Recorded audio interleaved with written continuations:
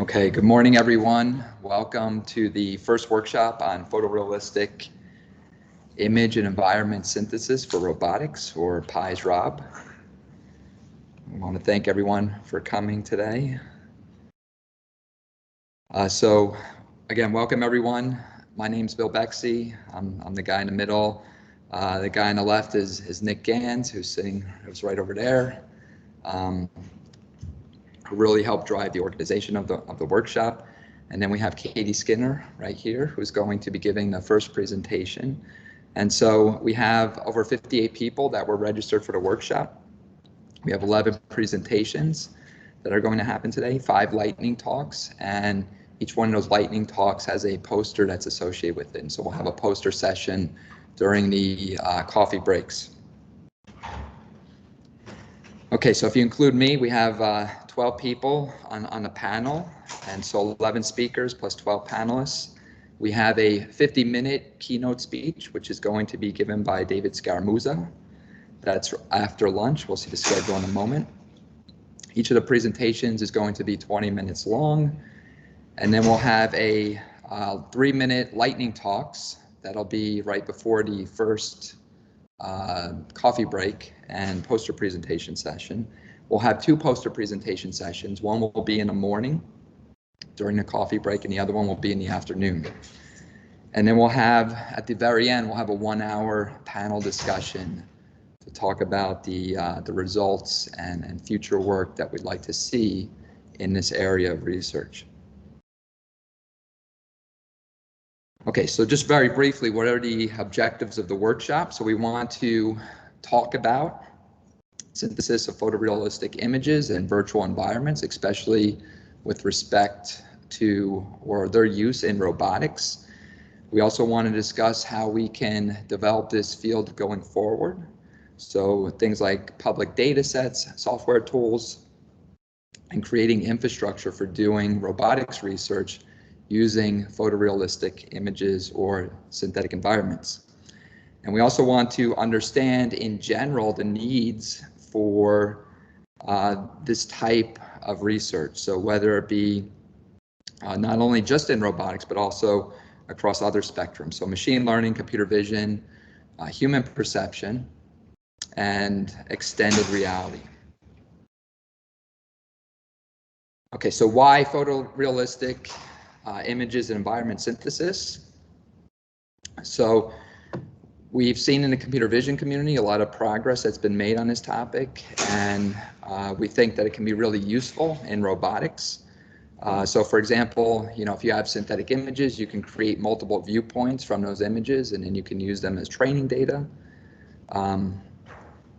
We also want to, see things like the domain gap, how prevalent that is, and how much of an issue that is. We also think that it could lower the barriers to doing research in robotics if we're able to leverage or utilize synthetic data. And there's also the hardware aspect. So a lot of us don't have access or the resources to purchase or acquire really expensive cameras or LiDAR scanners and so forth. But if we can generate that data synthetically, then we can use that towards our research, and we can make it open source and share it with the community. So this is an outline of the schedule. It's also on the workshop website. Okay, so with that, we can get started with our first presenter, Katie Skinner. Hi, good morning, everyone. It's great to see you all here. I'm an assistant professor at University of Michigan, so it's great to be local here in Ann Arbor. Hopefully some of you will get to see campus later on the building tour as well. But today I want to talk to you about my work on leveraging synthetic data for learning-based marine robot perception. So marine robotics is a really exciting field. It enables us to explore our coastal environments, our Great Lakes, which we have surrounding us here in Michigan, and the deepest parts of our oceans. Of course, there are many challenges to operating robots in underwater environments. We have challenges with weather and dangerous operating conditions, but we also have technical challenges. We don't have access to GPS and Wi-Fi while we're underwater, so there's and there's limited availability of high resolution maps of the seafloor that we could use for prior information before deployment as well. So autonomous marine robotic systems really must be capable of making decisions based on the data they collect on board the vehicles during operation. I'm gonna mute this next video before it plays. Of course, data collected from underwater robots looks quite different than data collected on land. So this is an imaging survey we did recently up in Lake Huron, which is north of us here, of the Mangelson shipwreck in Thunder Bay National Marine Sanctuary. So you can see underwater imagery has pretty distinct distortions due to attenuation and backscattering, or water column effects on the underwater image formation process. So because of these effects, it is really challenging to transfer successes of computer vision on land to computer vision underwater. So while machine learning has had great advances on land, it's difficult to transfer machine learning advances as well. So it's expensive to collect data and time consuming, which leads to a limited availability of publicly accessible data for marine robotic systems. For the publicly available data that we have, there's typically a lack of labeled data. And this is due to the time and cost it takes to label the data, but also due to potentially privacy concerns or restrictions with releasing data. So because this data looks so differently than data we collect on land, we can't simply train models collected with data collected from in-air applications and transfer them to underwater applications. So we have to look to new methods to overcome these challenges if we want to work with machine learning applications for the underwater domain. So today I want to talk to you about my work in overcoming some of these challenges by leveraging synthetic data for underwater applications. And I want to highlight a couple of projects that I've done over the years, and I won't be able to go into too much detail, but just to give you an idea of kind of the breadth of or scope of the projects that we have been thinking about and different ways to leverage synthetic data. So first I want to talk about how we have developed methods to learn to generate synthetic underwater imagery for the task of underwater image restoration. So underwater image restoration is an ill-posed problem. As you saw, underwater images suffer from attenuation and backscattering effects. These effects are range dependent, they're wavelength dependent, they depend on physical properties of the water, of the environment, and they can vary over time of day, over seasons, and across different regions as well. So the goal of underwater image restoration is to be able to counteract these effects and restore underwater images to appear as if they were taken in air.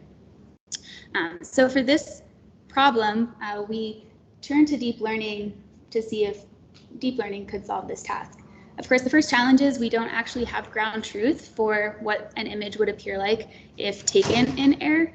So we looked to whether we can use synthetic underwater data for training data for this task.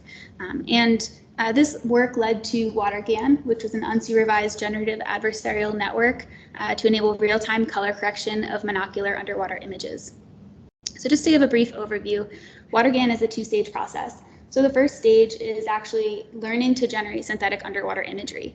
And this takes an in-air RGBD data set and a real underwater data set, and it uses the real underwater data set to learn to mimic the underwater effects that it is seeing in that local area so that it can generate synthetic underwater imagery that is aligned with the in-air RGBD data.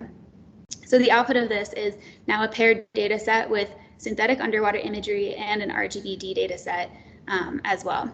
So we can use this synthetic data set to train a supervised learning method for image restoration underwater. And then during test time, we don't need access to depth data. All we need is a monocular underwater image, and we can put it through our pre-trained image restoration model and output a restored image. So the main insight that really made this all work is that we are leveraging the physics-based model of underwater image formation in order to develop the network that actually learns to synthesize underwater imagery. So our generative adversarial network incorporated different modules based on the actual physics-based process here. So we had a module on attenuation to mimic or to learn to synthesize attenuation effects. We had a module on backscattering, and in this case, we had a module on vignetting, or the camera model. but it's a really powerful tool to be able to generate synthetic underwater effects on top of in-air imagery. And this then allowed us to perform supervised learning in a way that we wouldn't have been able to do just relying on real data, right? Because we don't have access to that paired ground truth. Another thing I want to point out is that it's really difficult due to this lack of ground truth to get data for quantitative evaluation of many of our methods. So in my work, I've turned to building big rock platforms, as you see here. This one's about 4 feet by 7 feet large, a little over 1 meter tall. And we can use this to scan it in air, get a 3D model of the structure in air, and then submerge it underwater and see our results for color correction and for structure estimation. But I think that simulated data is helping us here too, right? Because if we have access to simulated data with ground truth, we can also perform quantitative evaluation of our results as well. So in this case, we submerged our rock platform, collected underwater imagery, and then used our method to restore the underwater images. And we were really excited about these results because of not just the accuracy of the corrected color, but the consistency over different viewpoints. So what I learned from this work was that we can leverage real data to learn to generate realistic synthetic data, right? We can use data that we have collected in real environments to help us develop simulation and help us learn to synthesize effects from our environments in the real world. More recently, we have been turning to deep learning to learn volumetric models of underwater scenes. We have hopefully, or many of us have maybe seen the success of NERFs in recent months, recent years. Neural radiance fields learn a dense volumetric representation of the scene. They take input viewpoints from multiple directions and learn an implicit representation of the underlying structure of the scene. So with this implicit representation, we can do really interesting things like novel view synthesis and dense depth estimation. This is, of course, really exciting. So we have recently been looking to how we can leverage NERFs for underwater environments as well. This has led us to recent work called Water NERF, Neural Radiance Fields for Underwater Scenes, which was recently presented in Oceans Gulf Coast 2023, just last week. So Water NERF leverages a MIP NERF architecture, and on top of this also learns attenuation and backscattering coefficients so that it can learn to build an implicit model of an underwater scene. Of course, one thing to note is that the images that we have suffer from underwater distortions, but the underlying 3D model itself should have the correct, consistent color, right? That is what we would want our implicit representation to learn. So for initial proof of concept, we were able to develop a framework that learned the underlying scene structure, but also learned to parameterize an underwater image formation model so that we could perform this correction. And then during test time, we can perform novel view synthesis, dense depth estimation from multiple different viewpoints to take advantage of the output that we get from NERFs. So again, we were pretty happy with these results that we have relatively accurate color and consistent color. And not just that, but we also have dense depth, which is really challenging to achieve underwater. And even from one depth map and one corrected color image, we're able to project this into a really dense 3D reconstruction. So we're really excited about this and how this might enable us to develop dense models of real underwater environments. And I think this has great potential for thinking about how we can build simulated environments based off of real structure, right? Because this is one challenge underwater as well. So the outcome of this is that neural volume rendering can help us to produce accurate 3D representations of underwater scenes. And I'm really excited to see where this can take us for generating synthetic underwater imagery and developing simulated underwater worlds based on real structure that we see in underwater environments. So lastly, I want to talk about a different modality. So as we see with these challenges with underwater imagery, imaging underwater is pretty challenging. We have to be about 1 to 2 meters from our site of interest in order to get really nice high resolution and undistorted imagery. And this leads us to focus on other modalities as well. So acoustic data is really widely used underwater because of these challenges with imagery. In particular, side scan sonar data is typically deployed on autonomous underwater vehicles for large area search and survey because it can perform really long range observations. So in this case, this image is about 130 meters on either side of the vehicle. This black line in the center of the nadir is actually where the vehicle would pass over its trajectory. So it can't see directly underneath it, but it can see really far off to the sides, especially when we think of the limitations of camera systems. So we have been working with acoustic data, and a couple of things we can note right off the bat is that the geometry is quite different than the geometry of imaging sensors, of course, right? So we get really interesting effects from acoustic data. So for side scan, because it's sending out pings on either side, once it hits an object and returns, if the object stands off the seafloor, we typically have these interesting shadowing effects that obscure any information directly behind that object. We also have really interesting intensity and lighting patterns as well. But other things we can see are noise due to either sensor noise, environment changes like temperature shifts, or even vehicle motion. So if the vehicle is really close to the surface and suffering from motion from wave conditions, that can really impact our data. And sometimes just in shallow water environments, it can be difficult to get high resolution or clear sonar data as well. So we see a lot of images that end up looking, of course, much noisier than we would like. And sometimes just from the shadowing effects that we see, the terrain itself, if it's very complex, can lead us to have distractors in the environment that hide or obscure things that we might care about. So in this case, there is a wreck site here, but it might be hard to see at first because of the terrain, the complex terrain. So what we've been working on for the last couple of years is to see if we can develop a machine learning method to automatically detect sites of interest, in our case shipwreck sites up in Thunder Bay National Marine Sanctuary, from side scan sonar imagery across this wide variation of terrain types, sonar image quality, and wreck condition. And this proved to be quite a challenging problem. So there is a large amount of publicly available sonar data, but real examples of shipwrecks are actually pretty rare, right? So in this case, it isn't necessarily that we don't have a lot of data available, but it's that the target that we're actually interested in is a rare object. So our goal shifted pretty early on to whether we can learn to detect shipwrecks without seeing any real examples of shipwrecks during training. And keyword real here, right? So we knew that simulation would need to be a part of this solution. So in this case, we developed a simulator based in Blender where we could drop sample shipwreck sites, we could break them up into debris fields, and then we could generate synthetic side scan sonar imagery of all of these different shipwreck sites. Of course, we still have a cinder reel gap. So we also turned to recent work in anomaly detection to try to overcome this cinder reel gap. So we noticed that we do have access to a lot of general terrain data that is real data. So we wanted to leverage this as well to help improve the realism of our synthetic data.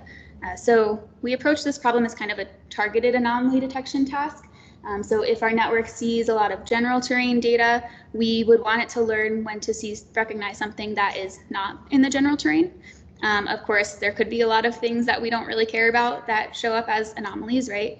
So we're actually leveraging simulated data here to kind of give us a guide or target of what the thing we actually care about might look like, right? So we're looking for something that looks closer to what that simulated object might look like.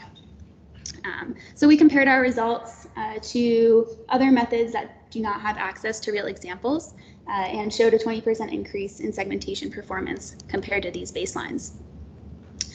So again, we have leveraged real terrain data as well as simulation tools to develop a realistic synthetic sonar image of shipwreck examples. And this has allowed us to develop a method that can take real sonar image input and output a segmentation of a real shipwreck site without having seen any real examples of shipwrecks. We compared our methods to simply training on the simulated data, testing on real data.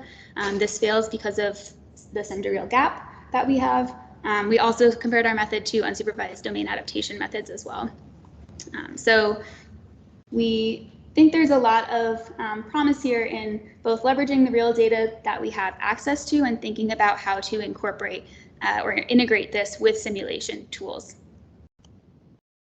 So we were able to test this method out in the field in this past summer, and we went to several different sites. Again, our method has never seen any example of a real shipwreck site, but it did pretty well segmenting out shipwreck sites around Thunder Bay National Marine Sanctuary. So the outcome of this is that we are able to leverage synthetic acoustic data for sim-to-real training if we really start to think about how we can leverage the data that we have in a novel way, and also how we can think about developing network structures that will take advantage of the data that we do have access to. So I want to end there with just some conclusions. We can leverage machine learning to learn to generate synthetic underwater data for these challenging domains. We can incorporate real data to improve the realism of our synthetic data to model underwater effects, but also underwater environment structure and examples of rare events as well. There will, of course, be a sim-to-real gap, but that is where we can turn to developing novel machine learning architectures to help to address this gap. So I really think the solution has to come from both sides here. And I just want to quickly acknowledge all of the students and engineers and scientists who have worked on these projects over the last couple of years, especially thanks to Thunder Bay National Marine Sanctuary, who helps us perform our field work. So is there maybe time for one question, or I can leave my email up here as well, but thank you.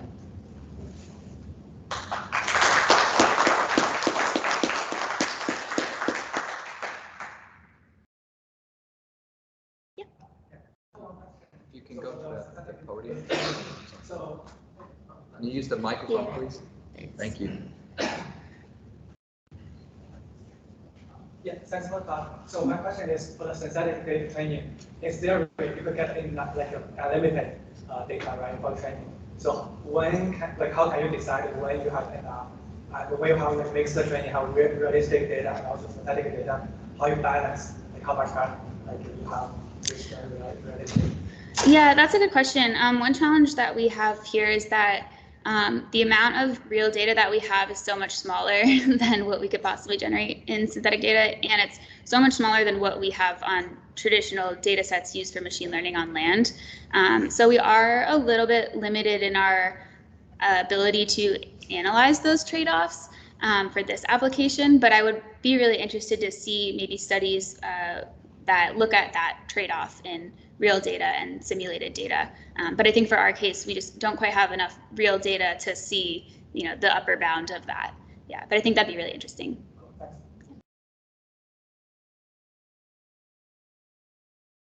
Any other questions? Yeah. So thank you very much. And I was asked, so because when we create dataset, we will also think about how to measure the quality of the data and also the diversity of the data. So how would you handle this problem with synthetic data right now? Yeah. I think for synthetic data, we should be thinking about that the same way we would think about looking at variation across real data. So one thing we have started to look at for our own data set is variation across different axes that we care about. So terrain variability, image quality variability, and also actual rec site variability. But yeah, I think that is a good point, and maybe something that should go into considering how much data we actually need is what is the variation and what axes are we varying for both the synthetic and the real data, because both will be important here. Yeah, thank you.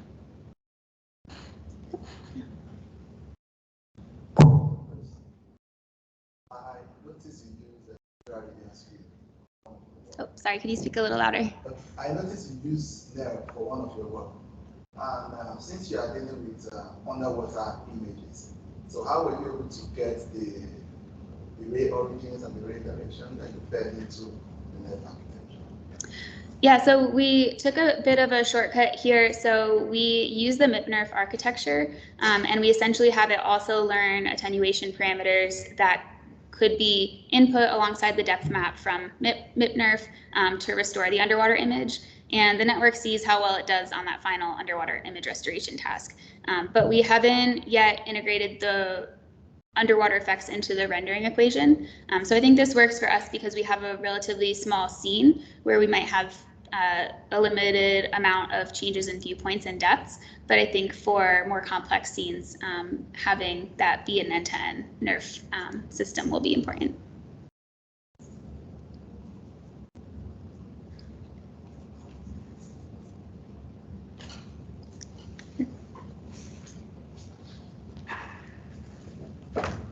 Hello, Dr. Katherine. Thanks for the great talk. I'm Scaramuzza from University of Maryland. Maybe you could share a little bit more insight of how you think can further bridge the domain gap. I think that's the major thing that we are encountering. The other thing is, do you think a domain environment representation that we created for that data will help like real data? Yeah, so I really am excited about the potential for NERFs to help us to learn to model realistic underwater effects. Because one of the challenges of developing a simulator for underwater imaging is that it's very time consuming to perform the rendering process because we have all these scattering effects that we have to model independently. So I think that learning tools like NERF can maybe help us to reduce that computational load. So I'm really excited about that aspect from the simulation side. And then I think on the machine learning side, thinking about what is transferable when you're training on simulated data and testing on real data, right? So some things that rely on raw pixel values, if we're going to have a sim to real gap, that's going to be very challenging to overcome because there's going to be some difference there. But if we're relying on higher level cues, like maybe object motion, that might be something that's a little bit more transferable to learn from simulated data and test on real data. So yeah, that's kind of how I've been thinking about it the last couple of years. Okay, let's Right, thank thank you. Hi, good morning, everyone. So it is my honor to join our PIES Rob, the first workshop on the photorealistic image and environment synthesis for robotics. So first, I would like to thank the invitation and organization, and I must express my regret of absence in Detroit to meet you on site due to the visa suspension. Okay. So my name is Qiang Wang, and I'm from Harbin Institute of Technology, Shenzhen, China. So today, the title of my talk is Towards Practical Skill Matching with IRS and FADNet. So I just want to share some efforts we have made these years to achieve efficient skill matching. Okay. So the outline is this below. So first, I would like to introduce some background information about this talk. So including the skill-based 3D reconstructions and skill matching, followed by some rising challenges to develop highly efficient solutions. Okay. Also, second, I would like to introduce how we design an accurate but fast network structure called FADNet. Okay, to estimate the disparity map from two views. And third, I will introduce how we leverage the most advanced rendering techniques to develop a customized plugin and generate the data samples. Okay, so finally produce our large-scale data set, IRS. And finally, I will also briefly introduce some of our hands-on ongoing research and possible some future directions for your reference. Okay. So firstly, generating a 3D point cloud from a still camera involves several steps. Okay, so a still camera system can typically consist of two cameras, placed at node positions, and some simulating human binocular vision. So the figure here below shows the general process from how to generate 3D clouds from a still camera, from the image capture, the calibration, still matching, and to the final point cloud generation. So once these steps are complete, we have a 3D point cloud. Okay. But this point cloud can be further utilized for various applications, such as the 3D reconstructions, the object detection, or robotics. And in practice, the accuracy of the still matching, or we call the disparity estimation, can highly affect the final point cloud quality. So here we show the principles how we make the disparity estimation, or we call still matching. So one point, as a point in the space, they can be projected on the left and right cameras, as shown in this figure. And the positions in these two views can be different. And for the same pixels in the space, the positions of these 2 points may have the offset. So here we call this offset the disparity. And the disparity is influenced by the baselines of these two cameras and also by the focal length of the camera. So we have a simple equation to calculate the depth from the disparity. So here, from the left figure, we can get some relationship between the depth and the disparity. So once we can estimate the offset of each pixel in these two views, we can get disparity, and then we can transfer the disparity to depth by multiply the baseline and the focal length, and then finally divided by the disparity. So here, once we can have a conclusion that if we have a very accurate disparity value, we can gain the depth information of the object in the space. Okay, so this is some background information of the disparity estimation. And here, over the past 10 years, deep learning have developed in a rapid speed and become a promising technology to support high-quality AI application. So similarly, the deep learning deep neural network can help improve the estimation accuracy of the 3D information. So here is the conventional pipeline of the deep learning. So we have true views as the input of the DNA model.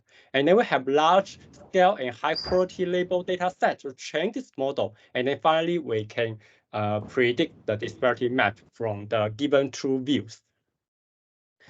However, in the past few years, there still have some challenges towards the practical still matching. So from the network side, we can see that the quality and the efficiency of the networks cannot be satisfied simultaneously.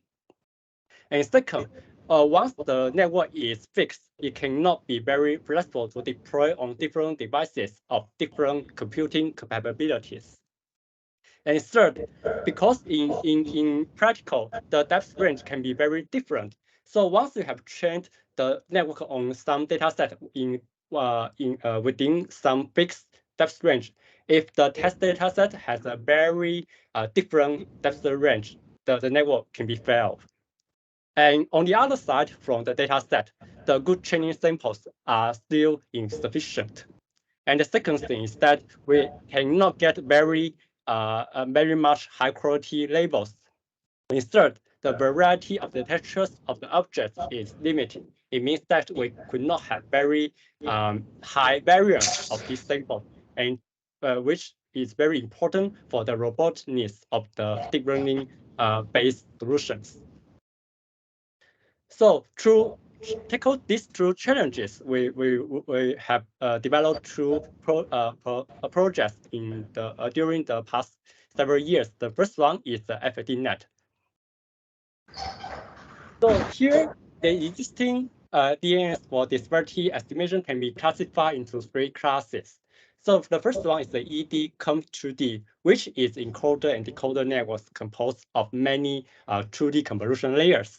And the second one is the CVN Converse 3D, which applies heavy 3D convolution layer to extract features from the coarse volume. And the third one is the recurrent structure applies the network units like the LSTM and the transformer, which is very popular within these years. And even we know that the rising ChatGPT is also based on the BERT and the transformer structure. And utilizing this kind of the structure, we can iteratively refine the final disparity maps. So here we list some popular models here during the last 10 years. And we can see that the accuracy and the speed cannot be both satisfied. Okay, so we cannot have both fast and accurate models for the still matching. So this is the most high motivation, we would like to develop the FADNet. Okay. So our proposed FADNet is composed of the RDNet-C and the RDNet-S, also which is derived from the existing structure of the DisperNet-C and DisperNet-S. So the reason why we choose the 2D conversion is that the 2D conversion can has very high computational efficiency, which is different from the 3D ones and the transformer-based structures. And let's come to the detail of our FADNet. Okay, so the DisperNet-C and DisperNet-S are both encoder and decoder structures comprised by the many dual convolution layers. So here we have a correlation layers to find the correspondence between the left and right features. And we also have several modifications for them to form our FADNet. So first, we replace the naive convolution operation in dual convolution by residue blocks, which can extract the feature more efficiently. And second, the original correlation layers compare the feature mass patch by patch, and we change it to point-wise correlation, which find the correspondence in pixel level. So we observe that it can achieve better accuracy in our experiments. And third, we apply the residue learning for the RDNet-S instead of simply stacking these two subnets. So in this way, we can use the second RDNet-S to focus on learning the highly linear residues depth information, which can effectively to avoid gradient vanishing. And after we have describing our network structure, we also have some training skill to improve the accuracy of the FADNet. So the first training skill is the multi-scale learning. So as the shown in figure here, we have totally 7 scales of our FADNet. And then we design the loss function for all of these disparity maps. So first, for each scale, we calculate the average LE loss in the pixel level. And then we accumulate these loss values of different scales in different weights. And finally, we can estimate the disparity by EPE, and which is an endpoint error, which can estimate the quality of our disparity maps. And the second skill is that we can learn the disparity in across to 5 manners. So the main idea is that we can use the different group of the weights in different stages. So here we have totally 4 rounds of the training, and for each training, we apply different weights. So as shown here, we can see that the network can learn the cost disparity in small scale at the beginning, and then refine the disparity in the most large scale at the end. And the second table here shows that the effect of this loss weight scheduling skill. So we can observe that the EPE here can significantly drop, which proves that the effectiveness of these training skills. And here we just want to illustrate some simple experimental results of our FADNet. So because the FADNet has been was proposed in 2020, so now we have also some big updates of the FADNet. So we call it the FADNet++. So here we can compare the results of different disparity estimation network, which is classified into 3 types. So the first one is the EDCOM2D and the CVMCOM3D. We can see that mostly the EDCOM2D can provide very high running efficiency, but not a very good prediction quality. And instead, the CVM convolution 3D solutions can provide very low EPEs. And finally, we can see that our FADNet can serve both a very high quality prediction disparity map and also run within a reasonable running speed. So here we can show some details of the examples for the SynFlow data set. We can see that the details of our FADNet is similar to the solution of the 3D convolution-based solution like the PSNet. And perform much better than the original 2D DisperNet scheme. And here we also show some disparity prediction for the realistic dataset like the GT 2015, which is auto-driving dataset. So here we can also see our FADNet can perform the similar quality to the PSM, but run much faster than the PSMNet. Okay, so after we describe the network design, now we come to the dataset side, which we propose the IRS, a large synthetic indoor robotics view dataset for the 3D vision. So here, why we need IRS? So in practice, we need huge human efforts to collect the real-world data and conduct extremely heavy data labeling. So our target is to remove this workload. Okay? So the tool here we like to develop to support this metric, so we can easily generate a large number of training samples. And also the tool can automatically generate the required labels like the depth information, like the surface normal information. And third, the tool can generate the image close to the real world capture. And this can be implemented by the most advanced rendering engine, the Unreal Engine 4, short for UE4. Okay. And the tool can also support different scenarios and environmental conditions parameters. So here we show the comparison of our IRS with the previous claim data sets. We can see that our IRS is mostly covered the indoor scenarios, and it can provide very a high quality surface normal and depth information. And also it can have a very high variety of the textureless region and the light reflection conditions. Okay. So how we generate the data by the UE4? So here we can see the pipeline of the UE4 is as follows. So as shown in figure, our plugin is inserted in the stage of the G buffer in the UE4. And the G buffer is actually stores those 3D information, and including the surface normal, the depth information, and some geometric information. And we can just write some C++ code to extract those raw information into our desired data type, including the RGB images, the surface normal map, and the disparity maps. So in this way, we can applying the UE4 to generate the data we want, and also utilizing the most advanced rendering techniques of the UE4.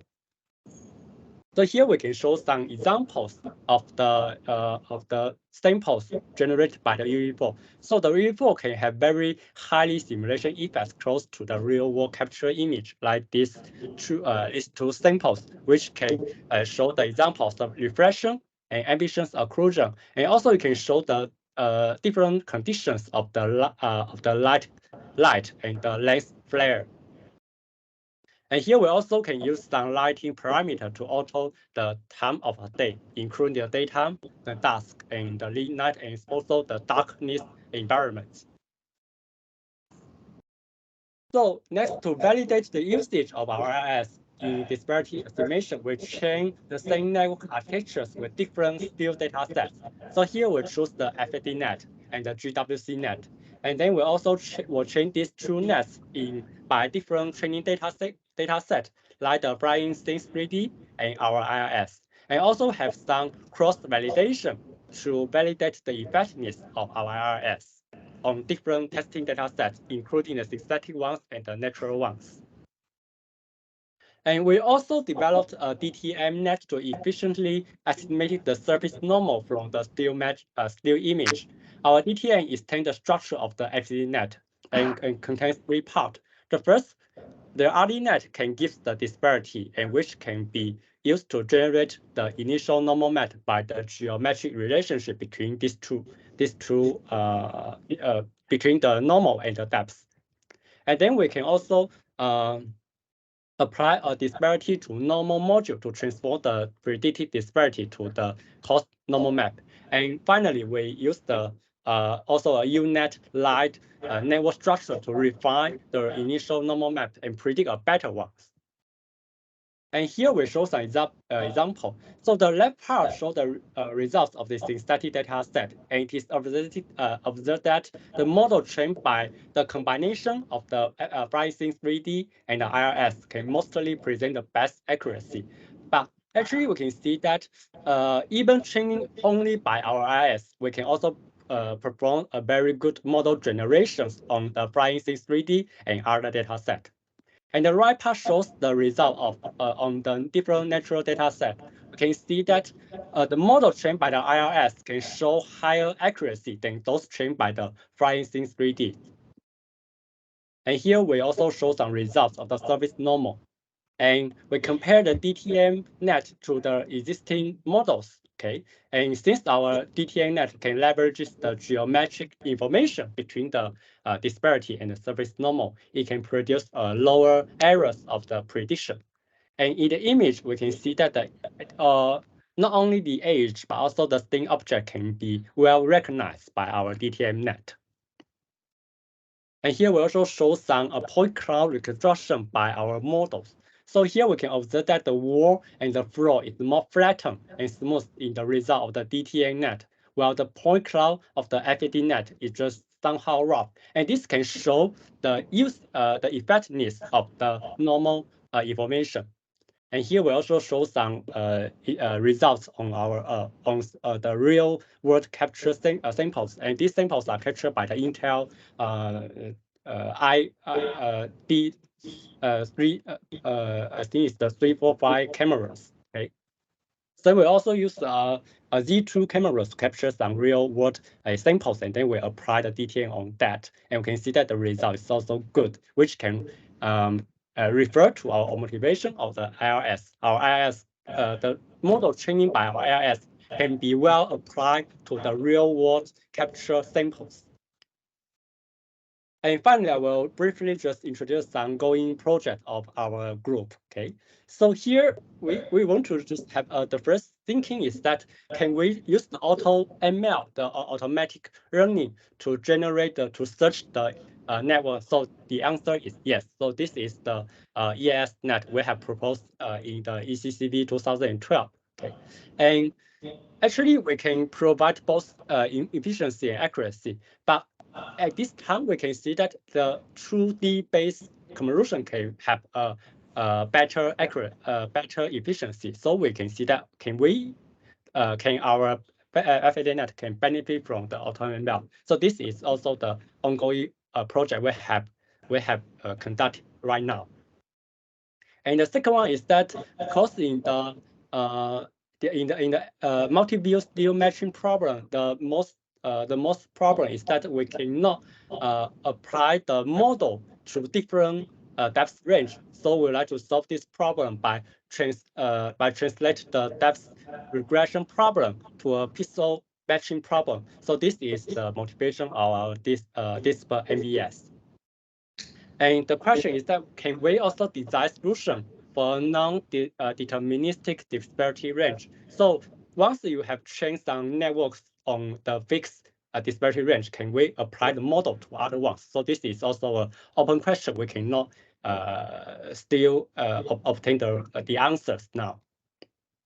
And the final one is that we also try to explore the depth estimation problem on the other domains like the spherical domain. So we can see that now the consumer level served around cameras can become more and more popular.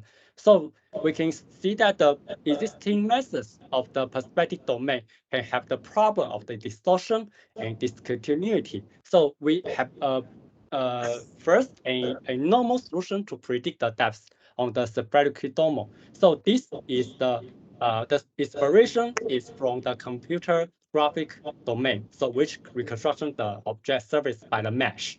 So we can divide the sphere into a set of triangle mesh, and then we propose corresponding convolution operation for it. And in this way, the distortion and the discontinuity problem can be theoretically removed. Okay.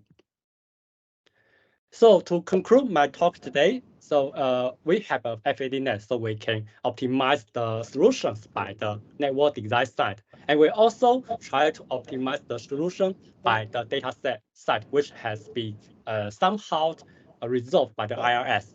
So we can finally see that collaborating the FADNet and the IRS can provide a substantial solution for practical steel metric, which can ensure the estimation quality, the inference speed, and the model generalization. So he is our team member. So my supervisor is the Professor Seven Chu, and now he is in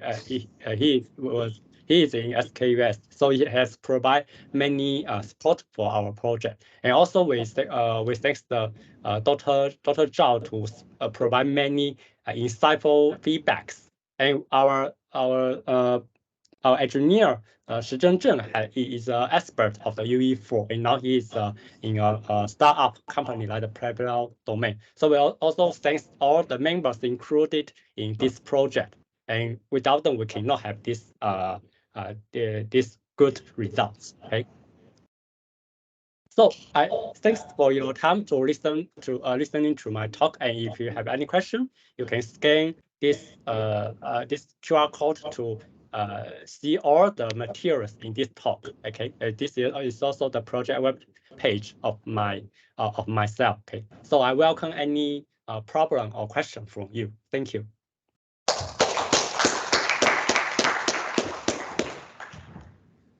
Thank you, Qiang. Does anyone have any quick questions? If you can just come up to the microphone while we set up for the next speaker. So there has been a move towards monodepth. So I was wondering if you had experience with that and why you would choose stereo versus monodepth. And the second question is for some of the results that you had for your point cloud. Was that with a single image, or did you do any sort of stitching? Sorry, because he has some noises, I cannot catch the problem. Can someone pass the problem to me? Or? Can you repeat the question? I'll repeat it again. Mm-hmm. So as I said, there has been a move towards monodepth. So I was wondering if you looked into that and why someone would choose using stereo images to calculate disparity. And then the second question was for your point cloud results. Did you do any stitching for your point cloud, or was it from single images? Yes, actually, sorry, I cannot hear the first question clearly. So I can first respond to your second question. Okay. So the second question is that you have mentioned that the point cloud can be generated by just one image or two images. So actually, in my scenario, in this project, we can our solution is based on the still cameras. It means that the disparity or the depth information is based on the still cameras. And then once we can have the depth information of each pixel in the left image, and then we can combine the RGB information and the depth information of each pixel and project them back to the 3D space, and then finally come to the point cloud. And in this procedure, we do not have any other optimizing skills like filtering or something else. We just try to because the project the objective of this project is just to try to provide the accurate and especially the accurate disparity maps in a most efficient way. Okay. Okay, I see. So my first question, can you hear me right now? Can you hear me? Yeah, I can hear you. Yeah. Yeah, so my first question was if you had experience doing monodepth and why you would choose stereo images to calculate your disparity map over using a monodepth method, like MIDAS, for example. I don't know if you have experience. So it means that if we have the experience model the disparity without the deep learning models, right? So no, so monodepth, like with MIDAS, also uses learning method. But I was just asking if you had experience using model depth, which is single images, to calculate the disparity map. Oh, I see. It means that if you means the solutions of only by the monocular camera, right? By only one image. Yeah, actually, we also have such some research works about the monocular camera-based depth estimation. Okay, so but in my point of view, because the depth information is the 3D geometric information, and in theory, it cannot be very accurate estimate by only one image. So actually, the depth information, depth estimation by the monocular camera is just something like the probabilistic estimation. Okay, it just have a distribution of the depth, and then we try to guess. Okay, we use the model to guess what the depth is, but it cannot be inferred by any actual 3D geometric information. And this is different from the still camera. So in still camera, you can try to match the pixel between these two views, and then you can have a very complete and complete theoretical methods to calculate the depth or the disparity from the matching information. So I do not know if the answer is okay for you. Okay. Yeah, that's good. Thank you. Okay, thanks. All right, thank you, Qiang. Okay, thank you. I am also regretting not being there with you, but thank you for the invitation to the organizers. And today I want to present this data set that we call ESPADA. It's a name in Spanish that means sword, but it's a data set that we created to address the challenges behind depth estimation from single aerial images. So I'm very happy for the previous talk because they explain very well the motivation behind depth estimation using neural networks. And in this case, of course, we're interested in estimating depth given a single image. And neural networks are the way to go. And of course, there are many data sets for that. And here we have two very popular data sets like dense depth or, like NYU and Kitty. And these examples are from these networks. And we are interested in this in particular because I work with drones, with autonomous drones. And if we think of localization, for instance, instead of having an RGBD camera providing for the color and depth images, we could just use one of these networks to use RGBD SLAM. Like for instance, in this case, we have RGBD ORB SLAM to localize the drone, having just the image from the camera, from the onboard camera that is located at the front of the drone.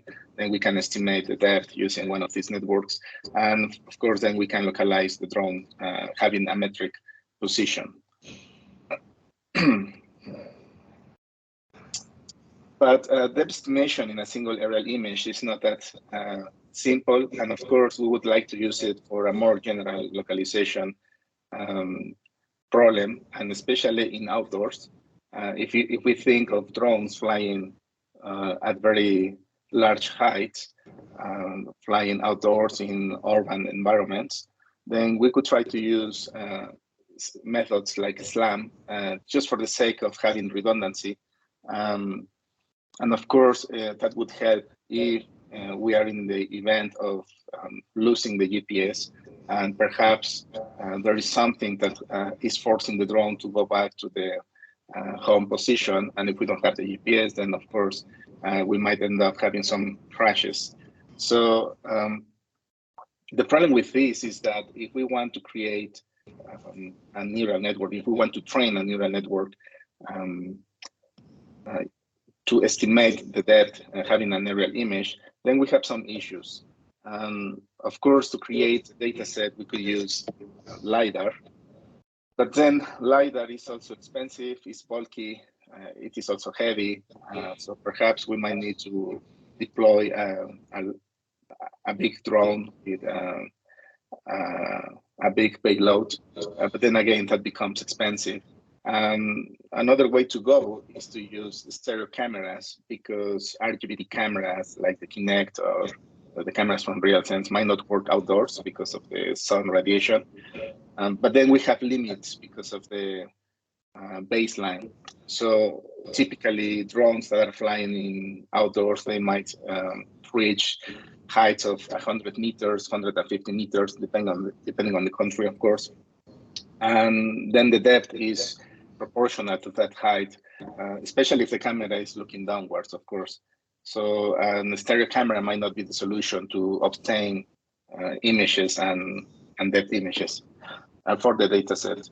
And the last issue, and a very important one, is that if we want to fly over urban spaces, then that might not be allowed, again, depending on the country, mostly because of regulations and safety and privacy issues. So in the past, we came up with a very simple solution because, again, as we have several data sets like Kitty, like this one in this case, these images are from Kitty.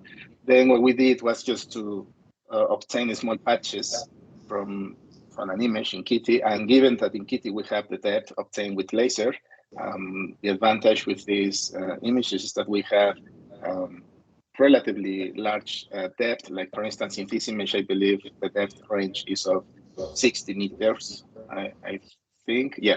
So then what we did was just to take small patches and train a very simple neural network that takes one of these patches, and then it provides the last layer a single depth value. And then we can just parse the image to produce a depth image. So this video shows you this neural network that is that we are using to parse the color image that is being captured with the onboard camera. And at the bottom to the right, you can see the depth estimated for this aerial image. So the accuracy was not very good, but it was coherent, meaning that objects with at the same depth would be similar in terms of the scale, as you can see here with the gray scale. For instance, the roof of this building is having the same depth, and we use that for to find a landing zone, a safe landing zone. So for that, we use another neural network, a second neural network trained over these depth images, because then again, maybe the depth image was not very accurate, but it was consistent. So we trained a network to identify large planar zones, and we use that just for this problem of safe landing. So the drone is flying around, is looking for a place to land, and it's using the depth image for that, rather than using the color image. So because this is really a big problem to create a data set for aerial images, that's why we came up with this data set that we call the ESPADA. The idea is that we wanted to create a data set where we could test different neural networks like BTS, dense depth, which now is there's a latest version called AdaBeans, VNL, and SharpNet are the ones that we use. And the idea behind this data set is to use simulation tools like the AirSim simulator, where we can get RGBD images and depth images in a simulated environment. We are actually flying a drone. So in this simulator, we can create synthetic worlds like the ones that I'm showing here. So all these synthetic worlds were created with the computer, and then we can fly our drone around to create these image pairs where we have color and depth. But the problem is whether these images are enough or not. If just having synthetic data would be enough to train a neural network. And in order to find out that, we also included photogrammetric worlds. So these are 3D models obtained with photogrammetry, and we imported them into the AirSim simulator in order to create or to extend our dataset. So the methodology to import these photogrammetric models is just shown here. So basically, we have some photogrammetric models from Google Earth. There are many of them available for free. And then we just did some rendering to get them into the Unreal Engine system for the Earth scene. So our data set contains 80,000 depth and chromatic per images, and we have images from synthetic images from the synthetic worlds and the photogrammetric worlds. And we have 5 categories, so neighborhoods, urban, fields, agriculture, and urban. So in this slide, I'm just showing some examples of the worlds that we were using. Like the first row is for the synthetic worlds, and the one below in the second row is photogrammetric worlds. So at first sight, they might not look very different, but at the end of the day, the photogrammetric 3D models provided richer texture in terms of the appearance of these worlds. And we believe that that would make a difference when training the neural network. So this is just our methodology to create our data set and then evaluating the data set using some neural networks from the state of the art, which are the ones that I mentioned before. And in this plot, I'm showing the RMS error for this number of experiments for these different models. So the first one, the bars to the left, correspond to the neural networks, the performance of the neural network if we use the pre-trained model. So this is, you just download the model that was trained with, using images from forward-facing cameras. And you just train it on the data set and you evaluate them with the data set. And you can see that the error is relatively large. And then we use only synthetic data from our data set from ESPADA to train the model and evaluate the model. And you can see that for some networks, for instance, for PNL and SharpNet, the error actually increases. But for BTS and the error decreases. And then we have this V that stands for valid, which was another data set at the time we were working on this. That data set was published and it followed the same idea, but they just used synthetic data and the depth range was very limited. I think it was up to 20, 30 meters.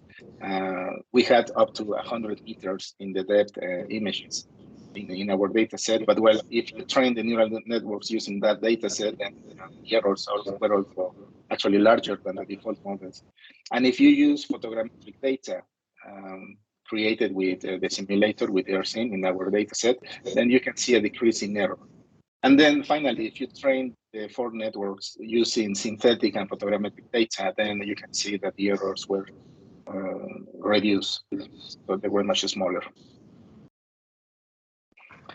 So this is just an example of the images that we have in our data set from the synthetic and photogrammetric models. So these images were captured with the drone flying over the environments, and you can see in the first row the RGBD images, on the second row the depth images, and the idea is to use these images to train any neural network that you may want to use. The third and fourth rows are showing the images corresponding to when the drone is flying over photogrammetric worlds imported into the simulator. And these are experiments that we carry out in a real environment, actually at INAOE, which is the research institute where I work. So if I just pause for a minute. So what you are seeing here is effectively the position of the drone using RGBD SLAM. We are using Orb SLAM, and RGBD Orb SLAM requires a chromatic image and a depth image. And in order to evaluate this data set or the effectiveness of this data set, because we don't have a ground truth for the depth, then what we thought is, well, if we use the chromatic and depth images into a visual SLAM system like the SLAM, we are going to obtain the position, the drone position, and we can compare it against the GPS. So the GPS is this line in green, and the position of the drone is being estimated in blue. So at the top left, you can see the depth mesh estimated with this dense depth network. At the bottom, of course, the chromatic image. And as you can see, the estimation is not that bad for the position of the drone. And this environment is quite challenging. As you can see, there are trees, so there is a repetitive structure. We were flying at 70 meters here, I think.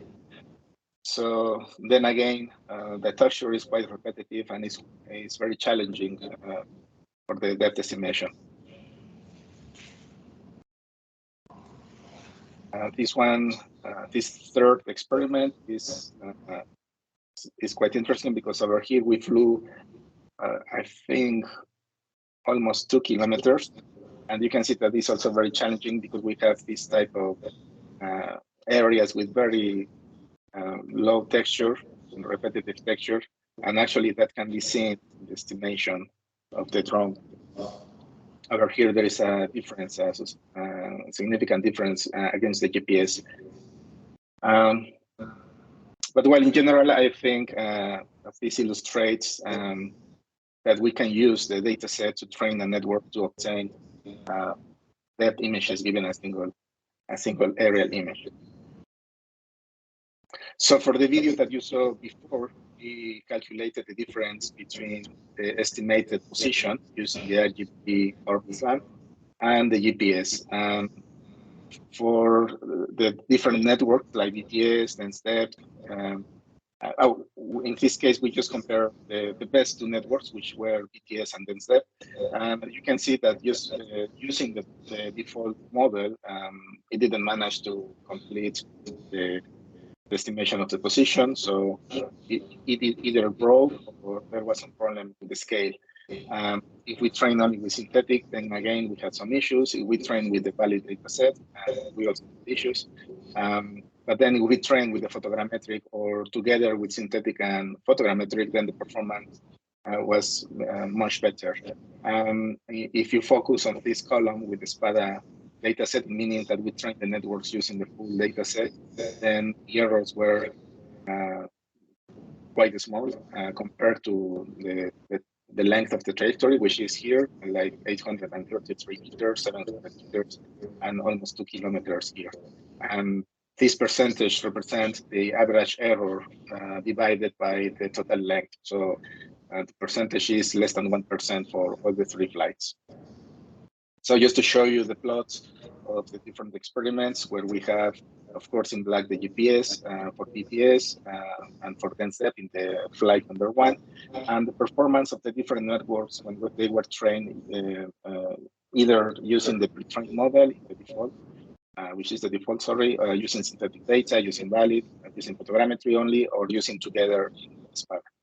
And as you can see, then again, BTS does a good job with the SPADA. And I think in dense depth, you can see that it is much better for flight 1. For the second flight, is almost the same, where photogrammetry does well for the BTS. But then for dense depth, photogrammetry and training with full SPADA provides the better performance. And finally, for the last flight, with both BTS and if you use photogrammetry or full SPADA, then you will obtain a better estimation. So in conclusion, the data set was created using synthetic scenes and imported photogrammetry models, both into AirSim, the AirSim simulator. So we use the AirSim to produce all this data. Our goal has been to show that aerial image data generated photogrammetry models contribute to generate less artificial aerial images by improving the photorealism of the chromatic images. So here the point is that we could use synthetic worlds into AirSim, which is quite photorealistic. But if you could use something like photogrammetry, then that would help. That definitely will help.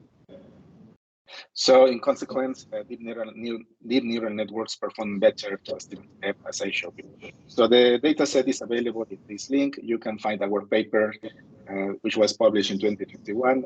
It is titled SPADA, Extended Synthetic and Photogrammetric Aerial Image Dataset.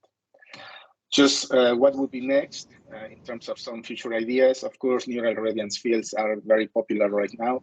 The problem with neural radiance fields is that they were created for small environments, although there are now some works working for outdoor large scenes, like this work that I am referring here at the bottom, and this image was taken from that work. And I believe that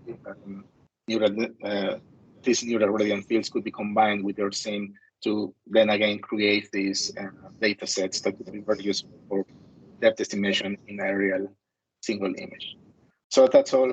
Sai, thank you for your attention. If there is time for 1 or 2 questions, I would be happy to respond. Thank you.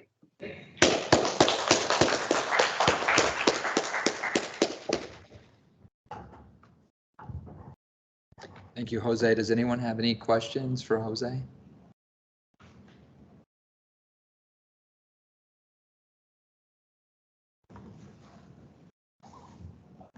have a question about the evaluation. For the evaluation part, I think you only evaluated the X and Y, the 2D dimension.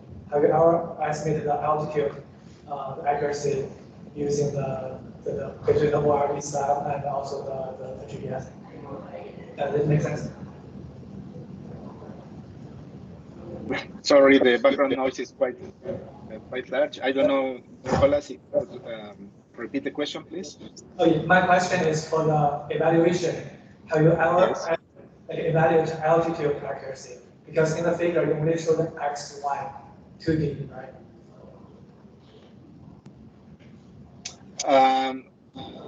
No, actually, in these results, we are including the altitude as well, because we compared the 3D position.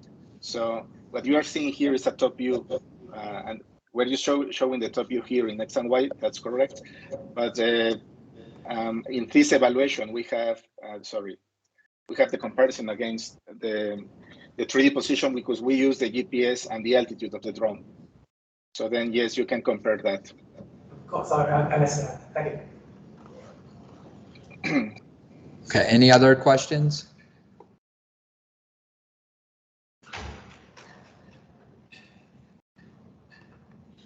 Okay, if there's no other questions, thank you again, Jose. Thank you. Thank you for your time.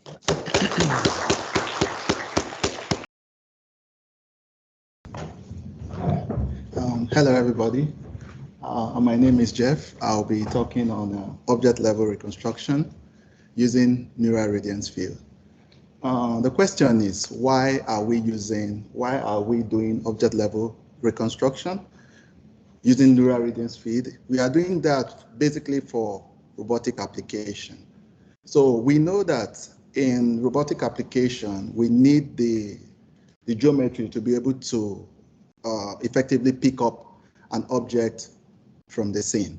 And using the concept of neural radiance field, it's a neural network that actually approximates the neural radiance field for you to be able to, sorry, I need to move forward.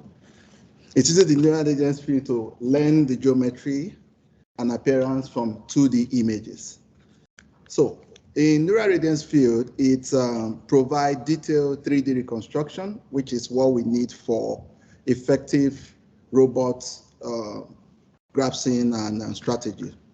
So, but in neural radiance field, at every point, we are able to generate a novel view.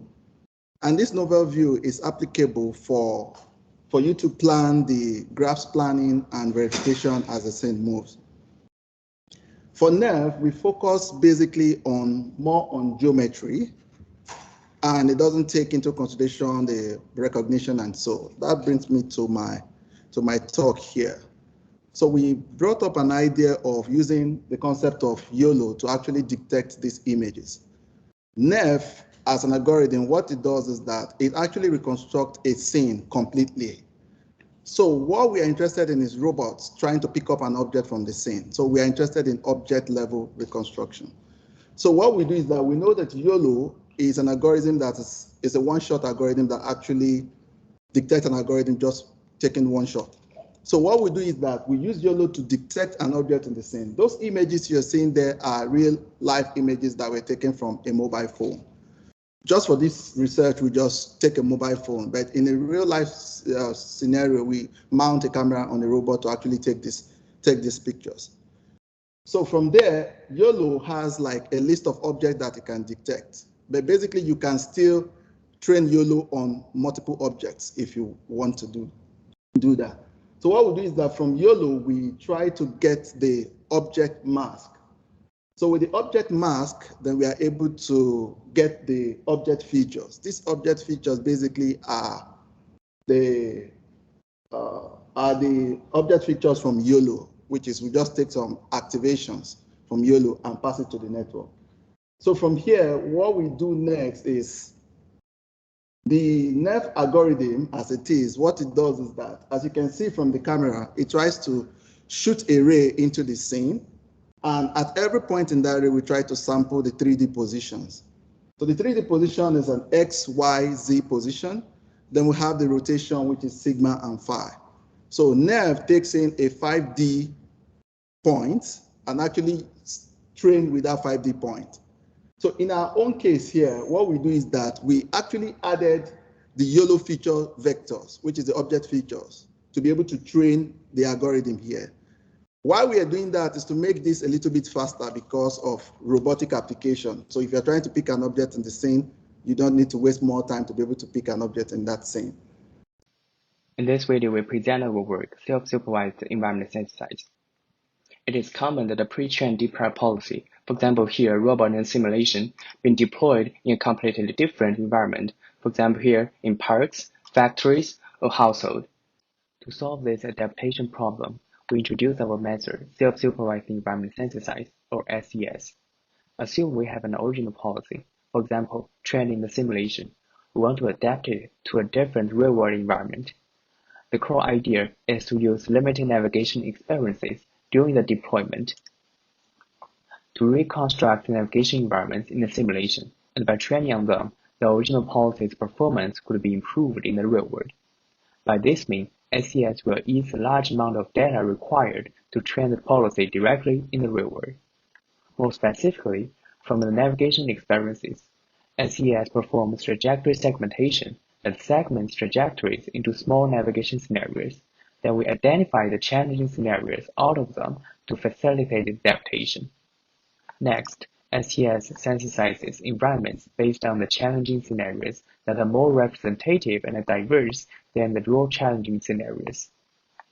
Finally, by training on these synthesized environments, the performance of the original policy can be improved. We deploy an original policy in habitat environments. During the deployment, the robot will easily get stuck at some challenging scenarios. Habitat domain representation and trajectory segmentation. To synthesize the environment, we only select scenarios where the robot gets stuck and get such a representation of all the challenging scenarios. Then we use Gans to synthesize the environment. We generate such a set of training environment from all the challenging scenarios. After training on the generated environment, we deploy the policy in one of the habitat environments. In the upper left, you can see the agent that was trained on the environments generated by a Gans. The top right shows the agent trained on environment that randomly sampled from the challenging scenarios. The policies are both learned using the same algorithm which we specify in the paper. The lower left shows the original policy and the lower right shows DWA, a classical navigation stack with default hyperparameters. As you can see, Gans finishes the navigation first, then the random follows. Both original policy and DWA suffers from many recovery behaviors and navigate very slowly. Physical experiments. This two video shows the SES policy and the original policy deployed in the challenging scenario 1. As we can see, SES policy could navigate much faster, while the original policy suffers from many recovery behaviors. Similar tendency is also shown in the challenging scenario 2.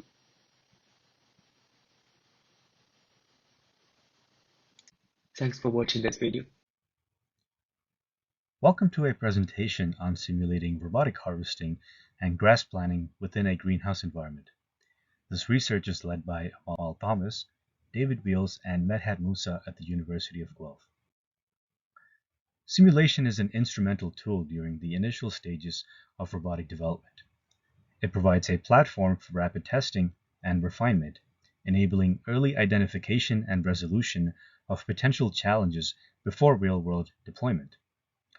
However, a key challenge lies in the sim-to-real problem, transferring knowledge from simulation environments to real-world applications. Our goal is to create a realistic physics-based simulation environment grounded in 3D images from an actual greenhouse.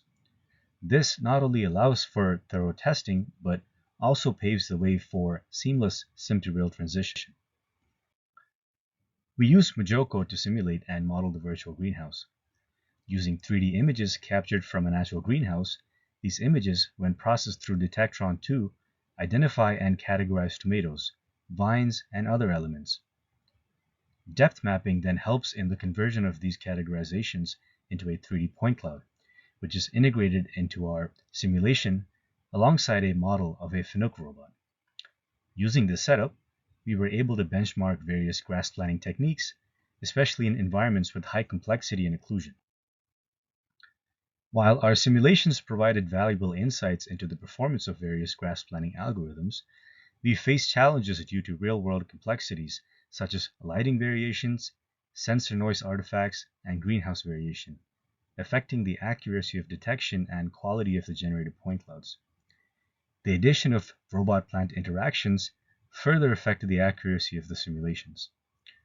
Moving forward, our focus will be on improving the photorealism of our simulations by refining the point clouds using advanced capturing techniques and utilizing deformable models to better simulate robot-plant dynamics with the aim of optimizing the sim-to-real transition.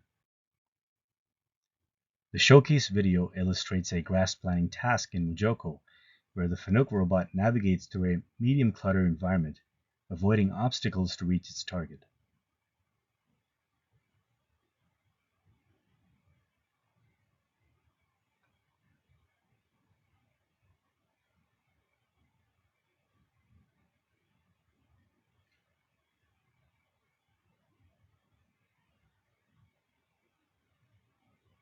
Thank you.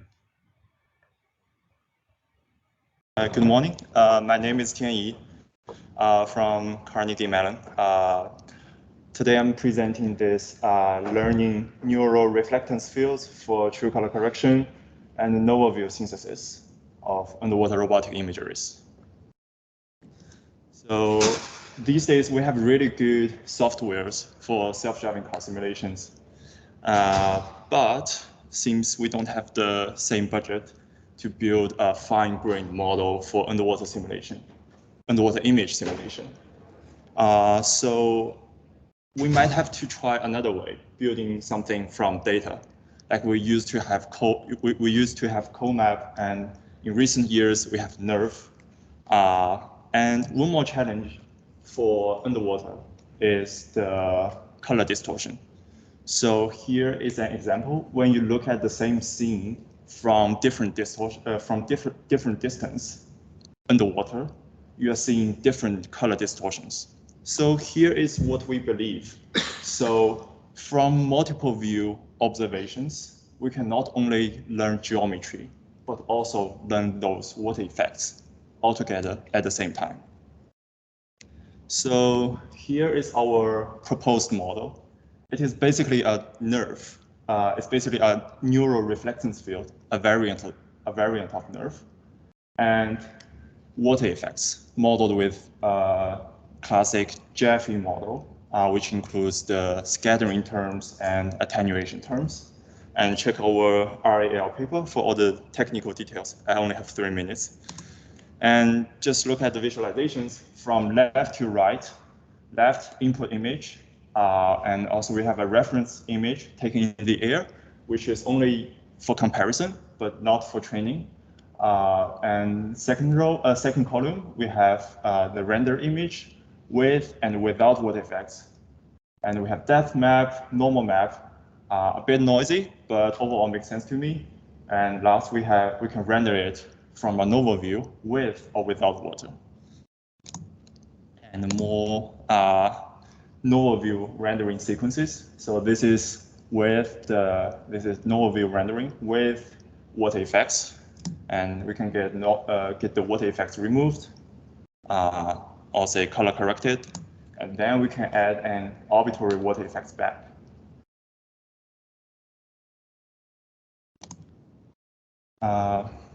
Yeah, and our data covers synthetic data, real data collected in the lab in a water tank with different levels of turbidity, and also real-world data collected from the field with a robot. So here are the takeaways.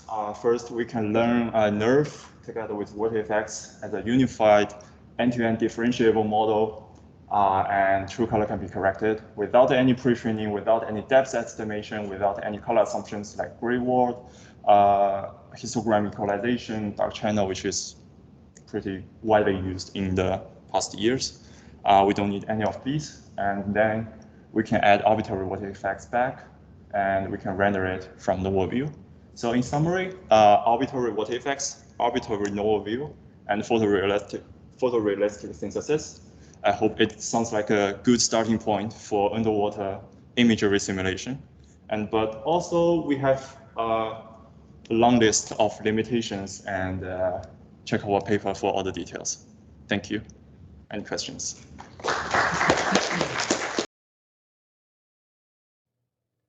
Hi, my name is Joshua Mangelson. I'm an assistant professor in electrical and computer engineering at Brigham Young University, and I'll be talking today about HoloOcean, an open source simulator for marine robotic perception and autonomy development. While I'm not here for the talk in person, I am here at IROS, so if you have any questions, feel free to stop me in the hall and I'd be happy to answer them.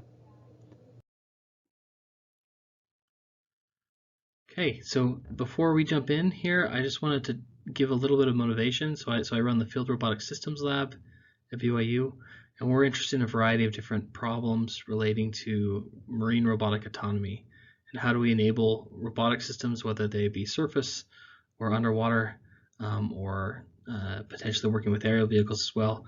How do we enable these systems to intelligently map marine environments and understand what data they're collecting and be able to robustly navigate within these spaces? And so most of the work I'm going to be presenting today is actually developed by the students in my lab. So I have some wonderful, great students, and I just want to make sure that I point out that most of this stuff is actually their work.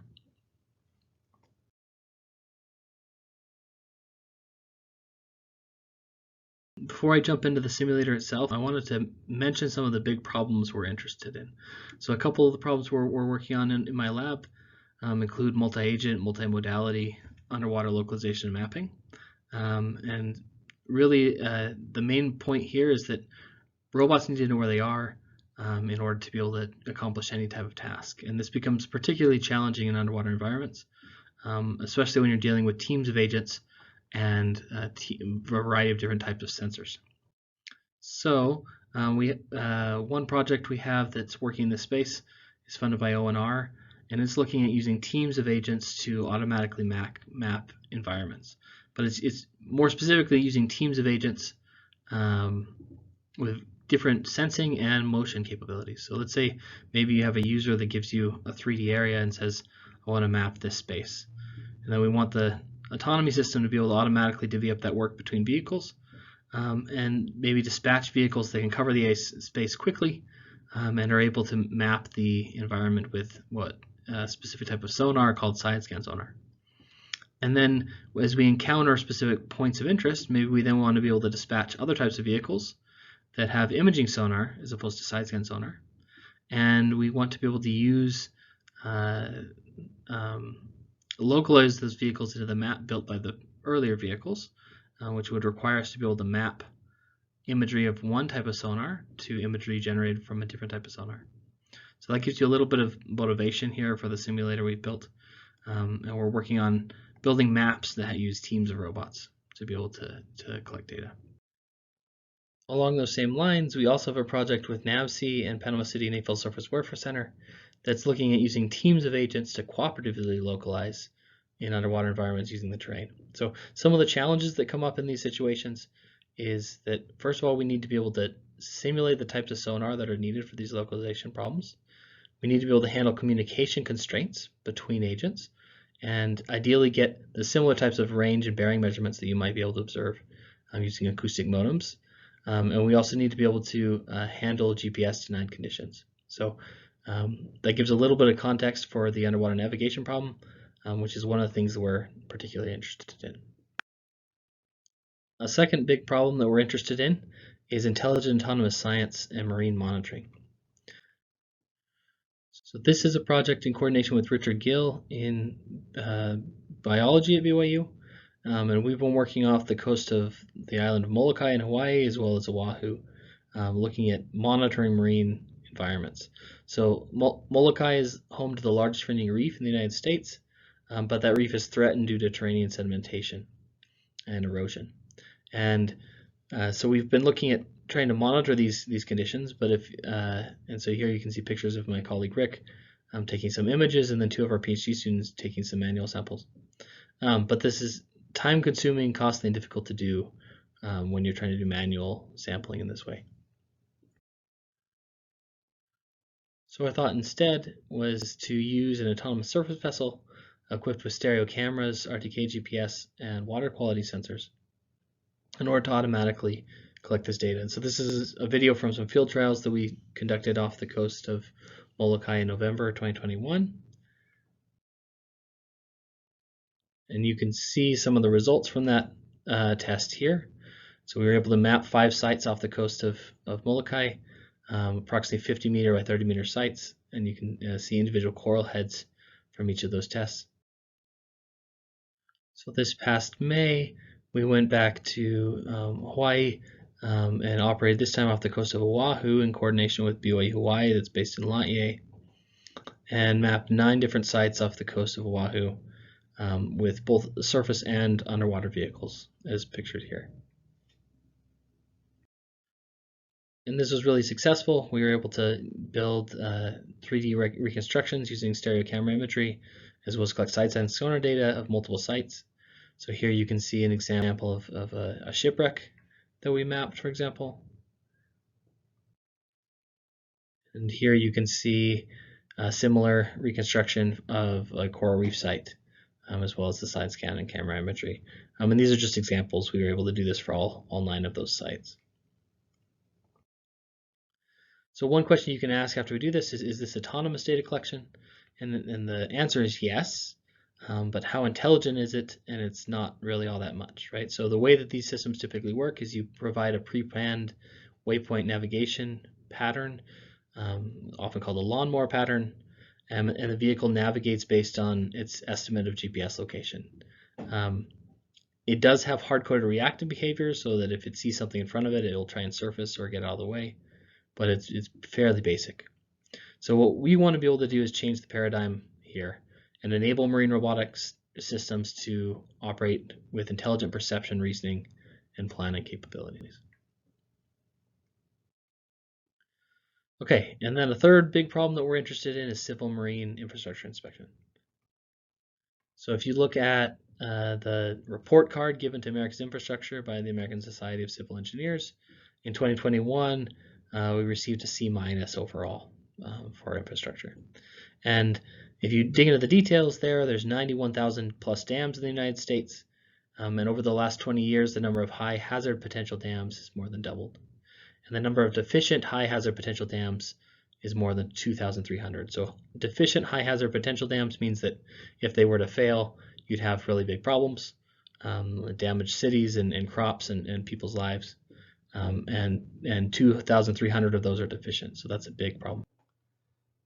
And that's just dams. So we also have 617,000 bridges, 300 plus ports, 12,000 miles of inland waterways, and 30,000 miles of levees. So all of this infrastructure is in need of regular inspection, and the current methods that are used are again, this data is collected manually. So divers go and collect data. It's dangerous, costly, time-consuming, and they're unable to really guarantee they've covered the entire structure. So you can think instead of a situation where you have teams of agents that are automatically working in coordination with one another to automatically inspect these structures. And that's one of the things that we want to work towards. All right. So now let's dive into the main topic of this talk, which is HoloOcean, a marine robotics simulator that we've built here in our lab at BYU. The simulator was initially published in ICRA of 2022, And we'll first cover what was covered in that paper, and then we'll dive into a follow-up paper that was published in IROS the same year. So when we first started working on these problems, we started to think about what type of simulator we might be able to use. And we did a literature review to start out. In particular, we needed a autonomy perception simulator for underwater environments that handled all the different types of sonar we needed, underwater multi-agent comms, in addition to all the typical underwater navigation sensors, such as an IMU, Doppler velocity log, or DVL, and other sensors that are needed for the underwater domain. And then we also wanted something that was open source, easy to use, and well maintained. And we couldn't find anything that really met all of those requirements.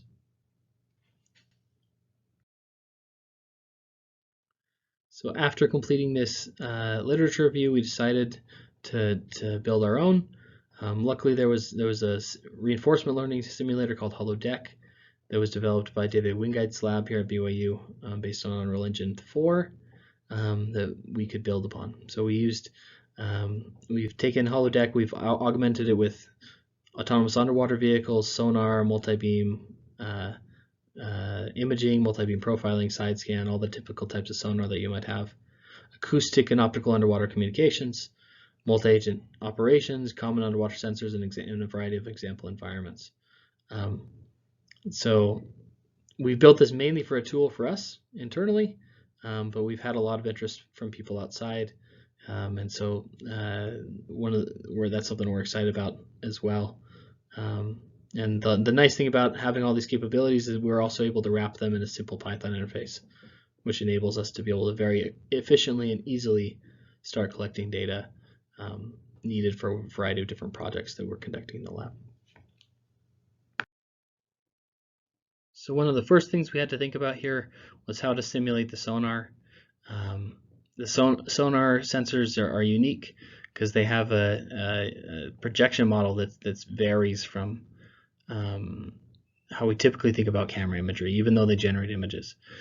So a typical pinhole camera model projects from a 3D point down into a 2D Euclidean space. While for a sonar, it works a little bit differently. So we send out sound, that sound bounces off an object and returns. From time of flight, we can determine range and match that with intensity, so that we get intensity at a certain range. We can do beam forming in order to find one of the angles, but we lose kind of this elevation angle. So we end up with this projection, but it projects from a 3D point onto this polar plane as opposed to this Euclidean plane. And that makes this problem a little bit more complicated to deal with. So what we first had to think about was how do we efficiently simulate the sonar. And so what we settled on was to build an octree representation of the environment, and then store the position and normal of each circle or leaf within that tree within the graph. And then by using that octree representation, we can easily sort through the environment and find the set of points that fall within our sonar field of view, and then reproject them back into the sonar frame using the projection model that I outlined here above.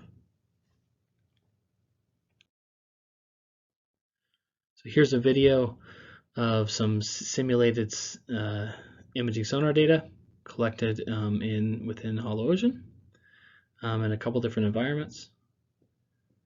And you can vary the parameters for the sonar, so you can vary the angles, the elevation angle, the range, a variety of other things as well. We've also added IMU, Doppler velocity log, pressure sensors, optical cameras, GPS sensors, pulse sensors, all of the types of things you might need to be able to do navigation research or GPS-denied navigation in the underwater domain. And you can see some of that data that's collected here. We've used this for a variety of publications already. We've also added acoustic communications. So, and when we do acoustic communications, we evaluate line of sight and minimum range to be able to ensure that it's possible for vehicles to communicate. We've also implemented optical comms that work similarly, but you have to be able to see the other vehicle's modem within the field of view of like an optical cone. So that's something we've added to the simulator here as well.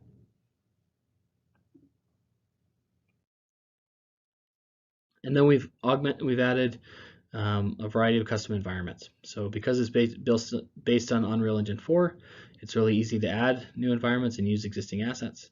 But we've specifically built a pure environment, an open ocean environment, a DAM environment that can be used out of the box with HoloOcean.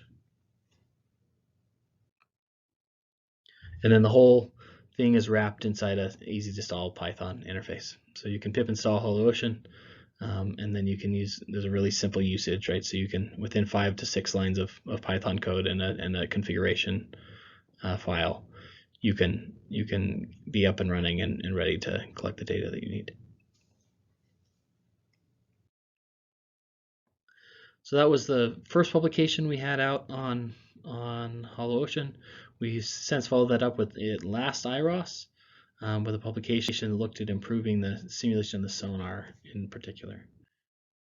So one of the first things we noticed when we did initial testing here is that there's a big difference between the simulated sonar imagery and real sonar imagery. And mostly this comes down to different types of noise, right? So there's a general lack of noise in the background of the image. The lines end up being a little too crisp, and that's mainly due to diffusion or reverberation.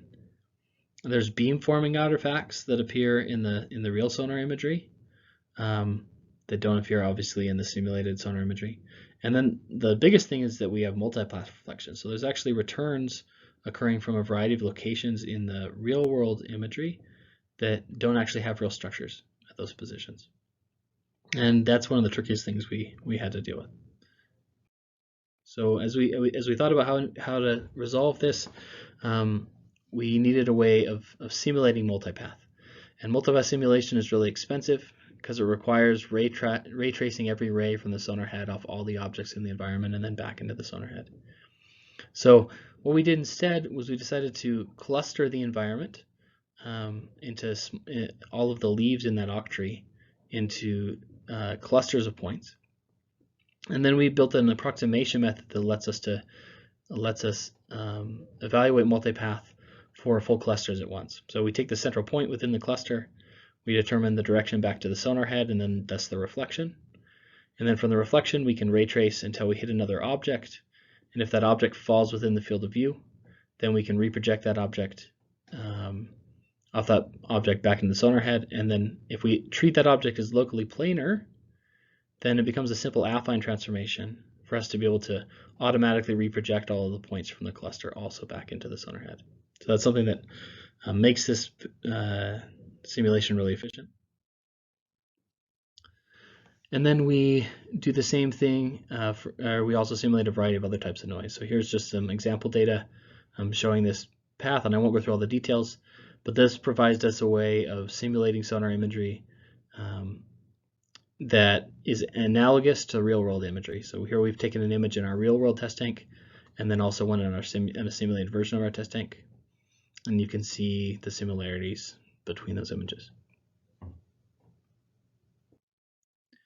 We've also taken the same techniques and extended them to a variety of other types of sonars. So side scan sonar is a sonar that sends out sound horizontally from the vehicle, and then all of the returns are reprojected only onto a range axis. And that creates a single line within this waterfall plot that you can see on the left that kind of gives you a 2D map of the seafloor. So we could use the exact same techniques here to simulate side scan sonar imagery in addition to image or forward-looking sonar.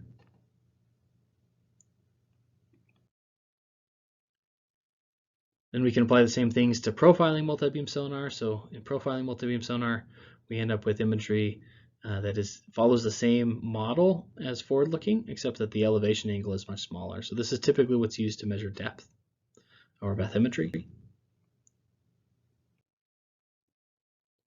And then we can apply the same thing to like a cone-shaped echo sounder, and it works just as well. So we've got now a variety of techniques for simulating a variety of different types of sonar. So in terms of future work, we are interested in continuing to augment the simulator and build on it. We want to add semantic labels because we want to be able to get towards intelligent operations, like I mentioned at the beginning of the presentation. We're working on incorporating simulation of currents, improved physics that can be easily modified. as well as automatic generation of environments that match the real world. So you can think of digital twin kind of environments here. In terms of overall research plans, we're excited to use the simulator to now support other research directions that I mentioned earlier on, focused on localization across various sensor types and working towards semantic understanding for intelligent marine autonomy. The documentation for HoloOcean can all be found online, or if you just Google HoloOcean, along with a variety of tutorials and instructions on how to get up and going and getting started. So with that, we're happy to answer any questions you might have. And while I'm not here in person, I am here at IROS in person. So if you see me around or send me an email, I'm happy to answer any questions. Thanks. Good morning, everyone. So thanks for joining me this workshop. Thanks for the organizer to organizing this huge event. So I'm going to present the second version of Titan Air. So we are moving from the SLAM, visual SLAM scenario to a more general robotic perception scenario. So the second version, it contains more environments, more modalities, and supposed to be more challenging, less biased, and more flexible. So we are moving from SLAM to general robot perception. For people that do not know about the Titan Air, so we published the first version at 2020. So the goal is to create a better data set and benchmark for challenging visual SLAM problem. So the data set is collected in simulation using Unreal Engine and AirSim.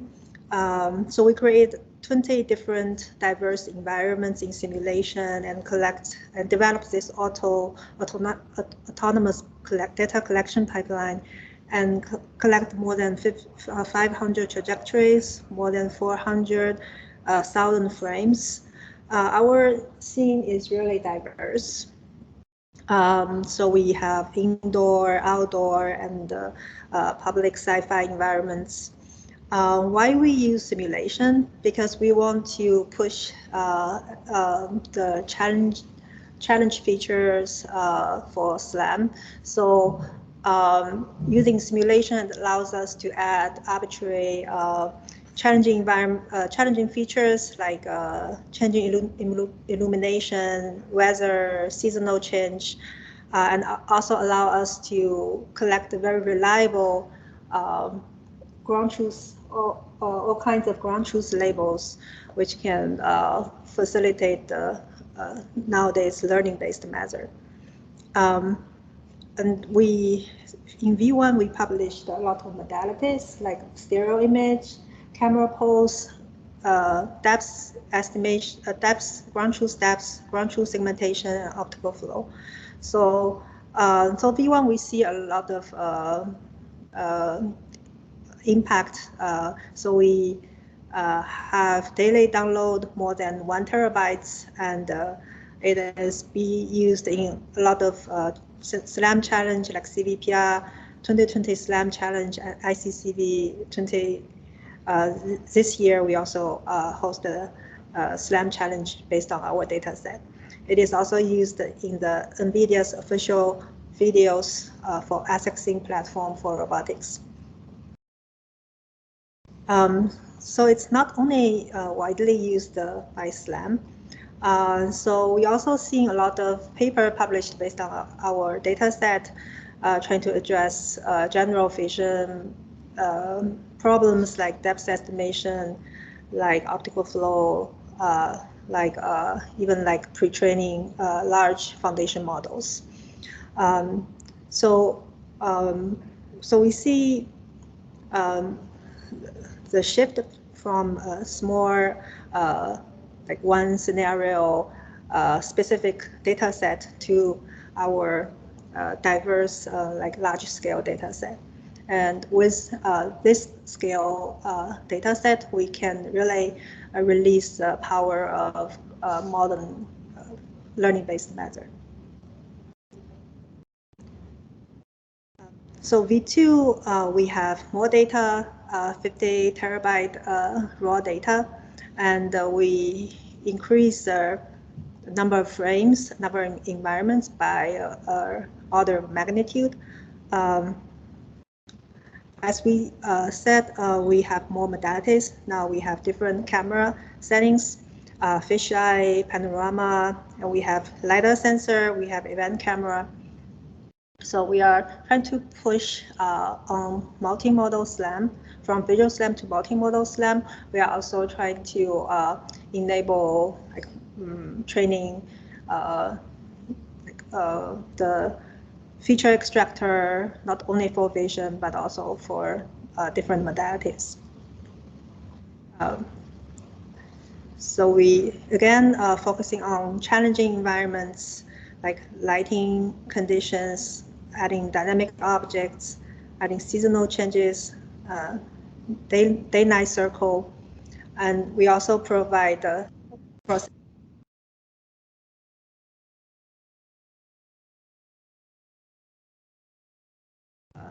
visual effects.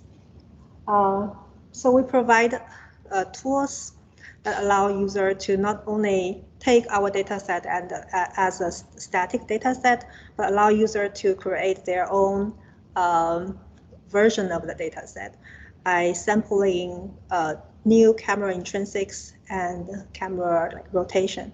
So here you can see on the left side is the initial trajectory provided by our environment, by our data set. On the right side, so using our tool, you can create this new image with different camera intrinsics and distortions.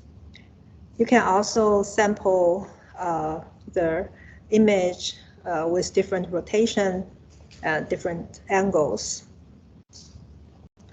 So in this case, you can simulate based on your own needs. For example, if you are working on self-driving, you can remove the random rotation from our data set and create the data that match better with your application.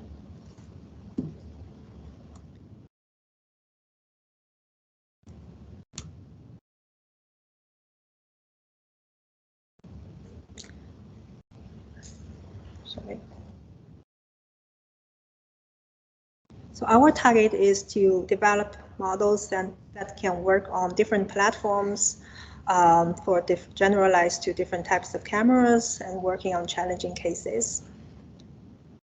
So from our own side, so we've been utilizing the data set we published and working on a lot of models like monocular VO, stereo VO, VO in dynamic environment. We are working on fisheye VO, visual inertial odometry, fisheye VIO. And with this modality, you can really be creative and have different combination and trying to push the SLAM in those to solve those challenging long tail cases. So we really love to see people can be creative and utilize our data set to solve more problems than this visual SLAM. So we already seen people using our data set to train depth estimation model, optical flow model, foundation models. So we really want to see what else the data set can be used for. For example, we are also looking at whether we can train LiDAR and foundation model using our data set and to see if we can use the data set in cross model, feature extraction, and feature matching. So I think, yeah, so moving forward, yeah, we really want to see the model trained on the simulation data set can be applied to real world. But I think there is still some sim to real gap. I believe one solution could be utilizing self-supervised learning and online adaptation so that you can first train general, large, diverse model in simulation and then fine-tune it in the real world using interaction data, using self-supervised signal so that, yeah, the model can be more generalizable.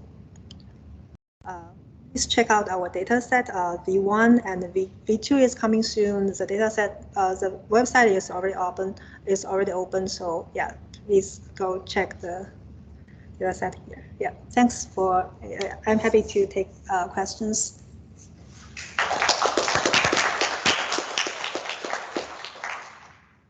Hi, do we have any questions?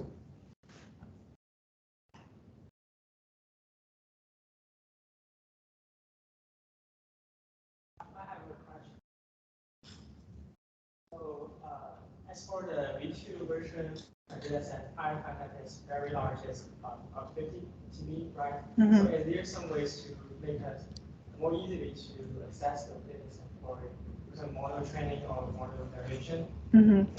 Yeah.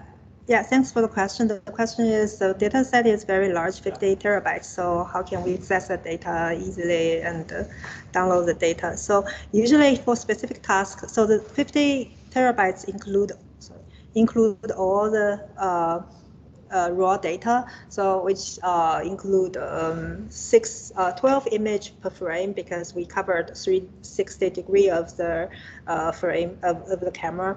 So usually you won't need the whole data set. You don't need to download the whole data set. Depending on your needs, you're probably more interested in one modality, then the data will be a few terabytes or even less.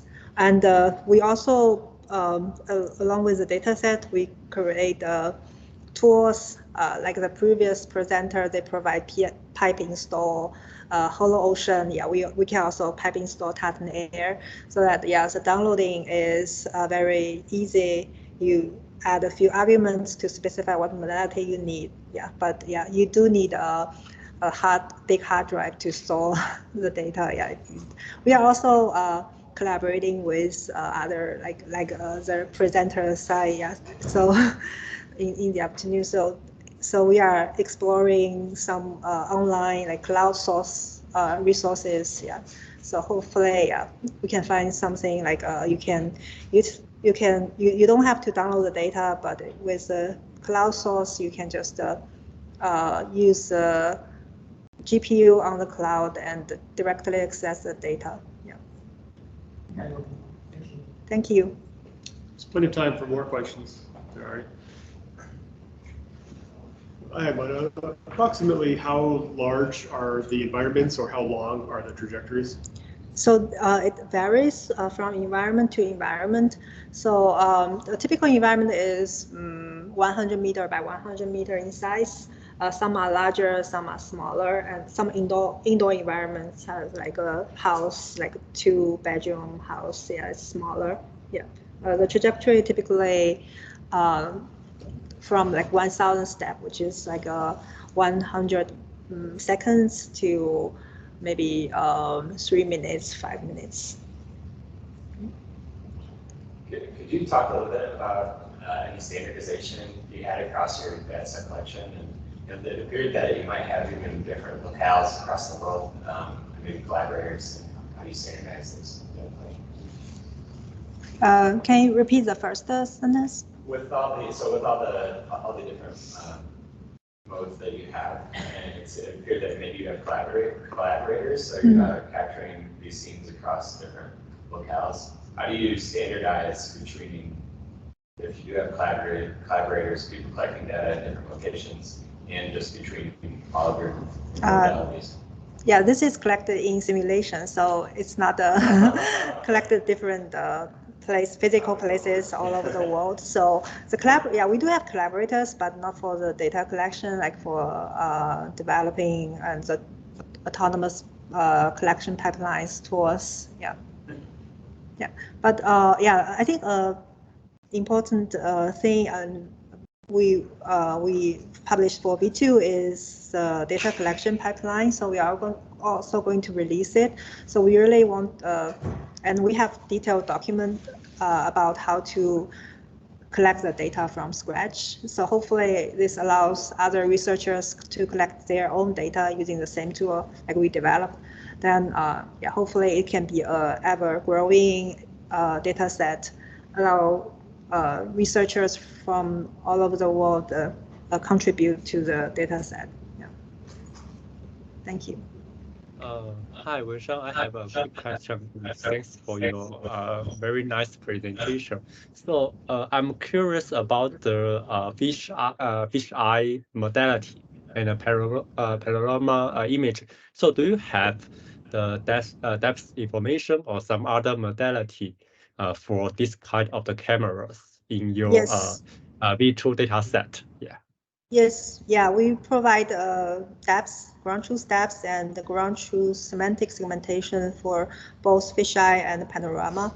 Yeah, the way we generate the fisheye panorama is through post-processing. Yeah, it's the same tool that we are going to release. So people can create their fisheye image based on their own like type of camera, their distortion, and yeah, their intrinsics. Yeah, so because we we post-process the image so that, yeah, we are able to generate all the modalities we have in the pinhole image.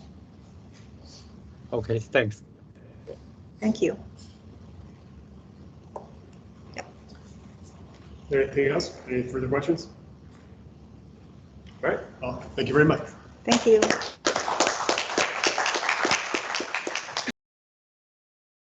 Thank you very much. I'm Herman Ross. I'm the director of Intel's Automotion's lab, and I'm very happy to be here today sharing this time with you, even if it's just virtually. I would love to thank the organizer for this wonderful invitation. And believe me, I would have loved to be there with you, but I just have a newborn baby. So please excuse me while I run the largest reinforcement learning experiment of my life. Today, I would like to share my thoughts about the role of simulation platforms to unlock the future of robotics and autonomous systems. I think most of you are familiar with the use case of simulation platforms as a way to try to develop new approaches and algorithms without moving from your desk. So basically minimizing the upfront investment that one has to do. You don't need to develop your algorithm on a real agent from day one. Instead, you can use a virtual agent before you start breaking robots, right? So in a way, simulation can help reduce the fee people pay to enter the field of autonomous systems and robotics, especially for perception and decision-making related tasks. This enables the students and other people to try new ideas with minimum investment. This concept can be extended to the entire research, development, and validation cycle. So if we're looking for the next improved version of our autonomy stack, simulation can help us find new changes, new solutions faster and cheaper than if we just go to the real world and start, acquiring data, testing, and deriving insights where things typically break and so on.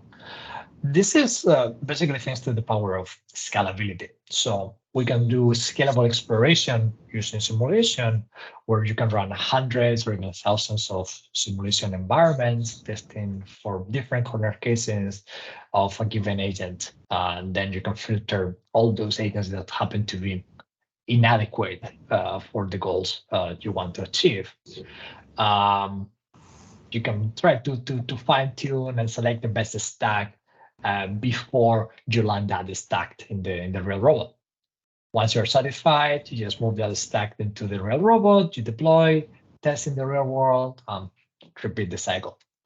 This basically saves a lot of money. It's today a very active tool in different fields, such as autonomous driving. So we have all heard of companies like Waymo and so on using this tool. So far, everything is good, and there are no many surprises. But today, I'm here to bring your attention to a third role that simulation can play. This is the role to enable the pursuit of new challenging problems. In other words, to help us focus on the next generation of tasks and problems. I would like to discuss some interesting cases with you today.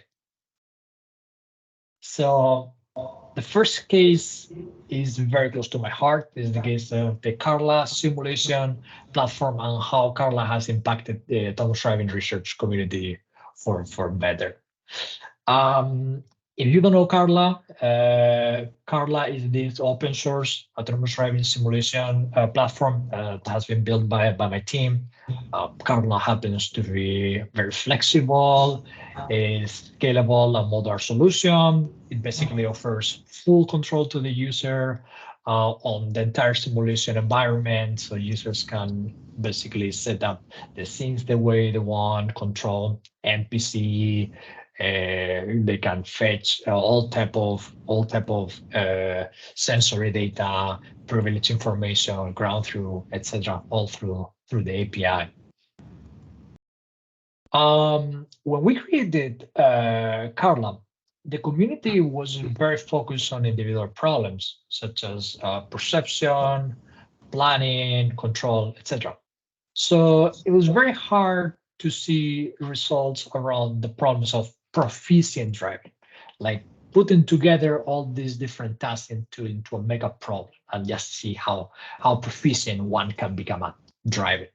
So we decided to use Carla to challenge the research community to face the problem of larger scale proficient driving through the Carla Autonomous Driving Leaderboard. The Carla Autonomous Driving Leaderboard, it's in a nutshell a tool intended to accelerate progress in this field. So basically, progress on the problem of proficient driving. It consists of an open testbed to evaluate agents on large maps on the task of driving. So basically, moving from a starting location to a target location, following a route, and this task is repeated many times through different environments, different weather conditions, etc. Throughout this driving, users have to face hundreds or even thousands of traffic situations. These are like complex corner cases, and basically we use a set of standard metrics to evaluate the performance of these agents. Basically, this is an example of how simulation platforms can be used to motivate the research community to go beyond. I'd like to say that the community responded very well. In 40 years, results went from basically portraying an 8% of driving score or proficient driving. This can be seen as a combination of route completion and a set of driving infractions, to more than almost 80% of accuracy in 2022. So we consider this to be a great success on using simulation platforms to motivate the community and make the community go, the extra mile, go beyond, and to addressing harder and larger problems. So we received, it was a very engaging activity. We have more than 200 teams participating.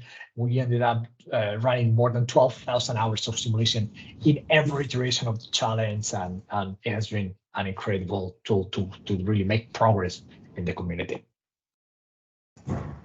Now, let me move to another case, and this time I'm going to be talking about indoor robotics and long horizon decision-making tasks. So many of us are probably familiar with the problem of manipulation and grasping. Probably some of you are working on this problem today, and we have seen a lot of progress in the community training grasping and manipulation agents, partially thanks to the use of simulation and reinforcement learning. So it's much easier to train an agent on a simulation environment and then attempt sim to real transfer of the policy into the real world. So it's a way of, again, saving a lot of time and resources.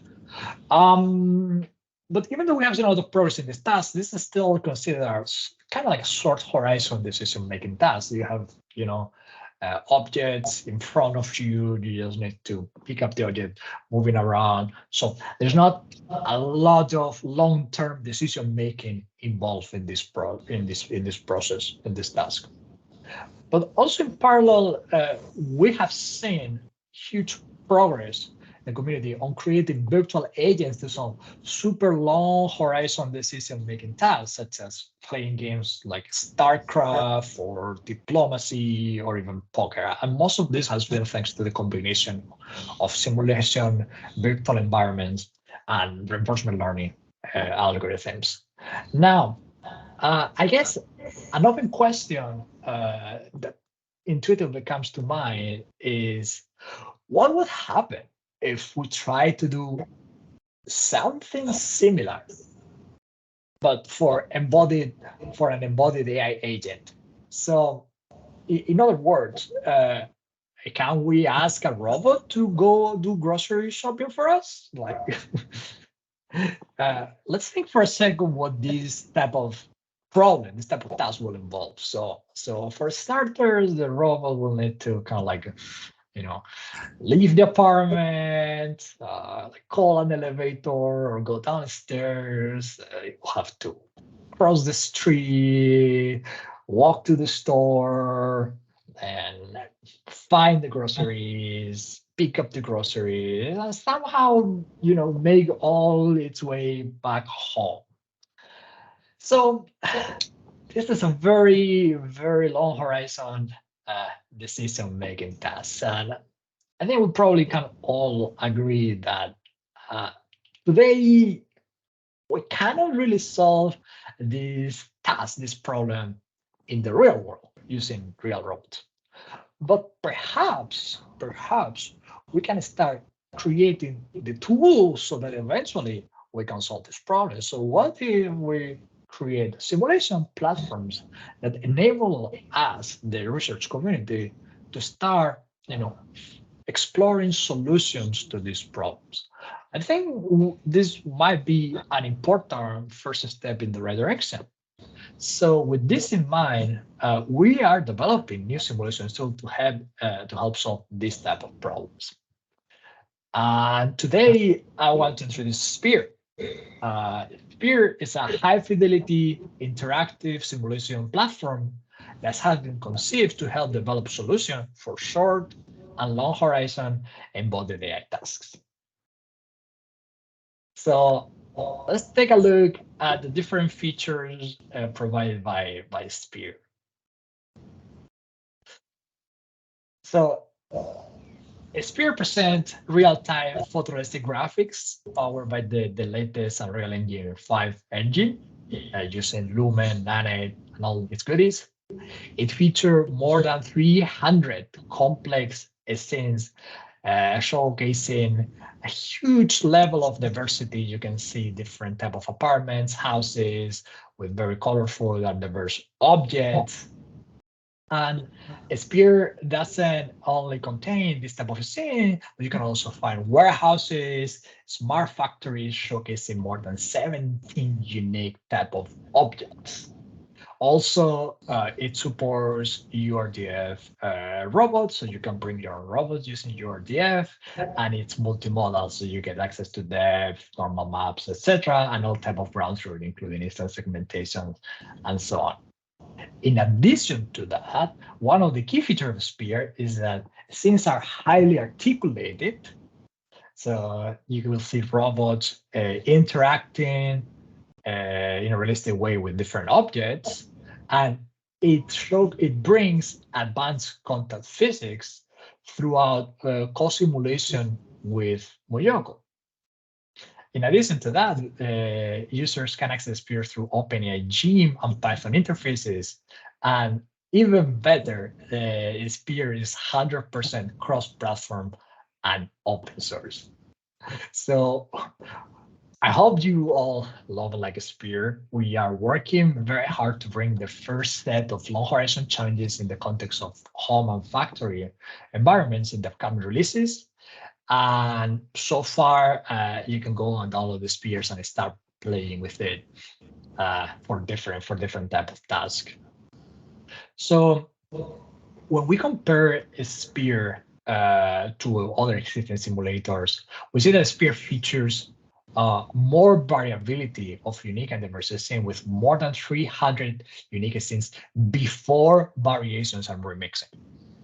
We are releasing these scenes to the community in bundles. The first bundles are already out there.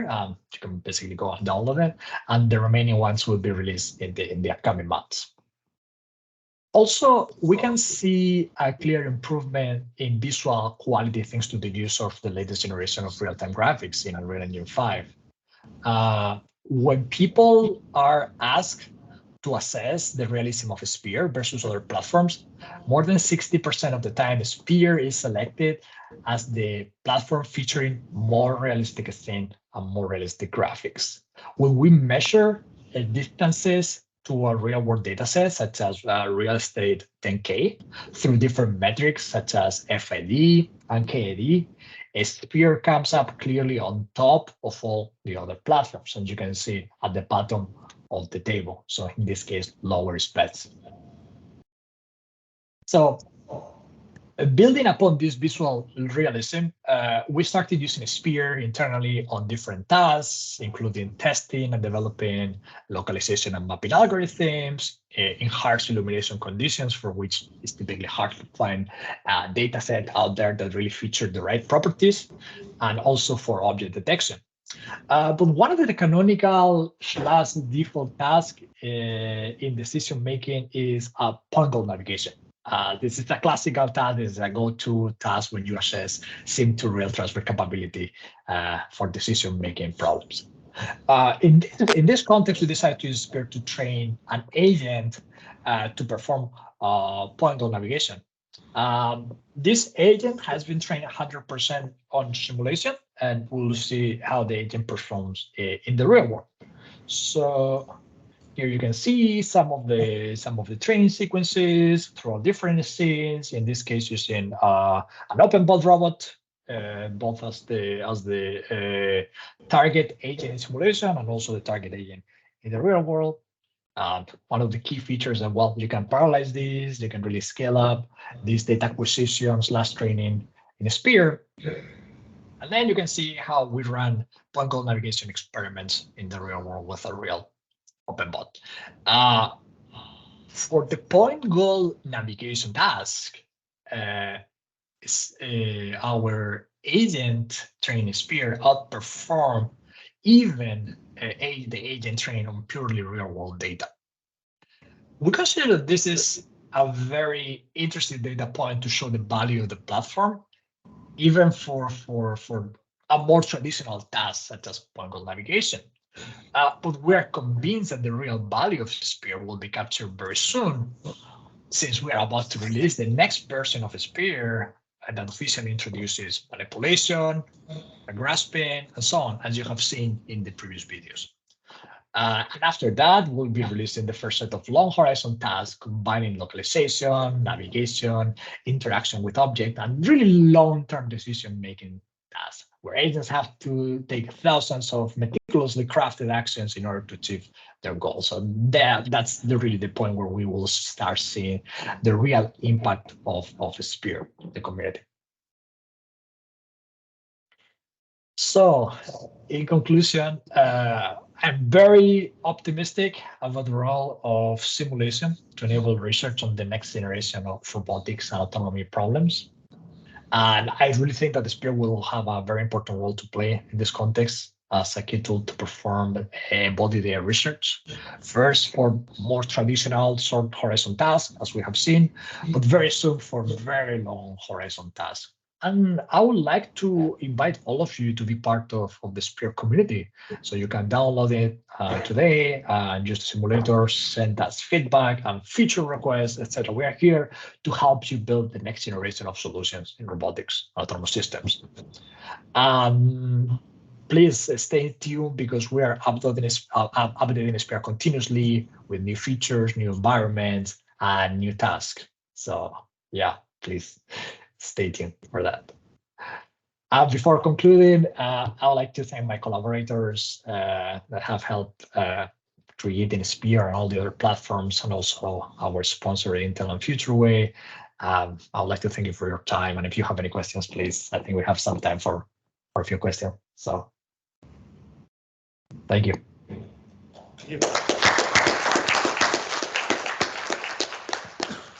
Thank you, Herman. And I apologize for pronouncing your name wrong at the beginning. But do we have any questions for the speaker?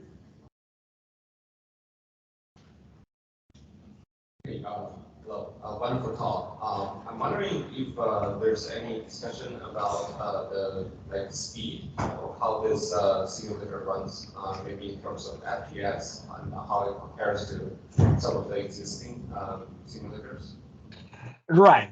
There's always a balance between, all these goodies, all these nice features and space. So when you are really rendering many sensors with this level of quality, the type of frequency that you can expect when you involve graphics, sensor rendering is around 60 hertz. If you switch off, the rendering of the cameras, the physics itself can go up to hundreds of hertz. But yeah, there's always a trade-off. This is also very hardware dependent as usual. More hardware, more efficiency. So if you can distribute your compute throughout 4 or 8 GPUs, or even across different nodes, that can really help. SPIER is designed to really enable this level of parallelization, but there's always, of course, a trade-off between all these features and the speed. Thanks. I have a second question. So is there some plan about maybe allowing generation in this simulator? Because currently there are simulators such as PropSor that it's AI store based and it allows procedural generation. I'm wondering if it's some future plan about procedural generation for yeah, absolutely. Actually, most of our scenes have been built as a combination of procedural generation tools and minor inputs from humans, from professional artists. We wanted to keep improving the tooling to enable other people to easily create the scenes based on a few hints or a few inputs, eventually even from text captions, etc. So we are really working on this type of tooling so that it's very easy to craft new contents for SPIER. So I think that's a key topic really to enable the community. Thanks, that's very exciting. Thank you. Okay, I have another question coming up. Hi, thank you for the presentation. I was wondering, because I could see many ground robots, and are aerial robots or drones milestone in the development of the SPIER? Is it close? Is it pushed forward in time?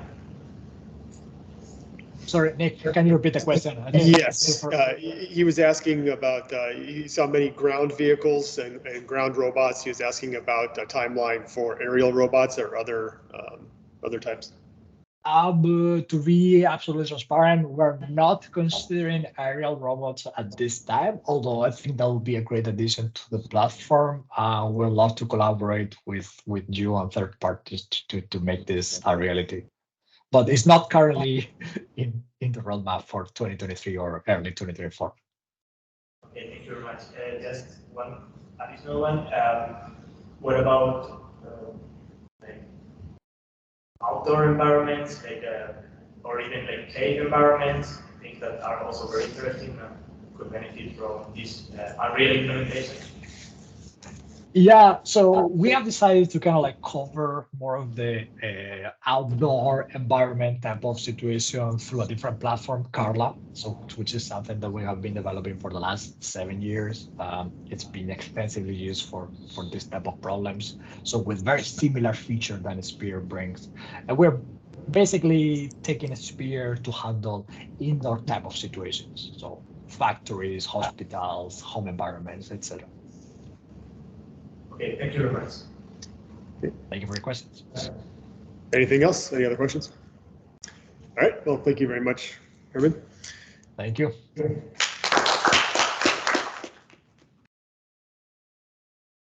Good afternoon, everyone, and thanks a lot, Nicola, and the other organizers for inviting me here. So basically, Nicolas asked me to talk about the challenges of simulation to real transfer in our research. And today I want to focus on, in particular, Agile flight.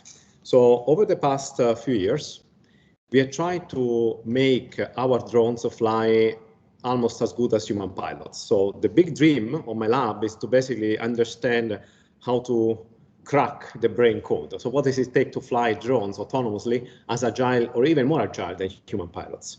What you see in this video is not an autonomous drone, it's a drone operated by a human pilot. Human pilots take years to achieve the skills that you see in this video. And we started studying human pilots in order to understand how to crack their code. So in a paper published at RAL 2 years ago, basically we measured the reaction time of expert human pilots. So these are really world-class experts. We examined 20 subjects, and we measured their reaction time at around 250 milliseconds, so a quarter of a second. That's the time that it takes from an image received by the goggles of an expert pilot until the control commands are sent to the fingers. So it measures the reaction time by the brain plus the latency by the nervous system. Interestingly, this is actually quite a lot. So a quarter of a second, it's a long time, and our autonomous control and planning algorithm are actually much faster. They only take 20 milliseconds. So how come that humans that actually have such a high reaction times are actually much better than machines? And the reason we believe is because humans are actually much better at making decisions in very complex situations. And this is something that also has been observed in autonomous driving. That's why we don't have autonomous driving there. But why do we care about making drones more agile? Well, the reason is actually practicality, because if you can make a drone fly faster, you can increase its productivity. And we measured that, we proved that mathematically. So there is a paper published at RAL last year, Range Endurance and Optimal Speed Estimates for Multicopters, where we show that if you can increase the speed of a drone, then you can increase also the range that the drone can cover before the battery completely dies. So we came up with the 4 formulas that you can actually also resolve. You can solve through a hand calculator. For example, this plot over here, it's from a DJI Mavic drone. And if you can actually fly at the optimal speed of 6 meters per second, you can reach the maximum distance of 3.5 kilometers. But any speed farther than that would reduce the utility of the drone, because then you would actually start drawing more energy from the battery because you actually encounter more rear drag. And so actually it's no longer convenient to fly fast. And you know where current commercial drones lie on this plot? Where disappointingly, they are not taking full advantage of their full envelope. So here I added the DJI, Flyability, and Skydio, which are the world leader in their respective fields. And they are flying between 1 and 2 meters per second. But all of them are flying below the optimal speed. Why? Because, as I will also explain later, there are many challenges that you need to overcome when you fly fast, motion blur being one of them. But also you need to make decisions much faster. What is at the opposite of this curve? Well, at the opposite of this curve, of course, is drone racing, where there you are not optimizing for the range of the drone, but rather you're optimizing the time. You want to reach the finish line as fast as possible. But drone racing is an interesting research field because it allows us researchers to push the boundaries on vision-based perception. But eventually, if we reach, you know, the possibility of making autonomous drones to become more agile, every application sector will benefit from, such as rescue, exploration, forest monitoring, personal air vehicles, and even space, to not mention, of course, military. But there are many challenges that need to be overcome in perception, planning, learning, and control. What are these challenges? So these are the challenges that we deem to be the most difficult for vision-based agile navigation. So first of all, it's sensor noise. And we're talking about motion blur and high dynamic range changes that can cause basically overexposure or underexposure of the image and therefore cause feature loss. Other effects that are very difficult to model are complex aerodynamic effects. For example, this picture, which I will show you later again, was taken in the smoke with our drone flying at 70 kilometers per hour. And what you can see is vortices. So there is a lot of turbulent flow, which is very difficult to model unless you rely on computational fluid dynamics simulators. But as I will show you, deep networks allow you to actually regress those models and use them online. There is also another thing that we didn't expect before working on Agile flight, which is systematic errors. So during Agile flight, the drone experiences accelerations up to 5 Gs.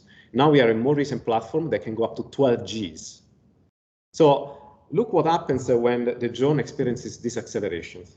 Here I'm pushing the drone. What you observe is that there are dampers, and these dampers deform a lot by 1 centimeter.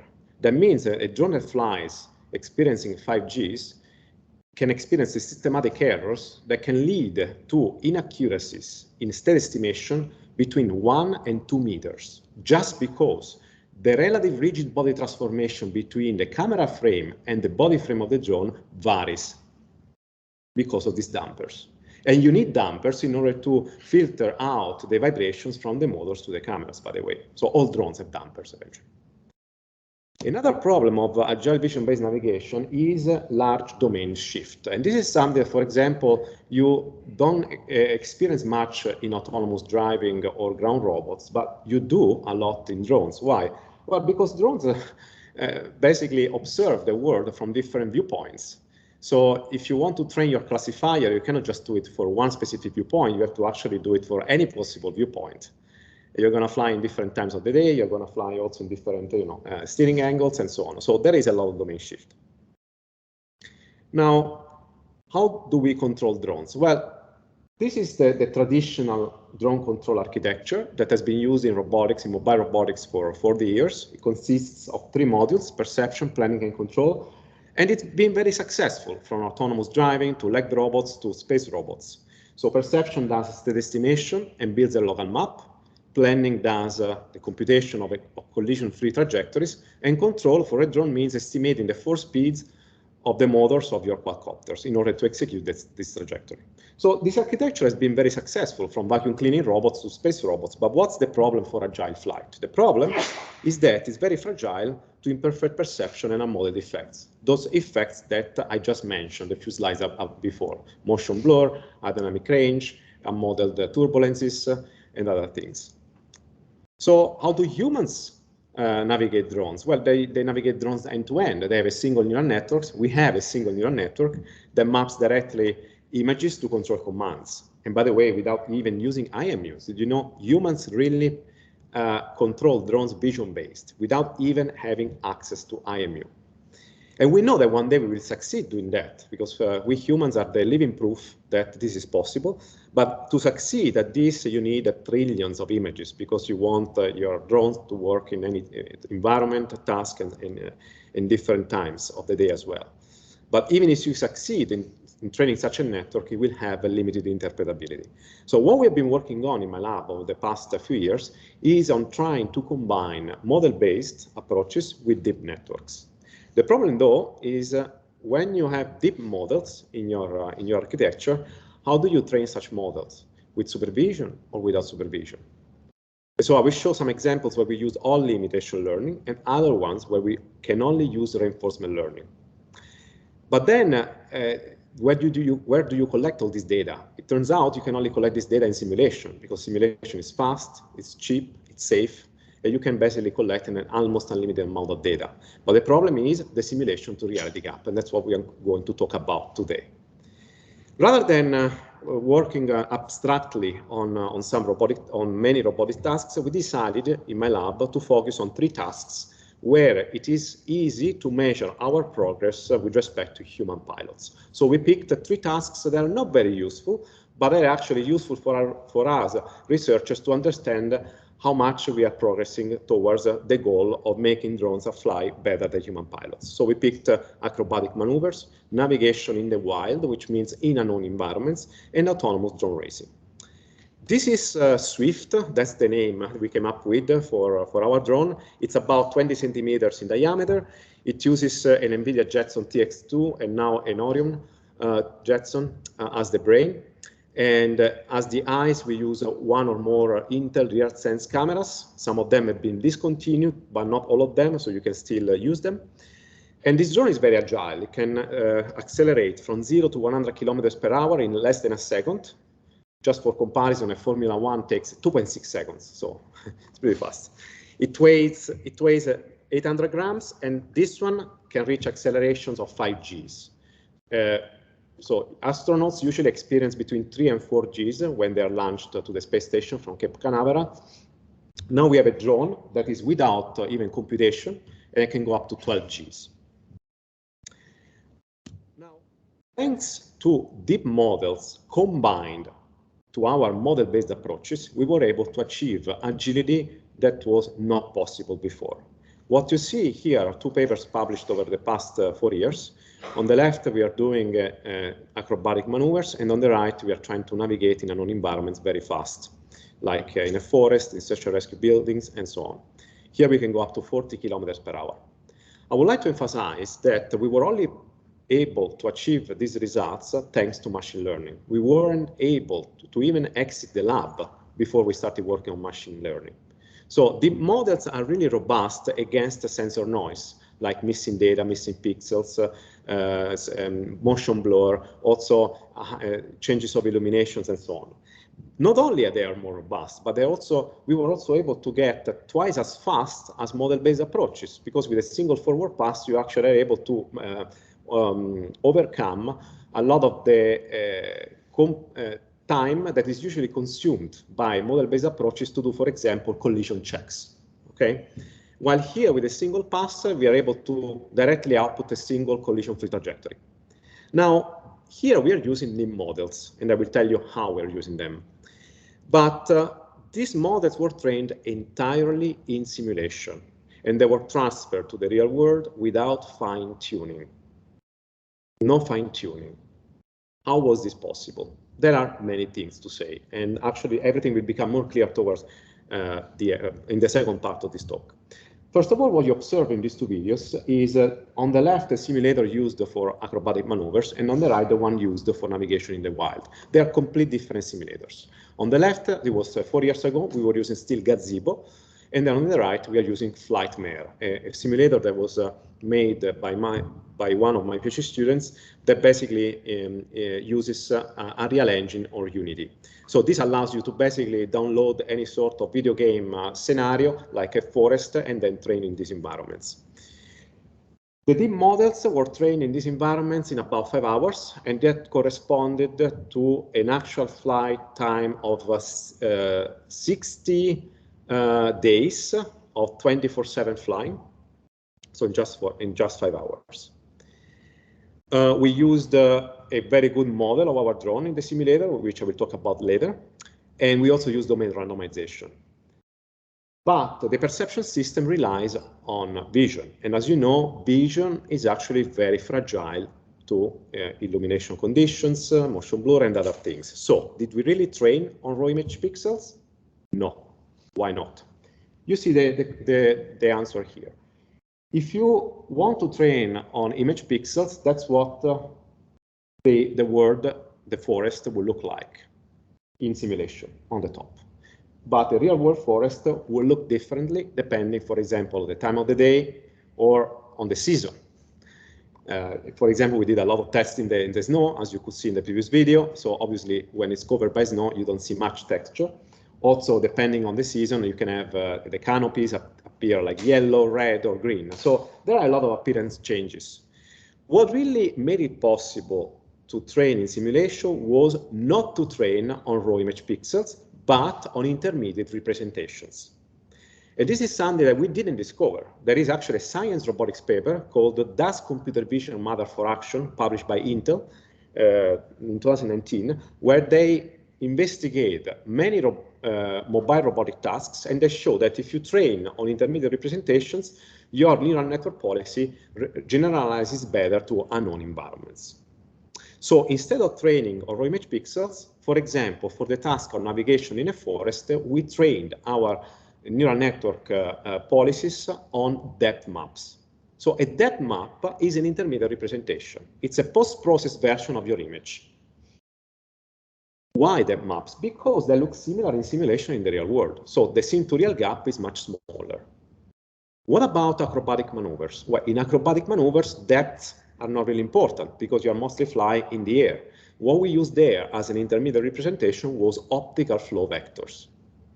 But what was the advantage on training on these intermediate representations instead of training on raw image pixels? Well, not only did we reduce the simulation to reality gap, but we even made it possible to train at all in simulation, because if you look at the papers, we also tried to train on raw image pixels, and the success rate was very, very, very low. Why? Because of this perception, appearance changes between simulation and reality. How did we train the policy? So the policies that were used for acrobatic maneuvers and navigation in the wild were trained thanks to imitation learning, where the idea is to imitate an expert. Now, we didn't imitate a human expert because we wanted to be better than a human. So we trained trying to imitate an artificial expert. So a model-based approach. So we took the state-of-the-art model-based approach. And we basically asked the neural network controller, a CNN in this case, to imitate the output of the model-based approach in simulation. Now, in simulation, the artificial expert has full knowledge of the environment from the start to the finish. So it knows perfectly the ground truths of the drone, the state of the drone, the position and orientation of the trees, everything. So we say that this expert is a privileged expert. That's why it's called privileged imitation learning. And then we distill the knowledge of the expert into this CNN. Okay? What is the output of the CNN then at deployment time? It's a trajectory. Why didn't we ask the CNN to output directly the control commands? Well, we tried, and you can find the results in the paper. Because if you ask the CNN to output a trajectory instead of control commands, actually you reduce the simulation to reality gap again. In this case, you are talking about an output abstraction. So using an output abstraction rather than regressing directly control commands allow you to reduce the simulation to reality gap. Then the trajectory that is output by the CNN is executed by a nonlinear model predictive controller. Now, in these approaches, so acrobatic maneuvers and navigation in the wild, we use imitation learning. But there are tasks where you cannot imitate an expert because such an expert doesn't exist. But it took us 7 years to realize it. This is, for example, the task of drone racing. We thought there was an expert, but such an expert is difficult to find. Even humans are not that expert. Let me show you what drone racing is all about. So the guy over here is Marvin. Marvin is the 3 times Swiss champion of drone racing. He has been racing since the age of 12 and now he's 15. So he's basically doing a solo race. Drone racing, the goal is to pass the one line. Not how close it goes to the edges of the gate. So most of the times, actually, they eventually crash at the end. Of course, you want to reach the finish line not with 0 speed, but with the non-zero speed. So what you can see in drone racing is that it's a trade-off between, risk and also speed. It's basically you need to do quick decision making and also tightly coupled perception and action. You always need to adapt and quickly correct in order to cope with all these quick variations that there are in the track. What we need to say though is that humans have access to the track before a competition, from a week before up to a month before. For example, the Drone Racing League allows the competitors to practice even in simulation. So there is the famous Drone Racing League simulator, and the pilots receive a CAD file, a CAD file, that they can actually use to practice the track before a real competition. So basically, we can say that humans are also overfitting the track in order to give their best performance. So some years ago, we started working on autonomous drone racing, where the goal was to basically try to do what humans are doing, but using an autonomous drone. So how do you define autonomous drone racing in terms of optimal control? In terms of optimal control, autonomous drone racing is the goal is to find the control inputs U of t that minimize the flight time through a sequence of gates in a given order. So basically, you want to minimize that integral subject to system dynamics, simple constraint, state constraints, physical constraints. What I'm not putting there are also perception constraints, which is very, very difficult to model because a vision-based drone not only has to verify these constraints, but also you want to make sure that at all times you always observe the gates that you need in order to know where do you want to go through. So how did we solve this optimization problem? So we thought, and we were wrong, maybe you can actually plan a time-optimal trajectory offline and then execute this trajectory with the best controller. So we came up with an algorithm that was published in Science Robotics in 2021 called the time-optimal planning for quadruple waypoint flight, which is also open sourced. And you can see how it works there on the bottom left. We use the full quadruple model. So you start from a random initial guess, and then the algorithm finds the optimal path that considers the entire quadruple model. The only thing that it doesn't consider is perception objective. So the fact that, for example, the image can be motion blurred and that you want to favor trajectories that reduce the motion blur, and also what it doesn't consider is trajectories that actually favor the perception of the gates. Those constraints are very, very difficult to incorporate, so we neglected them. But so anyway, now we had a time-optimal trajectory that in principle we could execute. And we were wrong. You cannot execute this trajectory. Why? Because this trajectory is optimal as long as you are on the optimal trajectory. But the reality is different. In reality, you have chaos. The air is a chaotic system. You don't know how it behaves. Every time that you basically snap a finger or a quadrotor already flies, it will create turbulences that will influence its own behavior in 1 second later. So, and not only that, also perception is very fragile. When you're flying, you actually make mistakes in estimating your position, which will cause a drift in state estimation. This drift can be from 10 centimeters to actually a couple of meters. And there are also systematic errors. Remember before when I was pushing the drone, remember those dampers that were compressed under my push? Well, imagine now the drone flying at 5 Gs. There, those compression effects will actually manifest and will cause errors in state estimation up to 2 meters. So this is to say that basically state estimation degradation is quite of a problem. And to show you that, look at the visual inertial odometry. So in green, you can see the trajectory estimated by VIO, and in blue, the ground truth. So I don't know how many of you have worked on visual odometry or visual slam, but you may know that a typical drift or visual slam is around 1%. But that's only if you walk or don't fly very fast, like in near hover conditions, like 1-2 meters per second. This drone experiences a drift of 20%. So there is a drift of 20 meters every 100 meters of traveled trajectory. So you cannot use that at all because you will bump into the first gate already after a few meters. So what we had to do is to combine visual odometry with the map-based localization. What's that?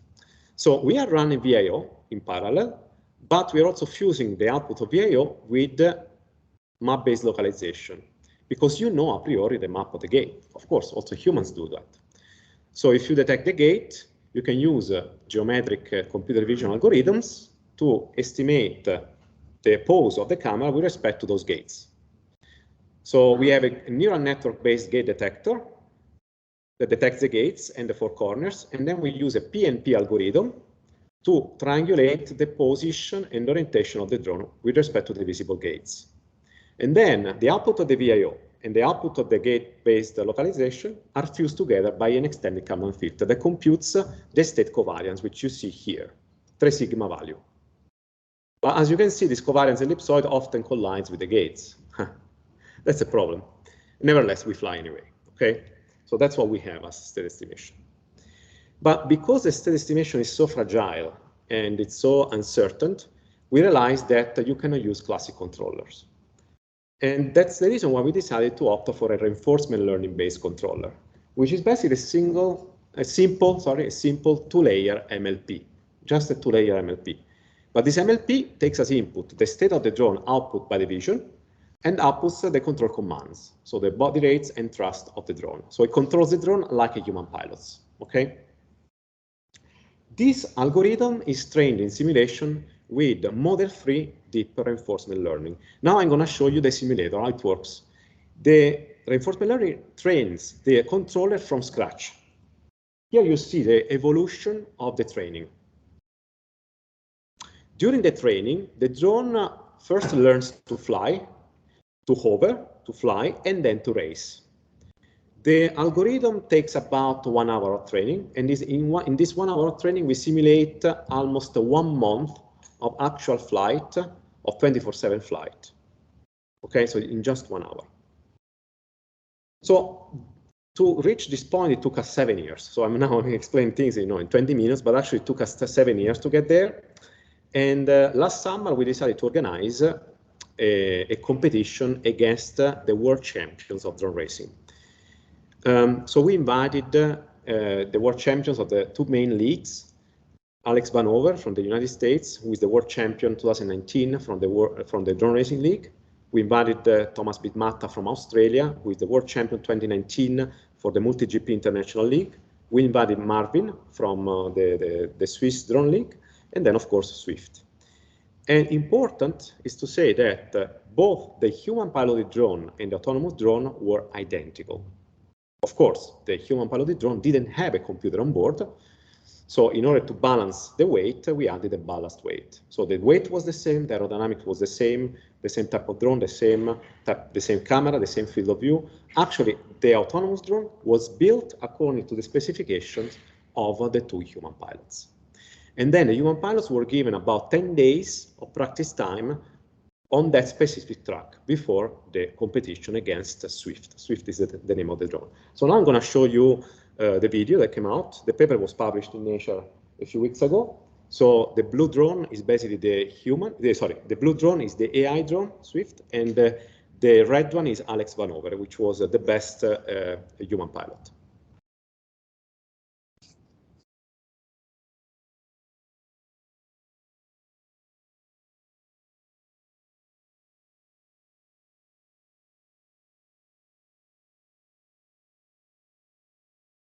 So as you can see, Swift is ahead. The whole action lasts 50 seconds. They consist of fast 7 gates, and each lap was about 5 seconds. The difference between the time of the AI pilot and the human pilot was 0.5 seconds. So the AI pilot finishes 0.5 seconds earlier than the human pilots. And that's actually significant because in these competitions, typically the difference between the first and the second place winners is 0.1 seconds. Okay, so it was actually quite a large margin. So we published the results of this paper of this research in 2 papers. In the initial paper, you will find the entire system that competes against the world champions vision-based, completely autonomously. And it also talks about the fact that we used an RL for training our controller. But then in the Science Robotics paper, we delve into the reasons why RL is a preferred option to optimal control. So if you're curious to know why RL outperforms optimal control, then read that paper. But I will not talk about that. But the reason why RL outperforms optimal control is because optimal control, as we find, decomposes the problem into planning and control, which basically biases the final result. It does not allow the discovery of new maneuvers. So the RL not only is actually more robust than optimal control to unmodeled effects, but also discovers trajectories, maneuvers that the optimal controller cannot, because it's biased by the reference path. Now, how and why did the AI outperform the humans? So on the top right picture, you can see the trajectory flown by the AI in blue and by the human in red. You can see that they're actually very similar. They both start from the podium. But you can see that the reason why the AI wins is because the AI flies a shorter path. You can see that very well on the left and also on the right. You can see that the AI drone in blue basically has less overshoot in this maneuver. By the way, the maneuver on the right is very difficult. It's called a split S maneuver. It consists of passing through the top gate and then to the bottom gate. But to do that, you have to do a very tight coupling of perception induction. Why? Because you are facing the top gate first, then you need to start a half roll followed by a half pitch in order to orient the camera towards the bottom gate.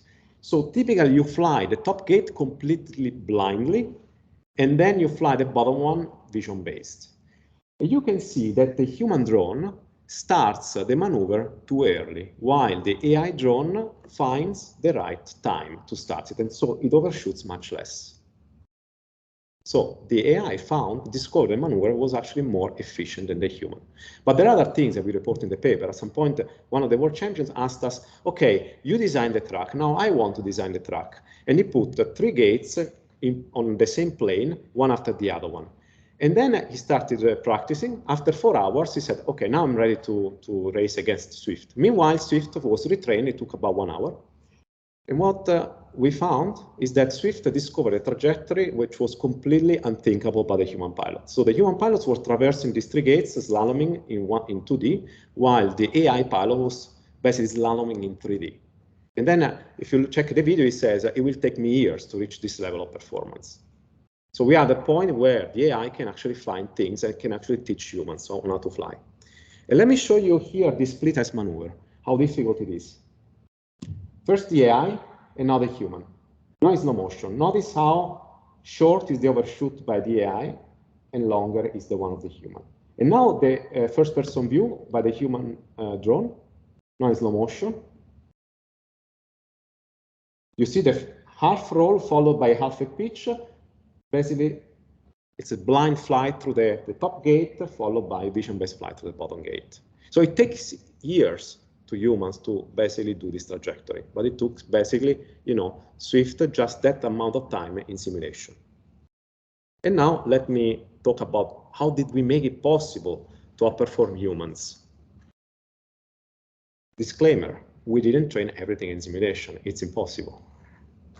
Simulation is a part of the answer, but it's not all of it. We needed to fine-tune the policy in the real world, and now I'm getting there. First of all, we use 2 different simulators, one for training and one for validation. That's very important. A simplistic simulator for training that is super fast, parallelizable, is 20 times faster, 20,000 times faster than real time.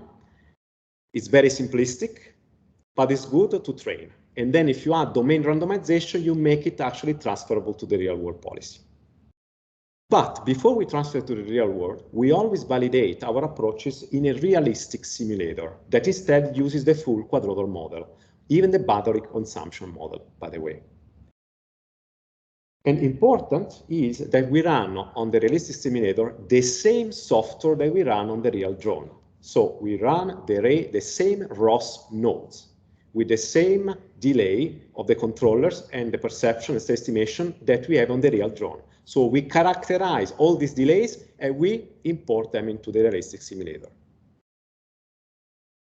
So, for example, one word about a simplistic simulator.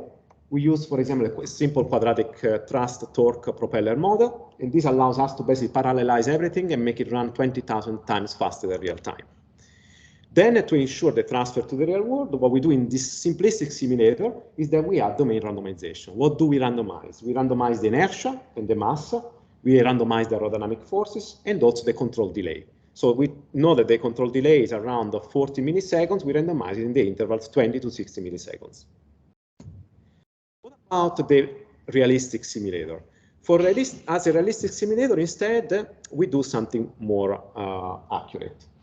So first of all, what we do is that we improve our aerodynamic model of the drone. So typically, if you work on drones, you would simulate typically very well and very efficiently the fuselage drag and the rotor drag. But there are also other effects. And to model these additional residual effects, now we are using neural networks. So we have a neural network that estimates the residual forces and torques that cannot be explained by the first principles models. And that's exactly the thing I was telling you before. This is our drone flying in our arena, equipped with a motion capture, flying at 70 kilometers per hour. In this arena, we can characterize many things. For example, we can record the ground truth of all our trajectories, and we can measure the discrepancy between the prediction using our actual model and the ground truth trajectory. And then we use a neural network to explain this discrepancy. So in addition to the model-based first principle model, we add a neural network that basically adds the epsilon, the residual forces and torques that cannot be explained by the first principle model. Basically, this neural network then is used to improve our simulator. That's part of the realistic simulator. And this is already open source. It's called the NeuroBEM, Neural Blade Element Momentum Theory-Based Simulator. So this simulator simulates very well also the wind profile along the propeller as well, by the way. But this is not enough. What we also simulate in the realistic simulator is a more non-ideal motor efficiency, for example, which depends on the motor speed, on the propeller, and we identify this on the real drone with a load cell. So we do that for every single motor of our drone. Not only, but we also have a very accurate battery model. We use a one-time constant model composed of a resistance and a capacitor and a dynamic load. And so we are able to basically compute the battery voltage and adapt it throughout the time. And this is also based on the parameters identified from the real batteries. If you're interested to use all these tools, they are already integrated in our open source Agile stack, which was released a few months ago. It integrates all the models into the simulator, implements the low-level controllers. We also have MPC, MPCC, and also differential fluctuance-based controllers. This has been used in over 20 publications from my lab. Now let's look at the discrepancy between the realistic simulator and the real world. Well, it's pretty good, right? There is an error of about 30 centimeters in the widest point. So the simulation trajectory is the purple one, and the real world is the orange one. But as you can see, there is still a discrepancy. Because of this discrepancy, if you only train the policy for autonomous racing in simulation and then you race against a human, you will not outperform the human. No way. So this was not enough. So what we need to do is to basically now do a few rollout in the real world, collect ground truth data, and go back, improve the simulator, and fine-tune in this augmented simulator. What errors are we talking about?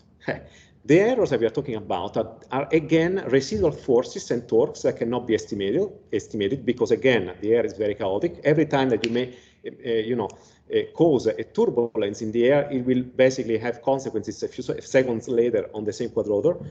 Another problem is the degradation of the state estimate due to all those systematic errors that I was talking about. Remember, in drone racing, every little mistake can cause a crash. A tiny error of 2 centimeters can cause a loss of a crash. So what we do is a consecution of sim to real to sim to real. That's the trick, the key enabler for Swift to outperform human pilots. Basically, at the beginning, we train the policy in this simplistic simulator with domain randomization. Then we fly in the real world, not vision-based, but with a motion capture. In that motion capture, we record the ground truth trajectories, and we use it to mold the residual effects that have to do with the degradation of the state estimate and aerodynamic effects. We capture those residual effects, and we model them as a Gaussian process, and we use them to augment our simplistic simulator. Then we go back to the improved simulator. We fine-tune the policy in simulation. It takes just 5 minutes. And finally, we deployed it vision-based without motion capture on the autonomous drone. So that was what enabled Swift to outperform humans. This collection of real-world data to capture these residual effects. But are we done? Does it mean that now, everything can be possibly simulated? No, there are many, many things, and there are many things also that would prevent us to basically go on and continue the research. That's why simulation alone is not enough. We are now also relying on a lot is hardware in the loop simulation. What is this? The idea is to put the virtual reality goggles on a drone.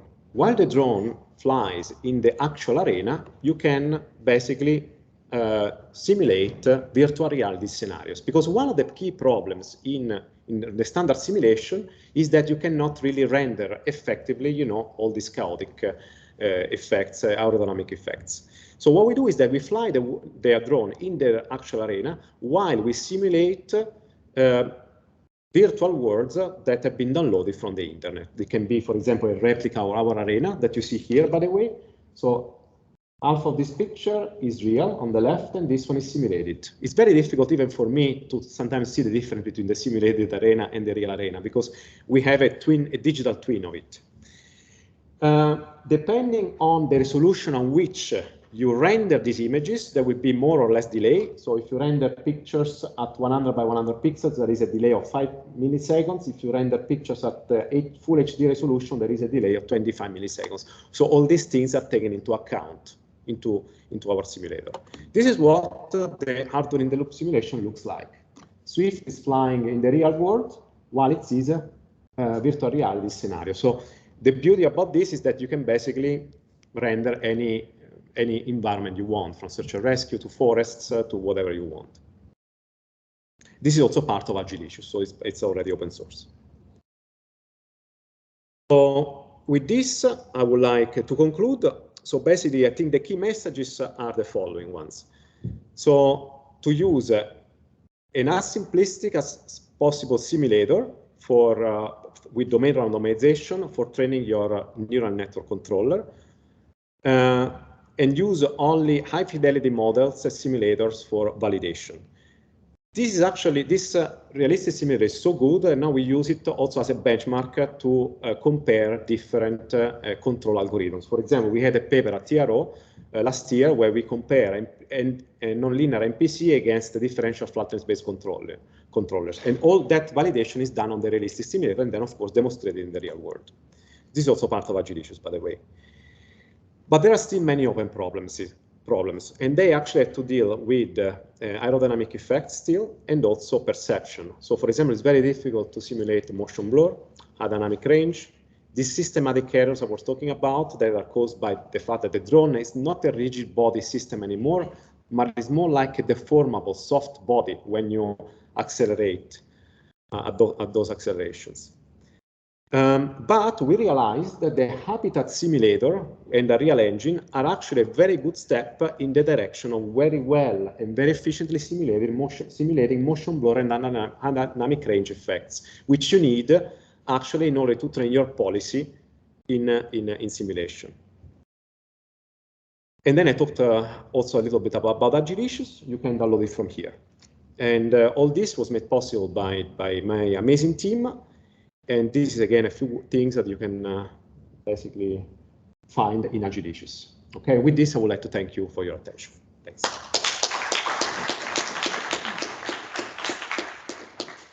If you have any questions for Davide, can you use the microphone, please?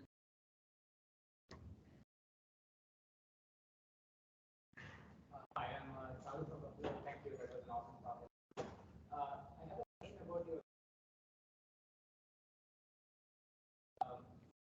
perception. I understand it's hard to do, but the airflow is also airflow can be turbulent. So if you seem to read the parameters, sometimes very good question. Indeed. So in this deployment in the real world we do it to capture the residual effects of the degradation of the state estimate due to perception and the residual effects of the aerodynamics. But we fly the same trajectory that will eventually, then fly later vision-based. So it's trajectory dependent. So if you change the layout of the track, you will need to basically recollect data. So remember, in drone racing, you are overfitting that track. It doesn't mean that now if I design a complete different track, I don't need to collect those real-world data anymore. No, you will need to recollect it. So every time you change, the layout, you will need to recollect those data. So it's only for that specific thing. Now you ask me, how many times can you do this, is it necessary to do this sim to real to sim to real? Only once. So in the paper, we also do an ablation study. We do it up to 3 times. So we do sim to real to sim to real to sim to real to sim to real. There is very, very negligible effect. So you can stop at the first step. So then can we assume that the environment is somewhat controlled? Yeah, well, of course. I'm not saying that the game is over. I'm not saying that now AI drones can raise and outperform humans in any competition. Absolutely not. So this was done in a controlled environment with control the aerodynamic effect because there were no wind gusts. It was in an indoor arena. There was public. There were 1,000 people, by the way, there. But I would say the illumination was also controlled because the hangar doors were basically closed. But there are many things that we still need to overcome to deploy this in a real competition. So first of all, the illumination changes, motion blur, appearance changes of the gates that change depending on the visibility and so on. Wind gusts is another problem, for example, that is not. But we found a lot of problems, and now thanks to this kind of gamification of the research, we are actually tackling.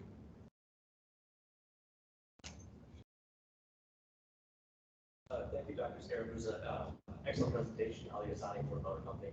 I really appreciated how you introduced the aerodynamic effects as far as your modeling to bridge the sync-to-real gap. My question is on the perception artifacts. Have you considered randomly introducing simple models for things that would degrade a sensor? For example, with traditional cameras, you might do brightness, saturation, contrast, occlusion, so on and so forth. Do you think there's value just randomly injecting that into your models to kind of reduce the gap with the fine-tuning? Absolutely, yes. That's my answer. And we are actually already working on it. So at the moment, we can actually simulate pretty well the motion blur. We can't simulate them well, for example, high dynamic range effects, saturation of the camera, and so on. But now we are using Habitat Sim, which is actually pretty good at that. And because it allows us to parallelize these effects and basically use them at training time in the simplistic simulator. So now we can actually use it to train our policy, to make it actually more robust when you transfer it to the real world. Okay, that makes perfect sense. And I guess follow on that question. Do you think randomly just removing information would also help? For example, we talked about how neural networks can perceive a lack of signal. If you just included certain parts of the image, or even just blanked out the pixels, or depth map, I should say, do you believe that would also help better infer when you have artifacts in your perception?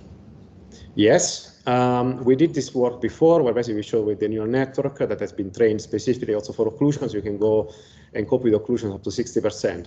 Scadio does that also for detecting fingerprints and occlusions, for example, pieces of tape left on the cameras. So there are already works and deployed systems that use neural networks to infer whether there are occlusions. So definitely it's possible.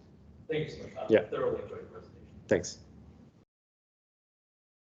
Yeah, thanks for the fine talk. I have a quick question.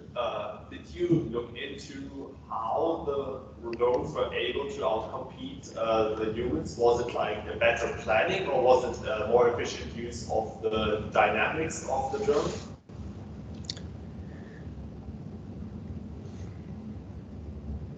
Just a second.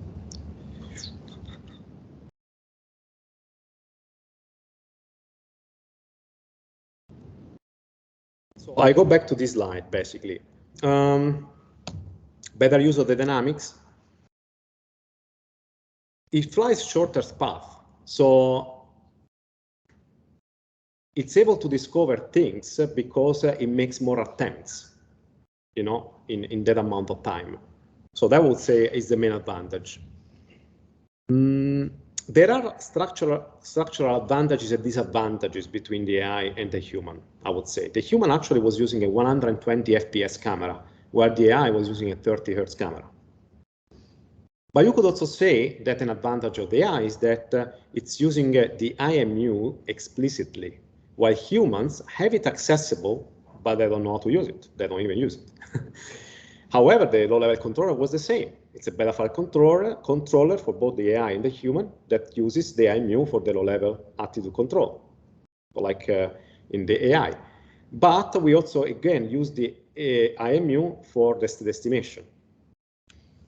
You could also say that the AI drone thanks to the fact that it's explicitly estimating the state, this gives it a structural advantage. While humans are not doing explicit estimation, humans are going directly from images to control commands.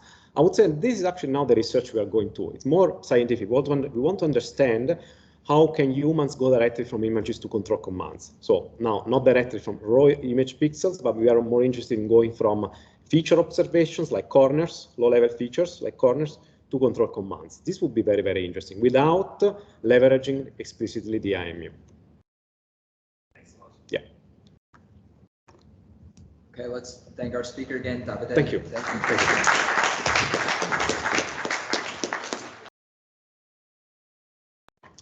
Right, thank you all for coming out. As one of the organizers, yes, I didn't want to put one of the other speakers to follow the keynote, so I took that myself. But I'll be presenting work that is a collaboration with Ryan McMahon at University of Central Florida and his PhD student, Esteban Martinez, who of course deserves the lion's share of the credit for this project on infrastructure for photorealistic image and environmental synthesis. So there are a number of different research communities that need to leverage visual data sets. So the robotics community here, we're working on problems in SLAM, autonomous vehicles, field robotics, service robotics, co-robotics. We've seen examples of that so far today. But also very interested in this are people in the computer vision community, machine learning, multimedia, virtual reality, and mixed reality, as well as human-computer interaction. So there is a need for large data sets of photos, videos, 3D data, and related data. So there are many data sets already available out there, and you can sort of broadly divide them into two categories. So it's a little risky to talk about pluses and or benefits and detriments of existing data sets, because we're here today talking about data sets and everyone's presenting their cutting edge results here. But with the first type that we kind of brought into is data sets that are collected with real sensors. Someone went out there, they moved through the environment, they collected all this information, and they're now presenting it out as a data set. So these can be quite large, and there are nice diverse environments available out there, so everyone's familiar with them. But the problem is they're static in nature, so you're limited by the path that the person who collected the data took. You're limited to the specific cameras that they were using and the other sensors. So on the other side is the synthetic, which we've seen a lot of today. And so in this case, we can get a lot more diverse camera types. You may be able to do custom passive waypoints if you're moving through an environment like in Unreal or Unity. The issue there is they're usually quite a bit smaller. Often if it's indoors, it's just a single room or a few rooms in a building. The images are not, even the best ones are not quite photorealistic. If you're going to be operating in real time, or if you want to go for really high realism, generally you're looking at pre-rendered images and then you're back to the previous where it's a fixed set of viewpoints that you're moving through. So motivated by this, my colleague University of Central Florida, also University of Texas at Dallas, who are not on this particular presentation, and University of Texas at Arlington, we've been running an NSF funded grant. It's a CCRI, so Community Research Infrastructure Grant. It's a planning grant, so generally these run for 1 year. We got a no-cost extension, so it ended technically yesterday.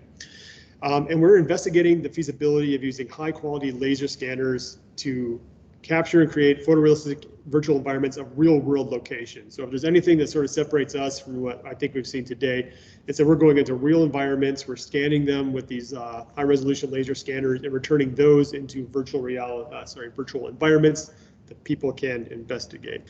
And also a second part of this is, since this is a community infrastructure grant, is that we want to work with the community to find out what they're interested in, what their priorities are, what they need. So the outcomes I'll present today on the technical side is you have a pipeline for synthesizing any number of photorealistic images or video along with related metadata from terrestrial laser scans and turning those into virtual environments. We're also going to present a new tool that we're providing in Python called Recolor Cloud, which allows you to take these captured point clouds and then either restructure them or semantically color them. Everything we've done has been either open source tools or tools that are free to the education community. So once we provide these point clouds, then you can use these free tools in order to generate your own data sets. And then in terms of the research community outcomes, so we're going to, like I said, get this out there to the community in the near future so people can use it.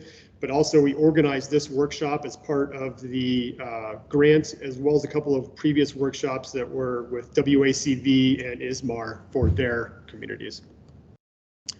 So in robotics, kind of focusing more, there's a big need for data from multiple different camera sources. So robotics and autonomous vehicle navigation, you might want spherical or panoramic cameras, monocular, stereo, RGBD. So we need to generate all these different kinds, and you might want to compare the ability of different ones. Also, LiDAR for detection and navigation is very prevalent. The other applications might need different sources of metadata. So not only providing the camera location, but also semantic labeling of objects, and the raw 3D point clouds will be available. So highlighting our pipeline, first we scan the environment with this laser scanner. It's cleaned up the point cloud using Autodesk Recap. We then segment the point cloud by hand right now using Label Cloud. Then we polish the point cloud using our new Recolor tool, and then it is rendered into photorealistic images using Autodesk 3D Max Arnold. And the two of these that are sort of highlighted and glowing are the ones that I consider to be the more novel contributions of our work here. Looking in a little more detail, so first, like I said, the first step is to go out and actually capture these environments with a laser scanner. We used a Leica RTC 360, so it's capable of doing 2 million points per second scanning. The resolution can be up to as fine as 3 millimeters with an accuracy of less than 2 millimeters of error. And then the post-processing cleanup was done with the first step of our plan. Sorry, let's see. So right now we have two environments that have been scanned. The first is the University of Central Florida's Greek Row, so that's a fairly large outdoor environment.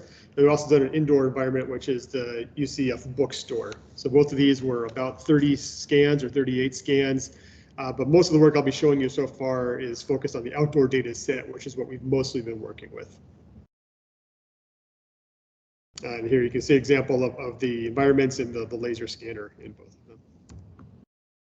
So after it is captured and cleaned up a little bit, then we move into the segmenting. So Label Cloud allows you by hand to put bounding boxes around objects of interest, in which case they can be semantically labeled as what they are, and then they can go batch removed, batched recolored, changed, etc.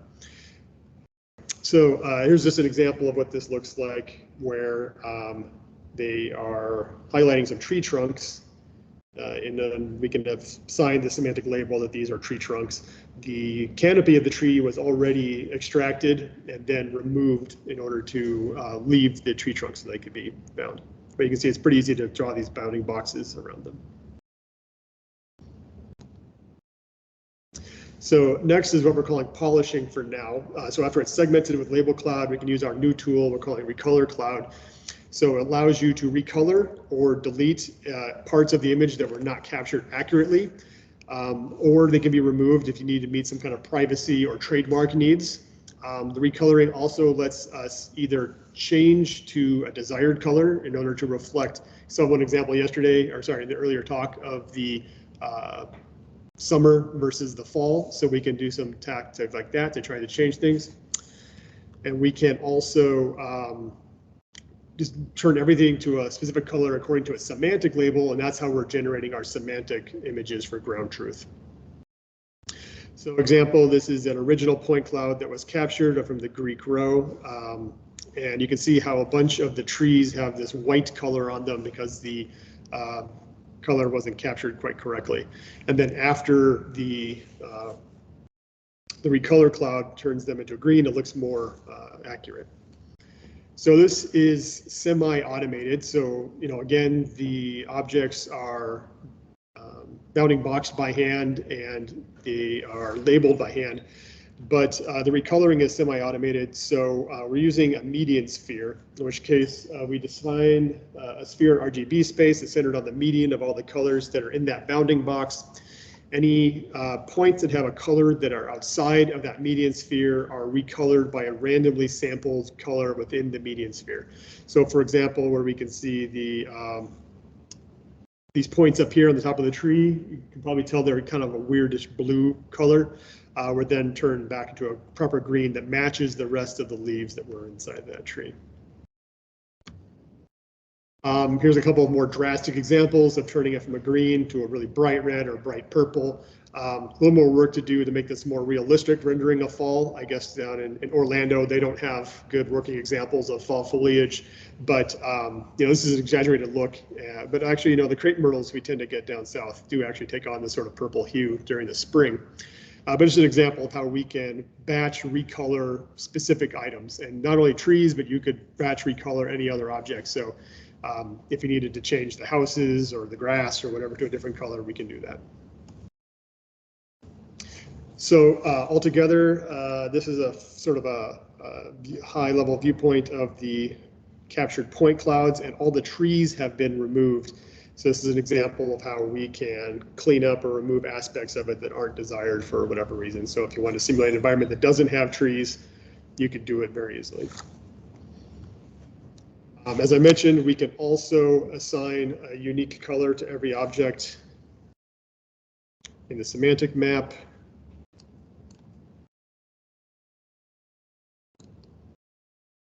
There we go. And so now, previously when we were recoloring these trees, we maintained the saturation level and the intensity level so that we had a more natural shading. So even though we turned it from green to red, the shadows were still dark. In this case, we've just replaced everything with the semantic colors so we can generate semantic labeled images. Okay, so yeah, here's an example then of how we can take that entire environment. Everything is semantically labeled with what type of object it is. In this case, we use the Kitty data sets semantic labels and coloring scheme just for the sake of matching what the community might expect. So then the next step is rendering. So this is performed, using Autodesk Arnold. Right now, we are offering the 3 different kinds of cameras that can be used. One is a 360 panoramic render, also a monocular single camera rendering, or a stereo rendering. So in the future, we're going to expand this to more types of camera types. Additionally, right now, they can render the realistic point cloud where everything is colored the way it was detected, or possibly the way that you selected to recolor, or it can be rendering that semantic map. So here's an example. So upper left is an actual picture from the environment. On the right is the same very close perspective, which has been rendered from the point cloud. You can see, for instance, that the Greek letters and some signage have been removed, which was a request from the university if we were going to use that space. Then we have the semantic image that, again, everything is labeled according to these item type. And then on the bottom right is the disparity map that comes from the stereo that was generated. So our latest developments, so now we're starting to look at this with in mind actual robotics applications, most notably SLAM. So we rendered a path through the environment and then looked at what we would need in order to turn that into data set that could be used for SLAM. So right now we have sort of a round trip walk around the sidewalk, around one side of that block, and then back around. We used OrbSlam 2, a stereo version of OrbSlam 2, specifically in MATLAB 2023. The ground truth was delivered from 3ds Max. So the camera properties were chosen to mimic what is in the Kitty data set. So the camera height, the stereo baseline, the camera intrinsic parameters were all taken from what the Kitty cameras use. We also cropped the image from the top and bottom the same way that Kitty does. We're not at this point simulating any distortions or noise or other camera artifacts. So I realized last night that this video here, which is running through the environment, is not actually the correct path. This is more of a circular path if and when it runs. There we go. But you can still get a feel for what it looks like to be moving through this environment here. This is more of a circular path. It's not the correct path along the block and then back and around.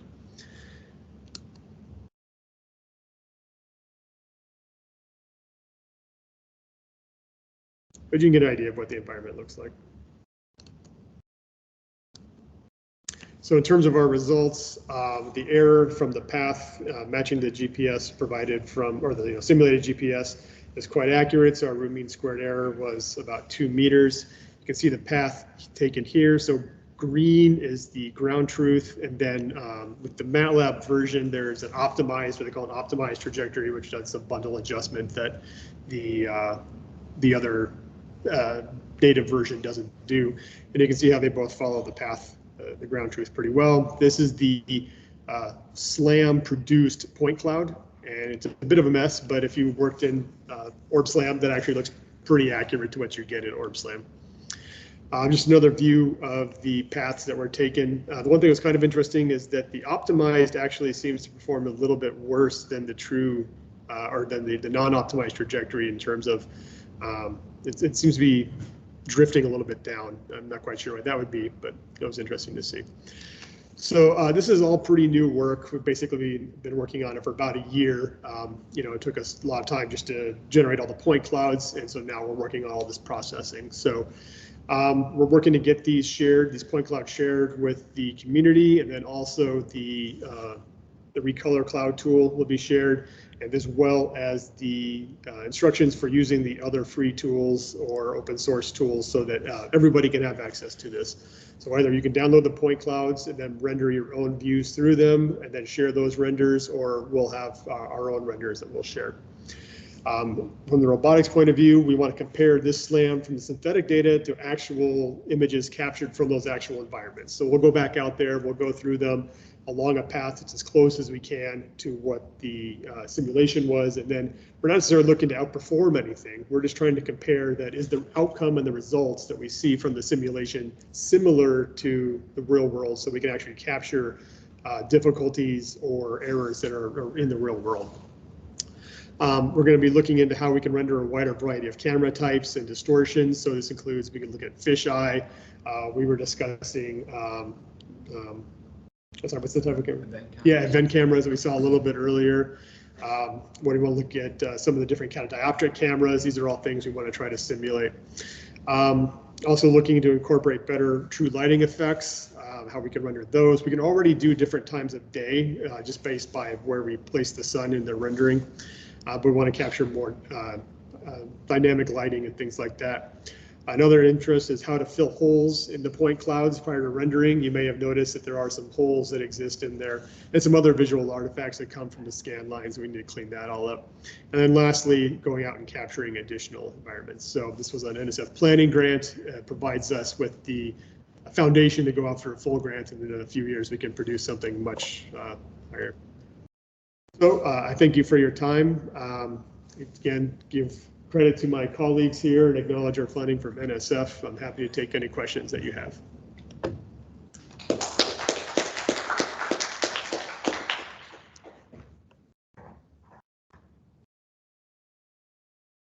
So on your previous slide, you were mentioning putting holes. So I'm actually exploring this very similar problem right now, but I'm working indoor spaces, so homes especially. And what I'd really like is for relatively novice people to be able to scan these homes quickly. And they're going to be so full of gaps and holes, I think much more so than even the point clouds that you were demonstrating in this space. Have you given a thought much on the difference between those environments or the different algorithms that you might be applying in that situation to try to generalize? Well, actually, Bill here is actually going to be working on the hole filling aspect of this project. So if you wanted to weigh in on that. Yeah, so some of the stuff that I've looked at in the past is made use of topological persistence to do hole filling, but there's also a lot of learning-based methods more recently, I guess in recent years, that you can use to do that as well. So it's an interesting problem. I think there's different techniques that we can do to post-process that kind of. Do you think it'll be the same between the outdoor spaces that you're doing and the indoor spaces, or do you think you're going to have radically different algorithms? I think it's going to depend on your sensor, right? So if you're using, you know, they have pretty good indoor sensors like the Intel RealSenses that you can use, you know, for indoors, but they don't do well outdoors. Right? We've had some pretty bad experiences with using them outdoors. So I think it's the domain that you're in is going to restrict you to the type of sensor that you're using. Yeah, I say in my experience, having looked at these two data sets, the nature of the holes are very different. So in the outdoor data sets, it's mostly due to lighting conditions and other issues. The indoors seem to be mostly due to occlusion. So I would probably think you need different approaches for the two different types. That was my thoughts. Any other questions for Nick? Jeffrey? Thank you. I noticed that you try to remove an object from the scene. So how were you, which algorithm filled that particular space up? Yeah, it's a good point. I don't entirely know the answer. So you may notice there are some little bits of artifacts left. So when they remove the trees, there's usually a little bit of stump left. So in that case, I think they just didn't, there was no hole per se because they just didn't remove the entirety of the object. Otherwise, yeah, I don't think there's any hole filling per se that's going on in there. But yeah, when they remove the sign, you should probably fill in with some grass. And that may be some of the cause you saw some of the holes, even in the rendered environment when you're moving through, there were some spots that there was just nothing there. So yeah, that's a good question, but something we'll have to work on. Okay, let's thank Nick again.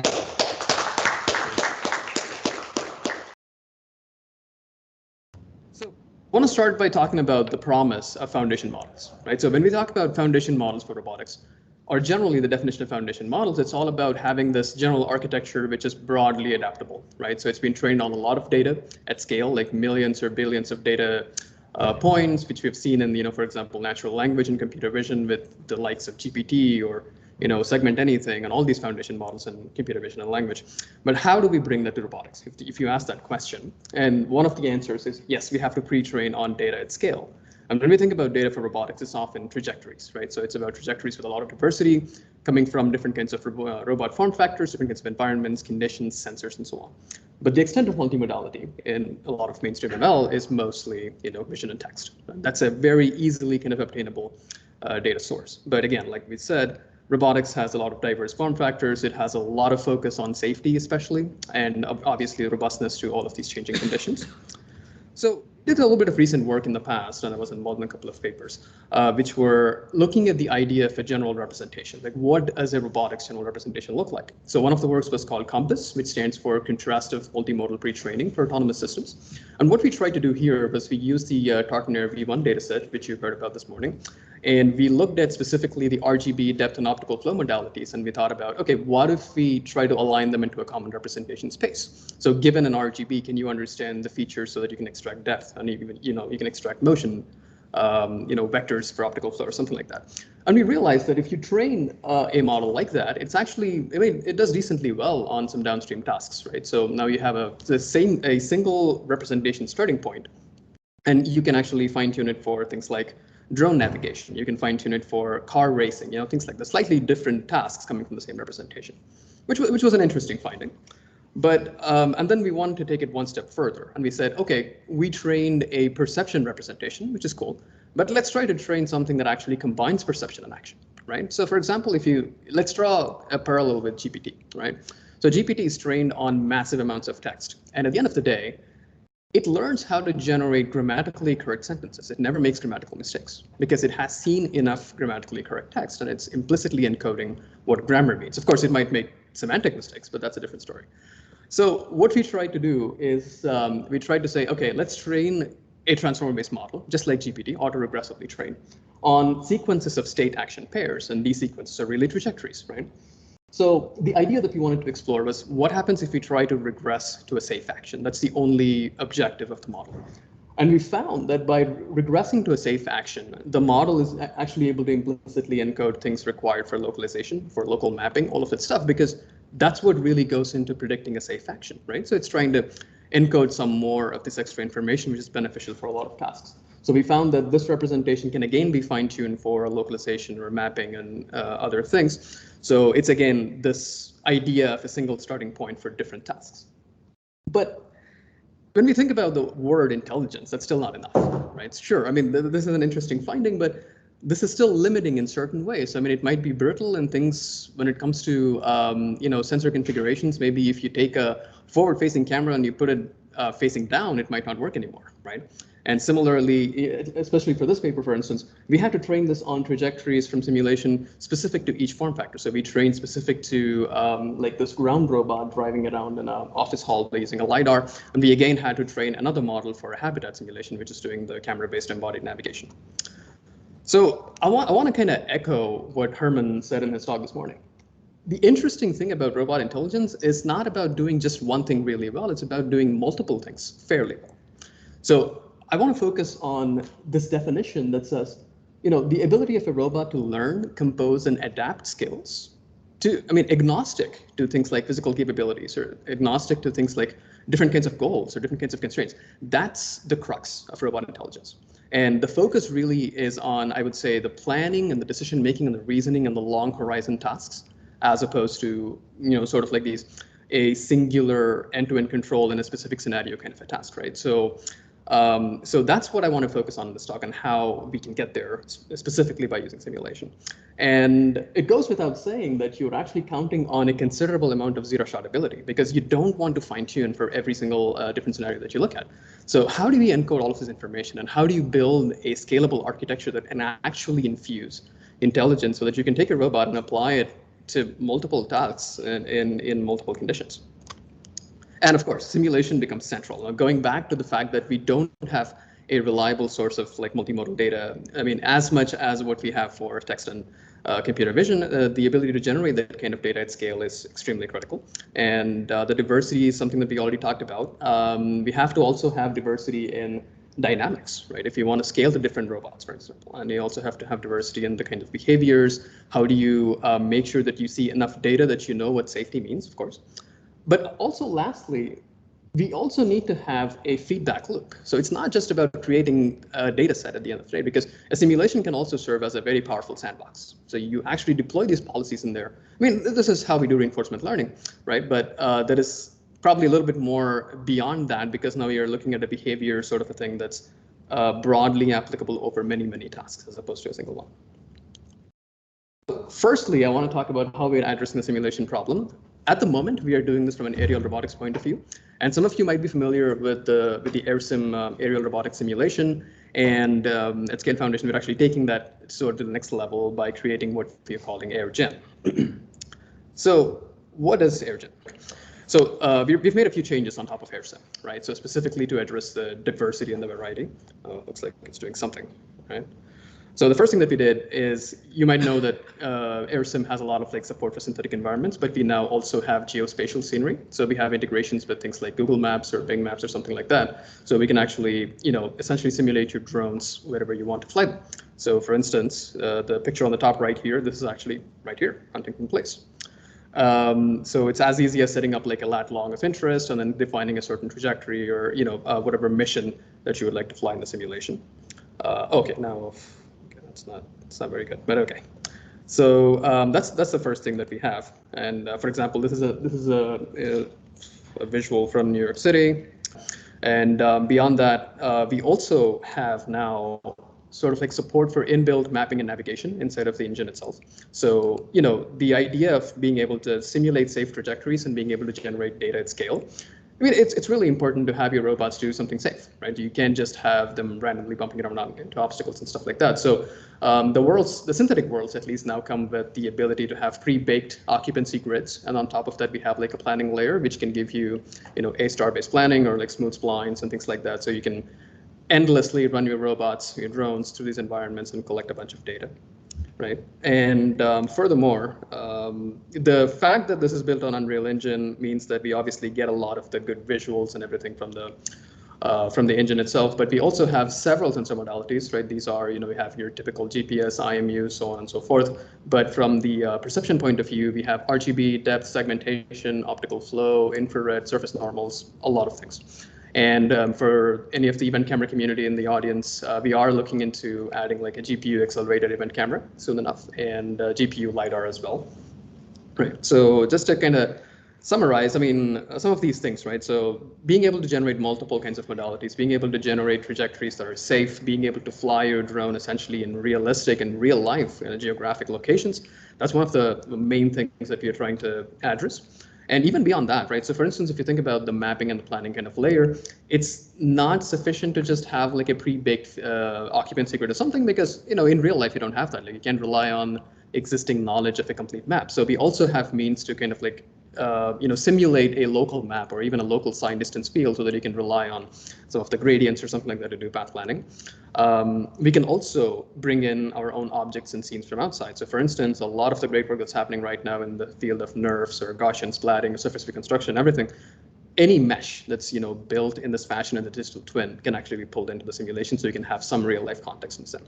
And in order to address the dynamics part of it, we can connect external physics models. So if you have like a very robust model that's sitting as a Simulink model or like a Python script or something, it's easy enough to connect it to AirGen so that AirGen can take care of the visuals and the simulation of the modalities, and then we get stuff from physics from the outside. And to kind of like end with that, we also have full control on the world because it's a simulation, right? So, lighting, weather conditions, randomization of objects and stuff like that. So really, at the end of the day, what we're trying to do is that we should be able to generate virtually infinite multimodal data, assuming we have the compute, of course. And also, this is like a cloud-ready kind of a thing, and we're working on the cloud integration as well. But for instance, it's as easy as defining a decorator in the scripts that we write. So we can literally say, these are the sensors I'm interested in, these are the locations I'm interested in. Go collect data, go move around this world, or like 10 different worlds, right? So we'll probably try to come back to the videos a little bit later. But now I want to talk about like, okay, we have access to the simulation. We have access to data. We have access to the ability to deploy stuff and then have them get refined or something. How do we use this for, robot intelligence, and what does it even mean? So we are trying to develop what we are calling GRID. It stands for General Robot Intelligence Development Platform, and it's a platform that is supposed to address AI problems in robotics. And it's a very simple, vague definition, but I'll get into details. So what are we trying to do here? Again, going back to the promise of foundation models, right? So similar to how you would go to GPT-4 and then you would just explain, hey, write me a code that does X, Y, and Z, or help me design a website, help me design an iPhone app or something. I mean, there's so much you can do with that, and that's really sort of like the most interesting factor there. And similarly, you should be able to come to a platform with a specification of a task and description of your robot and give it access to any API like sensors or control API or something, and just have it solve the task. And that's really what we want from an intelligent system. So that's what we were trying to do. We were starting to get there, right? So the way GRID works is that it ingests a bunch of these things, right, and it spits out code that actually works on the API that you've provided and tries to solve the task that you have at hand.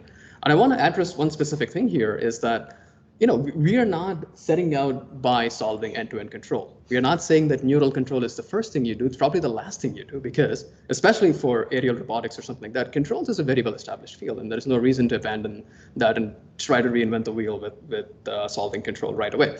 So for example, airplanes, I mean, they're pretty much autonomous, right? So they're almost flying themselves. You're just setting set points as a pilot. You're not actually controlling the control surfaces all by hand. So similarly, if we can rely on existing controllers, if we can rely on existing stacks, let's do that. Because the focus really is on the reasoning and the decision making and the long horizon planning. So GRID is kind of like separated into a few things here, a few blocks. So what we have is there is a foundation mosaic, which is a combination of foundation models. So these are all the models that are coming from computer vision, from things like visual odometry, anything that is relevant for robotics. We have a stack of those models, right? And then in between, there is an orchestration layer, which is really powered by, at this moment, large language models. So the large language models are the interface of the human, right? So the human specifies a task, and then the LLM has access to all of these models to try to figure out, like, how do I solve this task? And then there is the execution layer, which is how the LLM sets out to solve this task. Like, is it going to write code? Is it going to output actions, trajectories, or something like that? And kind of going into a little bit of detail on each of these things, Again, like I talked about, the models part is all about, computer vision models, things like visual question answering, RGB to depth, anything that we can think of that is relevant for robotics can sit in there. And then the orchestration layer is currently composed of LLMs, and you can think of it conceptually in a way that the features coming from all of these models are feeding into a common space. And then that common space is also taking textual inputs from the user and trying to figure out, okay, how do I write the code that will solve this task? And that code can run in the simulation, and there is feedback coming from the simulation, which is going back to the orchestrator, and that is a tight loop. So the orchestrator is getting better and better in terms of how do I solve this task and how do I align myself with the expectations of the user. And you can think of this as an analog to how ChatGPT uses RLHF, right? That the whole, the kind of like the eureka moment was when human preferences actually were fed in to the GPT model and suddenly it became a lot more coherent, a lot more responsive, a lot more accurate. And where does the simulation come in all of these things, right? So the first thing is when you talk about the foundation models, you need scalable data that's multimodal and spatiotemporal in nature with a lot of variety so you can actually train these foundation models and actually make them foundation models. The second thing would be this iterative refinement by deploying something in a simulation. So you're allowing the LLM to generate some code and kind of like evaluate the success or get some metrics back and try to optimize itself. But also you can propagate the gradients back and actually fine tune the LLM, and you can probably create a robotics specific code generation model. You can also create all of these specific, fine tuned foundation models that are, maybe more focused on the viewpoints that you care about, more focused on the environments that you care about, or the physics that you care about. So I'll quickly talk about a couple of examples that we try to do. And a lot of this is actually available in our GitHub, which I'll share the links later. So the first example that we try to do is a forest fire search and rescue op. And obviously this is something you would want to do in a simulation, right, as much as possible. So the idea is that, okay, if somebody's trying to set up a mission where you have to detect that there is a fire, you got to fly towards it and maybe do a search for, human survivors or something like that. I mean, these are the subtasks, right? So detect the fire, you got to fly towards it, you probably create like a search pattern, and you go look for humans. The key thing here is that this entire scenario was done by the language model, right? So it actually learned a bunch of reusable skills, like what does, for example, visual servoing mean? What does it mean to detect something and fly towards it? What does it mean to create a search pattern? And it's doing a lot of reasoning to kind of like get there, right? So it's able to use an object detection model. We use grounding Dino in this case. It's able to use a segmentation model through SAM. And it's relying on its own reasoning capabilities to figure out, okay, what does it mean when there is a fire? What should I do? For example, the fact that we have all these foundation models mean you can talk to it very naturally. You can say, what do you see? And it says, okay, there is a fire. I see a fire in the forest. We have to do a search and rescue operation. Where should we go? And it actually gives a very detailed answer about the fact that there is a cliff, the fact that there is water in the scene, the fact that there are trees, and it tries to reason about where it would be humans, potentially, right? And now we are grounding all of this with the interesting robotics model so that it's not just giving you a bunch of text, but it can actually take these, come up with these actionable interpretations and take actions and do something valuable with that.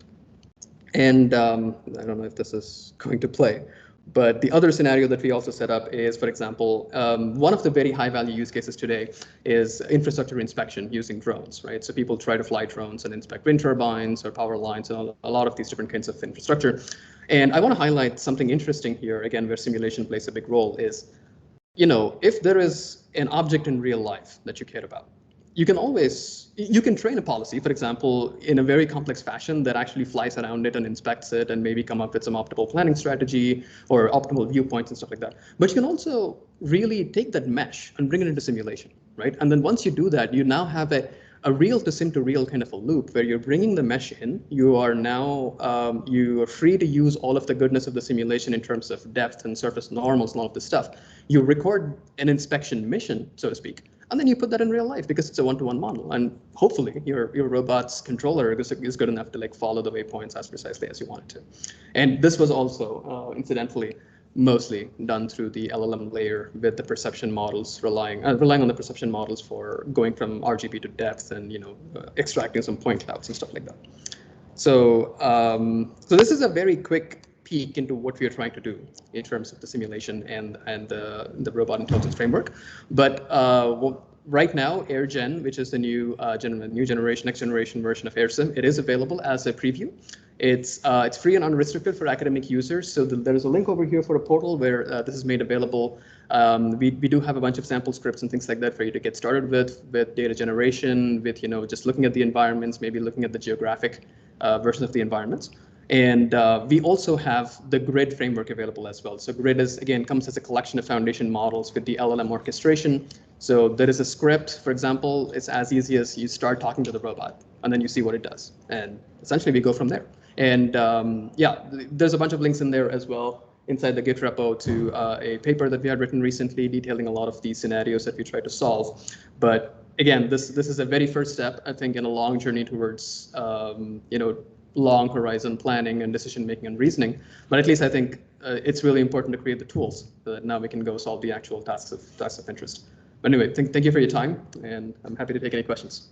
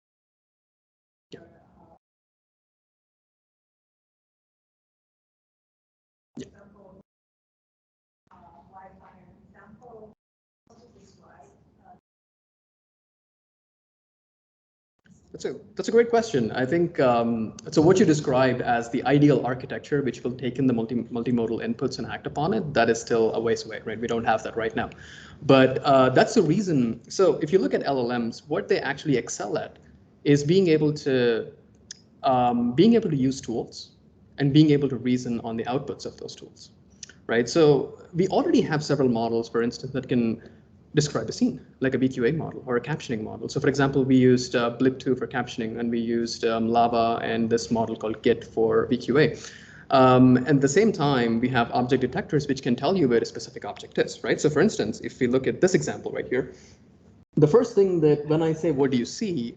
The LLM understands that when I say, what do you see? It can't see, right? So it has to ask a VQA model or something to get some output.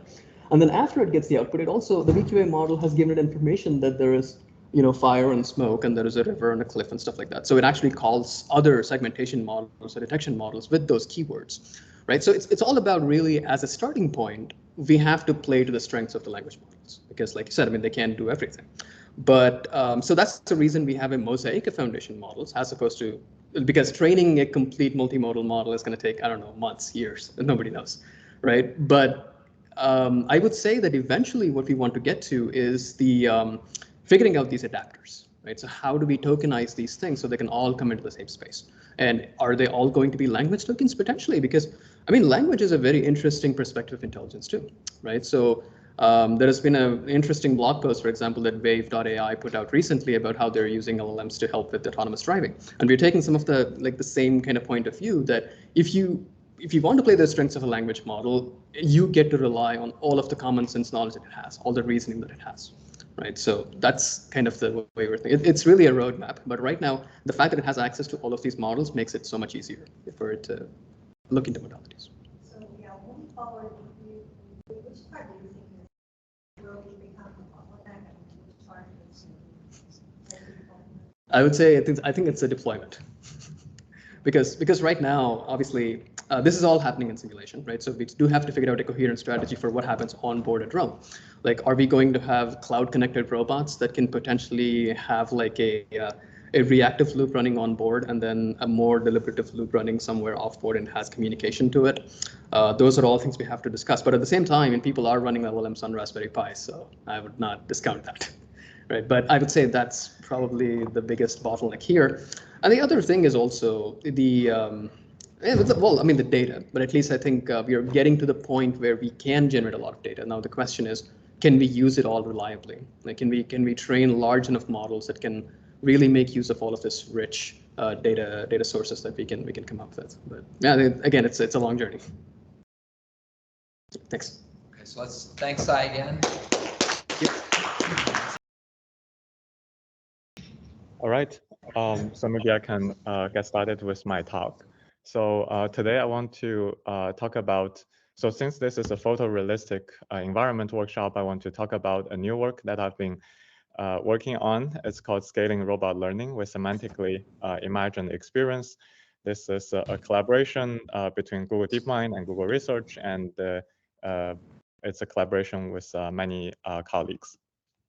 So recently, we see an interesting trend in terms of building photorealistic environments. So I can give an example of my own journey, and maybe it's also reflective of how the field is moving. So about 5 years ago, I've been working on creating this photorealistic environment called Gibson environment. In fact, the organizers of this workshop reached out to me and asked me if I want to talk about those works. And then I mentioned, hey, I have some new work. Do you want to hear about that? So right, so 5 years ago, what we are working on is mainly to handcraft a lot of photorealistic environments. So essentially, you will scan environments and then render them out using rendering algorithms or building like neural renderers to create very, very visually realistic environments.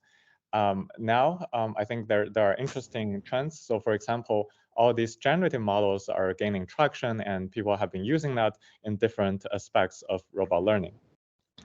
Right, so for example, text-to-image generative models are really, really good. And I've been thinking about, can we actually leverage some of those models to create simulation environments? Or in other words, can we use diffusion models as renderers or even as simulation engines? So this has led to some of the interesting discoveries that we have found, and how this could possibly change the robot learning landscape in terms of how we generate data and how we ingest those data. Just a quick recap of a couple of works that I've done before in terms of creating photorealistic environments. So this is a Gibson environment, which we released about 5 years ago. So this is a simulation environment. The physics engine is based on PyBullet, but we really made some interesting changes to the renderer. So we scanned about 572 buildings, and then we can render this out, and it creates very realistic appearance. You can simulate different agents in those environments, and it can simulate RGB, depth images, surface normal, and semantic segmentations. And you can simulate all sorts of agents like the wheeled robot, humanoid, or quadruped robots in this type of environments. So we use neural rendering actually before NERF was created. So it's a neural network that can convert the rendered output into something that is more like the real output. So that's Gibson environment. It doesn't address the issue of physics simulation, so everything is in one monolithic piece. And the next step is to, iGibson, interactive Gibson, is to convert the real world environment into articulated objects, into a set of articulated objects. Right, so now we have the robot, which is able to move through the environment and then interact with articulated objects in the environment. For example, here the robot is approaching the drawer and then open and close the drawer. So these environments are mostly human crafted, and we try to make this scalable, but it has really been a challenge of really to scale this up. So the Gibson environment has about 572 buildings, which take a lot of time to collect and clean up. And this iGibson has I think 15 interactive environments, which also is kind of challenging to scale up. And we want to think about how we can use foundation models to improve these. It's interesting also to hear about recent advances in foundation models and how people have been thinking about using them for robot learning, and also combine simulation environment with foundation models. So I really enjoyed Sai's talk before me. And our team has also been looking into using foundation models for robotics.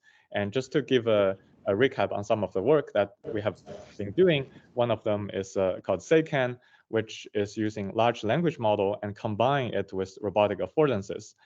It is able to solve queries like, I spill my Coke on the table, how would you throw it away? And bring me something to help clean. So every time it's going through the environment based on its current state, trying to decide what is possible. And language model is also trying to give a score of what will help in terms of solving the long horizon task.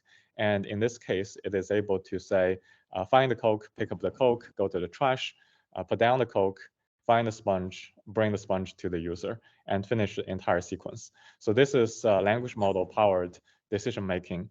And it's orchestrating a list of skills that the robot can do. And it is able to understand and parse human instructions and generate a list of actions to fulfill the human instruction. We have another set of work which is focused on low-level manipulation of robots. So this is Robotic Transformer 1 or RT1. It is an end-to-end learned manipulation model based on vision input, and it can operate different articulated objects or pick up objects or arrange objects following natural language instructions. It can do about 700 tasks with a success rate of 97%.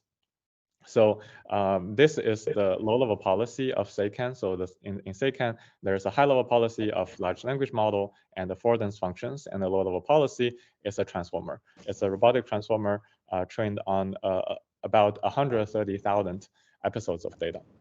So this is what I mean by decision-making with foundation models or foundation models for robotics. We are bringing a page from the book of natural language processing community and really scale these things up and try to build models and algorithms that are getting better performance with larger amount of data and moving it more closer to how, for example, LLM works. In this robotic transformer, we tokenize input and outputs, and it's a decoder-only transformer, and we train it with sparse categorical entropy objective. In the image tokenizer, we need to really pay attention because we want to run this efficiently on a robot, so it cannot be too many parameters. So we use a pre-trained film efficient net. And we also use token learners to compress the tokens. So originally there are 81 tokens and we compress them into 8 for faster inference. And finally, it is trained on large amount of expert demonstration data collected over 2 years. So now this brings us some inspiration. One anecdotal result of SeiCan is that what we find is that we can ride a wave of large language models. So just to give you guys an example, when we first released the SeiCan in March 2022, we used a model called FLAN, which has about 137 billion parameters. It's small in today's standard. And then the robot planning performance is okay. It is not that great. However, in about August 2022, we really scaled the language model up. We used the largest language model within Google, which has 540 billion parameters, which is the Pathways language model, PaLM. When we scale the language model to about 4 times the size before, we find the robotic performance also improves, right? Because the robot has a brain, which is a large language model, and by scaling this up, you are having better like reasoning and planning capability, and it's able to solve more complicated queries with higher success rate, and it's less prone to errors. For example, it's less likely to miss a step in this long horizon planning. So now we are thinking about, can we do the same for other generative AI? For example, image generation and image text-guided image generation. Can we use it to augment simulation environments, right?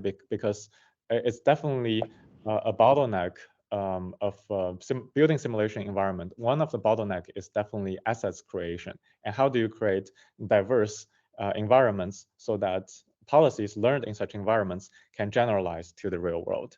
So that's why we are very delighted to see there are great progress in image generation models.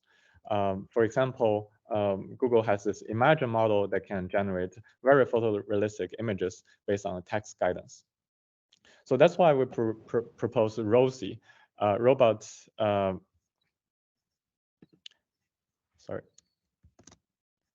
learning with semantically imagined experience. So here is how ROSI works in a nutshell. So basically, we can augment robot experience, basically these imitation learning trajectories, these expert demonstration data, we can actually augment it to different scenarios based on text guidance. So the robot is picking up a can in the kitchen, but it doesn't really have to be a kitchen. Like as you can see here, we can augment it to be a home or a supermarket or an office. And we can train a model to kind of be agnostic to these different backgrounds, but we could also really target the image generation with text guidance. And then you have paired text data and all the new augmented trajectory. I will give a couple examples later. But I also want to highlight that this is really a trend in the community. Like people have been exploring using generative models to augment robotic data and to augment the robotic experiences, essentially using the generative models as a new renderer or a new simulation engine. Some of the notable concurrent work of ROSI would be Cacti or GenAug. GenAug actually won one of the best system paper in robotic science and systems, right? So other people have also been exploring this direction. So now we can zoom a little bit into how ROSI works, how we use generative models to create robotic experiences and then train a robot policy. So our pipeline has four modules. Let's break it down. So first, we use a large language model to propose augmentations. So you give this algorithm an objective. For example, I want my policy of a robot putting a can in the drawer to be more robust to object presence in the drawer or clutters in the drawer. And then large language model will propose augmentations. The second is region localization. So we leverage open vocabulary based image segmentation to solve this issue. And third is text-guided image editing. So we use Imagine Editor algorithm for this part. And finally, we gather a lot of the data and train it together with real data, mix it in, and train a robotic transformer policy down the road. So the first step would be, here is an example, place Coke can into top drawer, and I want it to be robust to cluttered top drawer. So now the large language model will propose that I want to detect the open drawer, and I want to mask out robot arm and robot gripper, and also want to put, for example, toy blocks in this open drawer. It's purely like automatic. And then this image masking module would mask different module in the environment and pinpoint where exactly to augment in the scene. And third, there's the Imagine Editor, which takes in an image editing command and then modify the environment. So it's actually putting another thing in this image. In this case, it put a can in the drawer. It is not always perfect. So for example, we instructed to put a toy block, but it put a can. We think it's fine. So in a grander scheme, it does the augmentation, and it's more likely to be correct than not. And also, it's always just good to add some like augmentation in your training data. And finally, we train a robotic transformer policy using this type of augmented data. Right, so just diving a little bit deeper into the image editing module. So it takes an image and also an image mask. It takes into a text command. The text command is encoded using a smaller language model, in this case, a T5XXL, and it's then editing the image. using a two kind of iterative approach. It first edited in a lower resolution, 64 by 64, and then there's a super resolution module that upscale it to 256 to 256.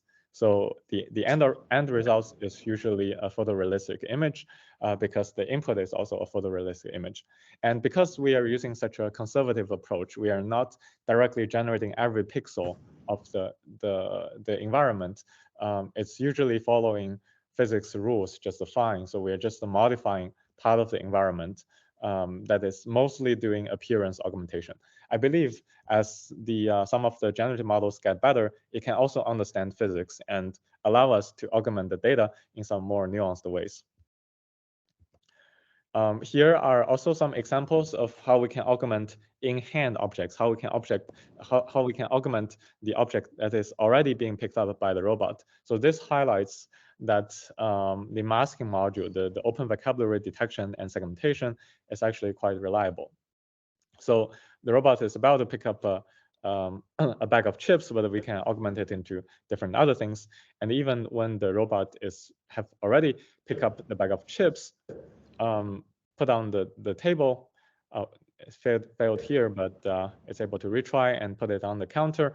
We can actually augment it into towers of different patterns.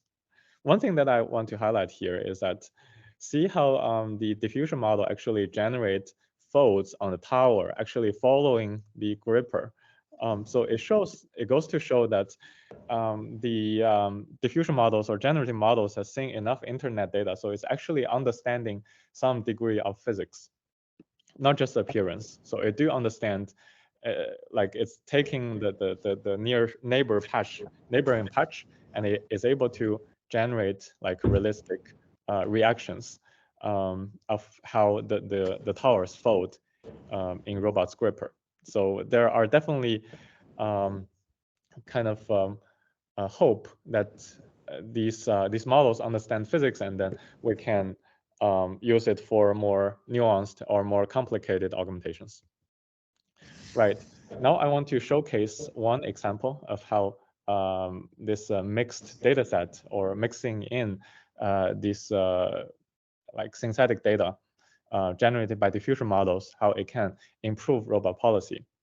So here is the deal. So we have a robot that is in front of a drawer, and the robot has been practicing picking up putting the Pepsi can from the counter to the drawer. We do some augmentation. We actually augment the drawer into a sink. So the robot has never seen sink before in the real world. So this is actually the first time the robot has seen a sink, but it has seen it throughout its diffusion models, throughout its kind of dreamed up version of the sink. Here is the data augmentation. As you can see, the data augmentation quality isn't super high. Like it's not a by frame consistent, but it has a flavor of sink. And I think that's all we need to train a vision-based visual motor control policy to put a can of Pepsi in the sink. So this is in the real world rollout, the robot is able to put a Pepsi can into the sink. This is quite interesting to us. And to validate that this is actually caused by the augmented data, we would compare it with a training without adding the augmented data. And as you can see, the augmented policy, the policy trained with augmented data is able to grab the Coke can and Pepsi can and put them into the sink, versus the vanilla policy RT1 trained on just the real world data is not able to do that. So we have done extensive quantitative study and showed that this augmented data can improve the policy robustness and also generalize to new scenarios that cannot be done otherwise.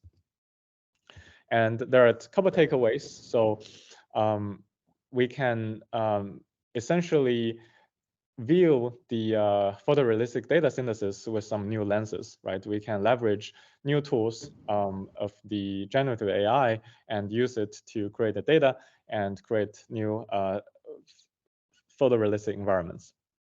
We can use off-the-shelf text-guided image generation to do that. It can significantly improve data diversity and generalization of manipulation policies. There are also a couple of limitations. So currently we only augment appearance, which improve the robustness of this visual motor control policy. But we could also look at, for example, other modalities such as depth or sensory modalities. Currently, we are not enforcing temporal coherency, so we are relying on the underlying policy to be able to handle that. So we use a transformer policy which has a history length of 6, so it's able to handle some of the temporal inconsistency and still be able to manipulate. But this is really at the mercy of the policy to do that. The diffusion model is computationally expensive, so how we can do that efficiently is also an interesting questions. With that, I would like to conclude my talk, and let me know if you have any questions.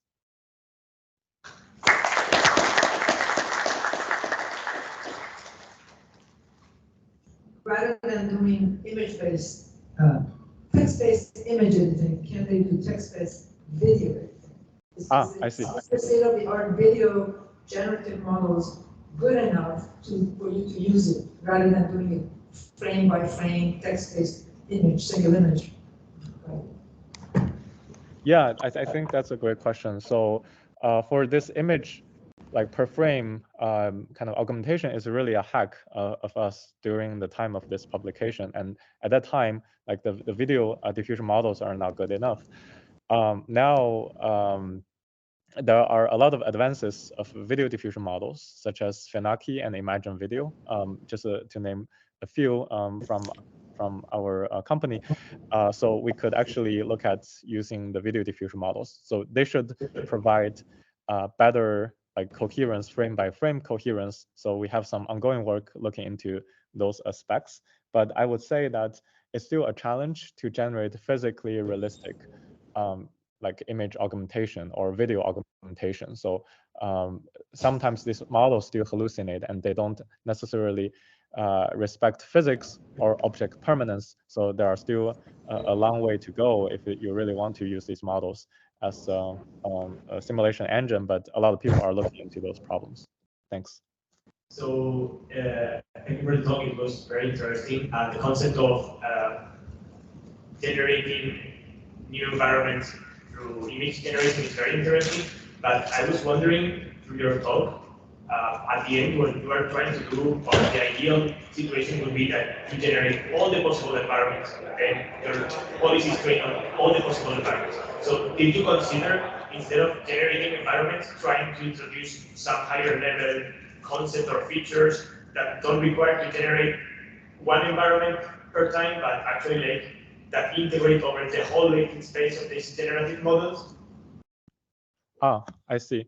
I think that's a really interesting topic. So I think what you are mentioning is essentially learning some sort of invariance so that you don't have to generate things anymore, or learn some equivariance so that you can be more kind of efficient to the parameter of the neural network. However, I want to say, well, I think that's a promising approach. I think you can learn a latent space that essentially ignore the appearance of the thing and only focus on the object at hand.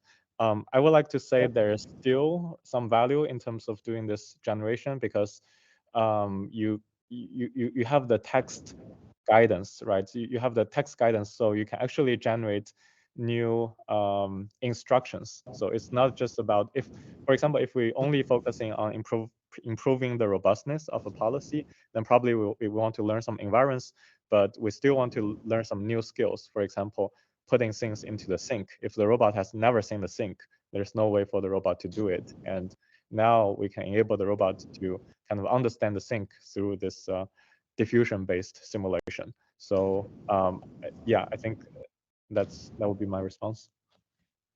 Thank you. It was very clear. Okay, thank you, Fei. Cool. So yeah, hi everyone. I'm Heni Amor. I'm an associate professor at ASU, and my talk is on generative models and immersive mixed reality environments for robotics. But to be honest, I mean, given that there are already so many really cool talks about generative models, I'll kind of tone that down. And since I'm also the last speaker, and between you and your dinner maybe, I'll keep it entertaining and kind of fun for you. Okay, so in that vein, do you know that there is a special version of Mario Kart called Mario Kart Circuit? And if you buy this version, you actually get like a small RC car, which you can imagine as a sort of a small robot. And so you have Mario kind of roaming around in your kitchen. But at the same time, if you look through the screen of the Nintendo Switch, you actually see an augmented environment using all of the elements of a typical Super Mario game. And so now you have this really cool mix of a virtual environment and the real physical world, because there's actually something moving in your kitchen. At the same time, I'm pretty sure we're all familiar with Pokemon Go that created some craze a couple of years ago, and it's still ongoing. So here, Nintendo uses or leverages your phone that you always have with you in order to kind of create a virtual environment that you can always interact with. And so the goal here is to walk around and catch these virtual characters, the Pokemons. Another example would be just from last week. Lex Friedman, who has this very famous podcast, he had this interview with Mark Zuckerberg, and the entire interview was held using Oculus in a virtual environment. And what's really cool about this is they were actually sort of interacting as avatars, and the avatars were completely photorealistic and super uncanny. So even the small mannerisms of the face were captured. And of course, last but not least, the HoloLens. Some of our labs maybe even have a HoloLens. Some robotics people are already using it. And so what we see here is a diverse set of examples of these mixed reality environments. They all have something in common, but they're not the same, right? So I wouldn't necessarily compare the Mario one with, the Oculus Rift one. There are some differences and similarities. So how can we kind of group all of this together? That's actually something that people in the VR community have been discussing for quite a long time. And so there is this concept of reality-virtuality continuum. This was introduced in '94 by Milgram and Kishino. And the underlying idea is that we don't necessarily have a bipolar sort of distinction between reality and virtual reality, but rather it's really a spectrum. And there are different gradations along this spectrum. So you can, for example, have completely real world, or a real world on which you superimpose sort of a virtual element. Think of superimposing a robot. At the same time, you can have something that they call augmented virtuality. You can have a virtual environment, and you bring or choose to bring into this virtual environment some real world object, a human or a real world object that needs to be manipulated in the robotics case. And of course, on the one spectrum end, we have also completely virtual environments. Now, what do we mean by mixed reality? When we're talking about mixed reality in the talk, is basically being somewhere along this spectrum. So as long as you are somewhere in the spectrum, that's called mixed reality. And so the opportunity that we have here for robotics is to basically pick and choose between real worlds and simulated worlds for whatever purpose we want to use it for. For example, testing a robot, testing human-robot collaboration, and so on. So we don't necessarily need to think about these sort of extremes. Okay, how can we use this for robotics? What are the real opportunities? Well, typically in robotics, when we talk about simulated environments, we talk about something that we see here on the left, and I think we've seen it today in the talks quite a lot. We have some simulated world and a simulated robot, and this allows us to create, or allows the robot to undergo safe repetitions of a task. We have lifelike sensations, so the robot can see maybe a virtual environment that's very realistic, like in the real world, but there's still maybe some differences, right? So that's why we need sim to real transfer. This allows us to also undergo different or a diverse set of scenarios. There is no wear and tear on the robot and scale. However, this misses a really critical component, the human. So a human can have a really critical contribution to a learning robot or any robot. So for example, the human might be defining the task or structuring the task in a learning environment. A human might be the expert who provides demonstrations.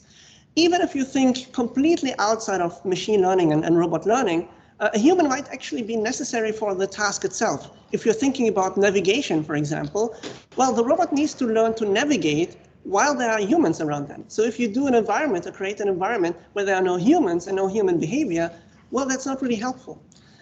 Similarly, for many tasks, robots need to engage and collaborate with humans. So really, human interaction is really critical, and immersive environments can help us actually bring that into our simulations. But not only the human, we can also bring in the actual physical embedding of the robot, the physical robot, and we can bring in the real environment.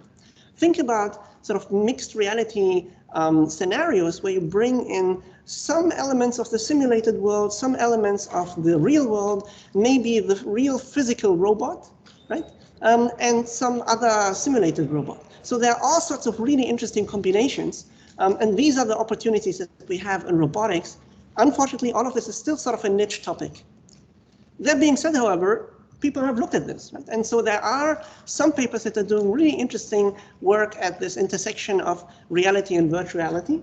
So for example, from the Berg Academy Freiberg Technical University in Germany, they have this cave environment. And you can think of a cave as basically a room where the walls are projection screens. And they bring into this cave environment a virtual simulation of a subterranean environment. So that allows humans and robots now to interact with each other and test a scenario without being in a hazardous environment and without any pollutants. What's cool about this is that you have two robots that are real physical robots, and the robots, as well as the human, share the same physical space, and they see the same things, which is this virtual environment or virtual depiction of a subterranean environment similar to the DARPA subterranean challenge. Here with ABB, we see one example where they actually use your cell phone in order to show you, preview how the behavior of the real robot would look like in a specific physical environment. Covariant AI is using a virtual headset or virtual reality headset in order to teach a robot a specific new task. And the final example is from the ASU Meteor Lab, where they actually use HoloLens to display a robot that's not there. They use this for planetary mission planning, and they have a collaboration with NASA where they can basically sort of superimpose into the real world the planetary robot. So there's some work there. It's still unfortunately a niche topic, but in my lab, we're actually trying to investigate this and see what sort of interesting combinations can we get out of this. And one setup that we developed, or one system that we developed, is called Immersive. And here at IROS, we're presenting different aspects of Immersive in different papers that are presented in the main track as well as in workshops. And Immersive is actually kind of a low-cost way of doing or creating immersive environments. Here we see the setup. We have a human, and the human is standing in front of a real robot, as well as a projector. So we're using the projector, we project onto the table a manipulation table, a table where robot manipulation is going to happen. We project a virtual environment. Now, the human can interact with this virtual environment where we also see a robot. Actually, can I use this? Maybe I can, yeah. So we see also here a robot, a virtual robot. So this is now sort of from a first person or third person view of what the human would see. They would see a virtual robot, virtual objects, and they can start teaching, using their own motions, they can start teaching this virtual robot tasks. They can also tell the robot or tell the environment to create new objects and place them on the table. Once the robot, the virtual robot, has been trained, we can switch to the real robot and execute a learned policy on the real robot. So you have now the switch between a virtual environment and the real environment. You can sort of mix them together. There are three elements to the immersive setup that I would like to talk about today. One is the immersive projection itself. How do we project, and how do we make this immersive to the human? The second element is the content generation. That's actually very much in line with what Faye already presented. And the final thing is, how do we make this intuitive and interactive for the human? Okay, let's start with the projection itself. This is actually a very simple methodology. You use a projector, you project on the table the virtual, sort of as a virtual screen, what is seen in the world. However, at the same time, we also do head tracking. So we track the position and orientation of the person. And as a result of that, if you're standing in front of this the scenario, it looks like sort of a holograph to you. It looks actually rather 3D. Huh? It reminds us a little bit of the scenario in Star Wars. So kind of a holograph that's kind of popping out of the table. So even though it's a perfectly 2D projection, to the human eye, and because of the so-called parallax effect, it actually looks 3D and sort of in the scene. To highlight this, here's another video. This is an early video that's a little bit clunky and not so high quality. But you can see here, as I move around with the camera, we see the scene from different angles. And this is here displayed using these cubes. And so as a result of that, we can use this now as an environment or as a canvas on which we can place 3D objects. And to the human eye, they actually look plastic. They look 3D. We can also use it for other purposes, which I'm just kind of hinting at here. Yeah, unfortunately, this video is not playing, but think of a scenario like this where we have this virtual robot that you see there, and it's always moving 1 second ahead of time, ahead of the real robot. So this robot here is sort of a preview of what the real robot would do 1 second into the future.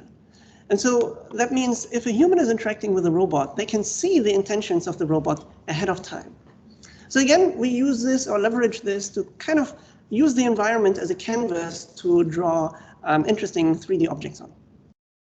Now, let's talk about the content creation. How can we generate content? This is, as I mentioned, similar to what Faye already presented, but with a slightly different twist. Here, we're interested in creating actual 3D objects. And the reason for that is that we want our robot to learn how to interact with the shape, with the geometry of the 3D object, and generate a variety of diverse shapes, maybe still for the same type of object, the same semantics, let's say cans or mugs, right? So we want to generate different 3D models for the same semantic class. And here I'll give you just an example of how we do this, because normally this would in itself take an entire talk. Imagine you would tell a system, create a picture of a tasty hamburger. Or the way we do that is we create this prompt, create a picture of a tasty hamburger. So if you tell our system, I want a hamburger, it generates this prompt. And then we use sort of an off-the-shelf diffusion model to generate an image of that. You can use Stable Diffusion, Imagine, DALL-E, any one of those. Now comes the interesting twist. We take that image and we run it through depth estimation. So we have a neural network that can take an RGB image, and for each pixel in the RGB image, it spits out the depth, the corresponding depth in the scene. If you have both of these, then you can run that through a point cloud. So it turned that into a point cloud. And the point cloud can also be triangulated then. What you get as a result is 1/2 of the object. And this is sort of the hack that we have in our system. We can only work with objects that are symmetric, where the backside is kind of the same as the front side. But at the same time, more recent diffusion models also allow you to change the perspective. If you're generating an object, you can basically say, I want the front and the back of the object. At the time of writing this paper, we didn't have that. So that's sort of the hack that we have in the system. But with that assumption or constraint, you can now create really nice and tasty looking 3D objects in this case. And at the same time, you can also reuse the RGB image to kind of plaster it as a texture on top. And you have like a perfectly fine usable object that you can use to train your robot with. What this allows us to do is to also generate a diverse, sort of an infinite set of variations of a given object. I just sort of highlighted that here with donuts, hamburgers, and apples and whatever.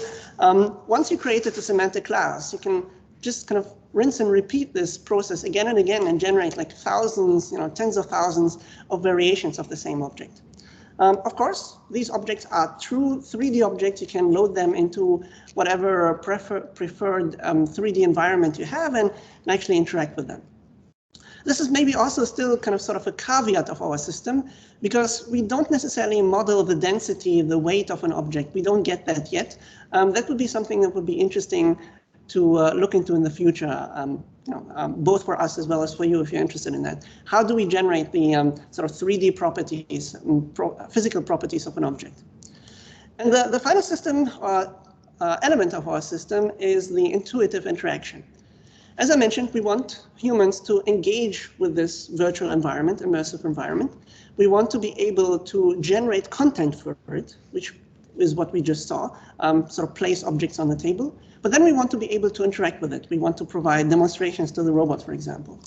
Unfortunately, the commonly available hardware for this is either sort of clunky to use. For example, the space mouse on the left there. We use that for a couple of papers, and this is torture. It works, but it's no fun at all. The joystick is fun, but can be at times tricky to use in 3D environments. It's created for screens. The mouse is also super intuitive, but it doesn't have this 3D element. There are other devices like the Phantom that are great for 3D, but unfortunately they're not as common and can also be expensive. So here we took inspiration again from Pokemon Go and the Nintendo folks.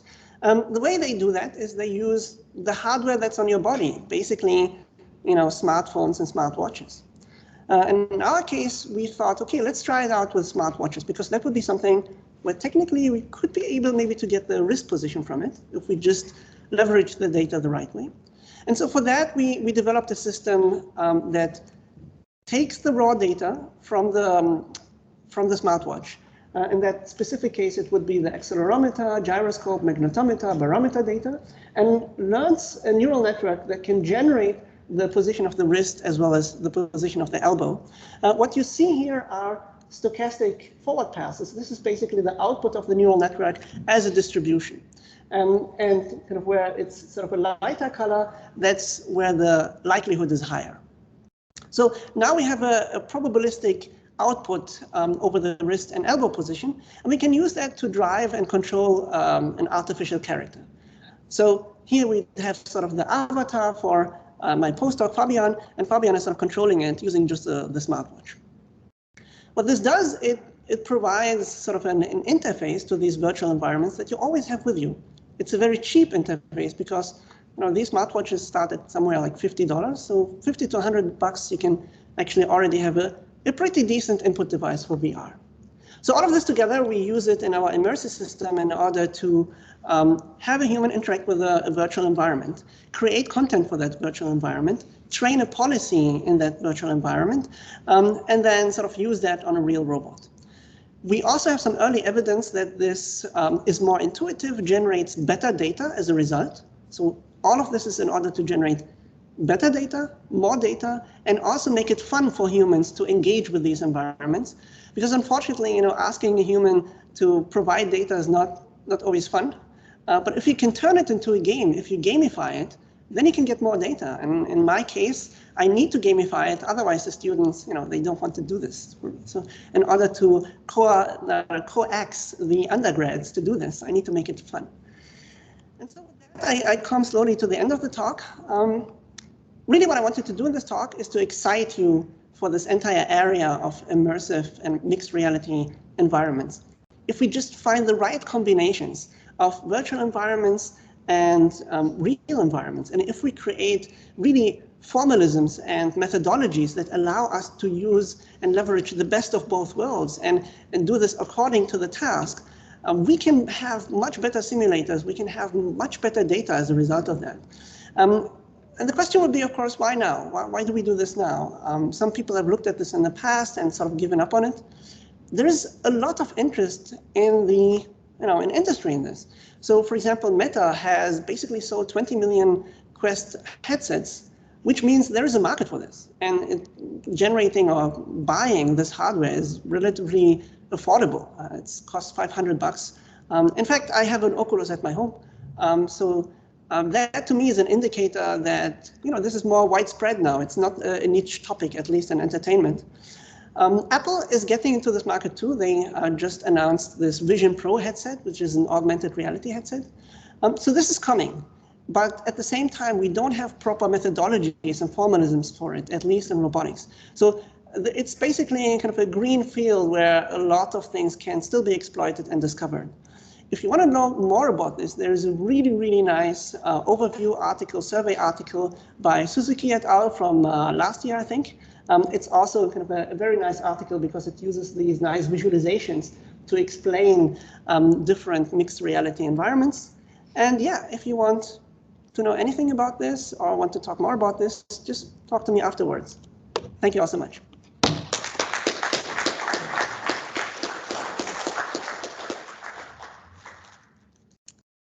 With your projector system, I was curious how much calibration is necessary for that, how much setup time, or is it really sort of There's some calibration that's needed for that. That's true for a lot of projection-based devices.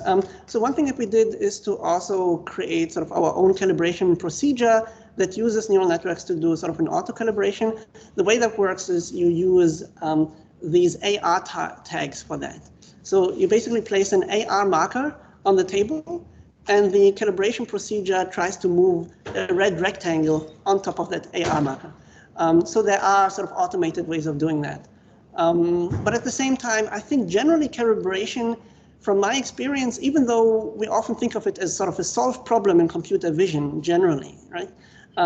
In practice, there's always like a little bit of an offset there. And so it's actually many times in practice not a solved problem. And what many people often do is sort of calibrate many, many times and use sort of the global optimum out of that. And so that might be true here too, that you calibrate 5 times and take the best. Samuel, I asked for the molecular camera depth recovery. Yeah. Yeah, so what's the network? So there are a couple of networks that can be used for that. We had a paper by one of my students who developed his or trained his own monocular depth estimation. But in practice, I would say if you want the latest, you would like to probably use the MIDAS network from Intel. That's a really powerful depth estimator. And because Intel is behind that, they're constantly updating it. So kind of they're increasing the data set size basically every couple of months and releasing a new version of that. So you can train your own network for that, which you can think of as sort of a UNet type of network. You shrink the images and blow them up as depth images. So you can do that, train it yourself if you have a specific scenario in mind, or you can use the MIDAS sort of off-the-shelf network. So how accurate is this depth estimation? So what I experienced from my own works is that it's really, really impressive in relative depth. So if you have one object and another object, basically, and maybe kind of yet another object, so the relative depth, how close is object A to object B versus object B to object C is really, really good. The problem is that these networks don't give you metric depth. It's not in meters. It's just like it's not absolute, right? So it's like in some measurement space. And now it's for you to sort of turn it into meters. And unfortunately, that calibration at times is not so straightforward because especially kind of if you have very nearby objects and very far away objects, the transformation is nonlinear. It's not that, with every meter in depth, you actually sort of get a meter in depth from the depth model. It might be 2 or something else.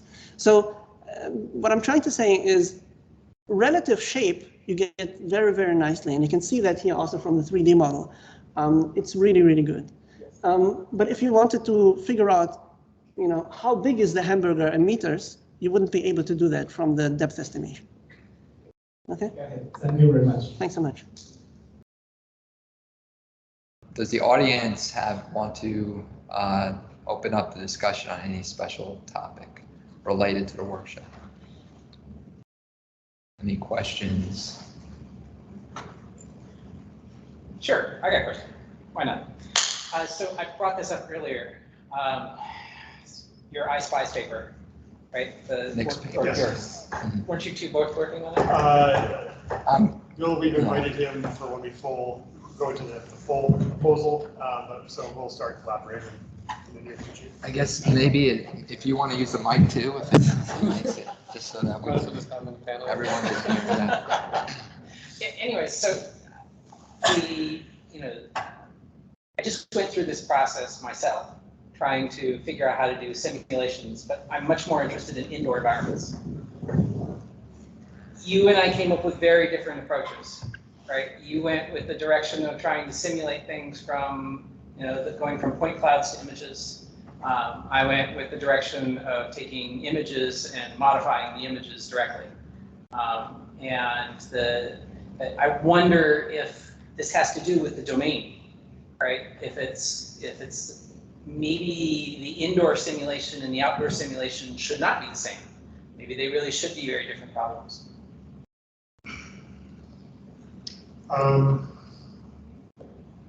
Oh, I mean, we found the indoor to be more challenging, largely because counterintuitively it's a smaller space, but we needed much more scans. Really, it's not even counterintuitive; it makes sense. Just because there's so much more occlusion, there's more objects. We need to view everything from different angles. So the results worked pretty well. The issue, though, too, indoor, we had this bookstore. And the laser, it's a color laser scanner, has pretty fine resolution, but we lose all the details still when we render it. So book titles are gone, specific objects are gone. And so you do end up with a texture which from a distance looks fine. Up close, it's gone. So, in that case, probably the photos would allow you to replace textures and things that they're supposed to be. So yeah, I guess your point. There's different techniques or complementary techniques for capturing these things.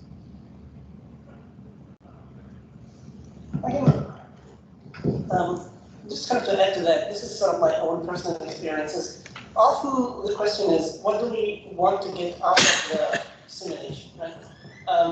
And 2D manipulations have been good to sort of generalize to different environments. So that's what we've been using it, in a couple of examples. So if you're doing, for example, end-to-end control, and the input to your policy is an image, then so these 2D image manipulations can help a lot to ensure that your policy is robust. Also can help you to identify under which circumstances it's sort of not robust, and you can then feed that back into your training set and sort of have an adversarial example. However, when it comes to things like manipulation, doing just image manipulation is probably not going to cut it, because you also want to see what type of an effect does that have on the input, on the sensors of the robot, right? So the shape of an object as you physically interact with it affects the state of the robot and affects sort of how the next states are going to unfold in the robot. And so that's why, in my specific case, we sort of opted for the 3D approach, because we wanted to make sure that the robot can physically interact and that those interactions are meaningful. But we also have another project where we did the 2D image-based manipulations. And there's probably many other sort of reward functions or objectives that you could use, and depending on the objective, you end up with different types of simulations. One thing that I've always found super cool, but never could make it work, it's one of those things, if only you had the right PhD student. So Intel had this really cool paper where I think they used Scala or one of those other simulators, right? So they had an actual 3D simulator. But then they trained the neural network to take the output images and then sort of make them more realistic or to kind of change that. And all of that was sort of integrated. It was not sort of system 1, system 2. I thought that was beautiful because you get the best of both worlds. Right? And if you can make all of that also somehow differentiable, so that's basically a neural rendering engine. So that you sort of intertwine the two components, that would be beautiful. Of course, this is sort of a long-term vision, but that's how I feel about it. Yeah, I could probably add a little bit there. So I think, yeah, from my experience, the biggest delta is often the sensor models that he was pointing out. So, for example, depth cameras stack very differently indoors versus outdoors. A lot of the depth cameras, although they're marketed as such cameras in general, they actually don't work outdoors, right? Sure, you can rely on LiDARs, but again, you have great considerations all the time. And I think just kind of along the lines of what you were just describing, I think data-driven techniques for enhancing sensor realism, I think that's going to be super, super beneficial. Right, so there's been interesting work on, kind of replicating real-life noise patterns on sensors using data. And so we looked at it a little bit through LiDAR. We actually applied it on Carla as well. So we wanted to see in an automotive kind of automobile kind of a domain, if you look at the LiDAR scans in real life through Waymo datasets or Argo datasets, can you replicate those noise patterns in Carla? Because obviously there's not so much you can do in terms of intensities and rate drop in simulation, right? So I think the same approach you can use for depth, thermal, I don't know what have you, right? So I think, but again, neural networks can be a good way to bridge that gap in simulating at least. I think we saw twice, Katie and Josh this morning were using Gans, right, to generate noise that is realistic. I also like to add something from my personal experience. So I worked a little bit on the off-road driving part, which is mainly focusing on outdoor environments. So one thing I find typically very hard to simulate is the interaction between robot and terrain. I think that's still missing in the current simulation. So in that project, we actually moved away from simulation and rely on QA, real world robot data. So I wonder, yeah, any other researchers in the panel have some thoughts on simulating more realistic interaction between robot and the scene. You just touched on Yeah, that's a challenging.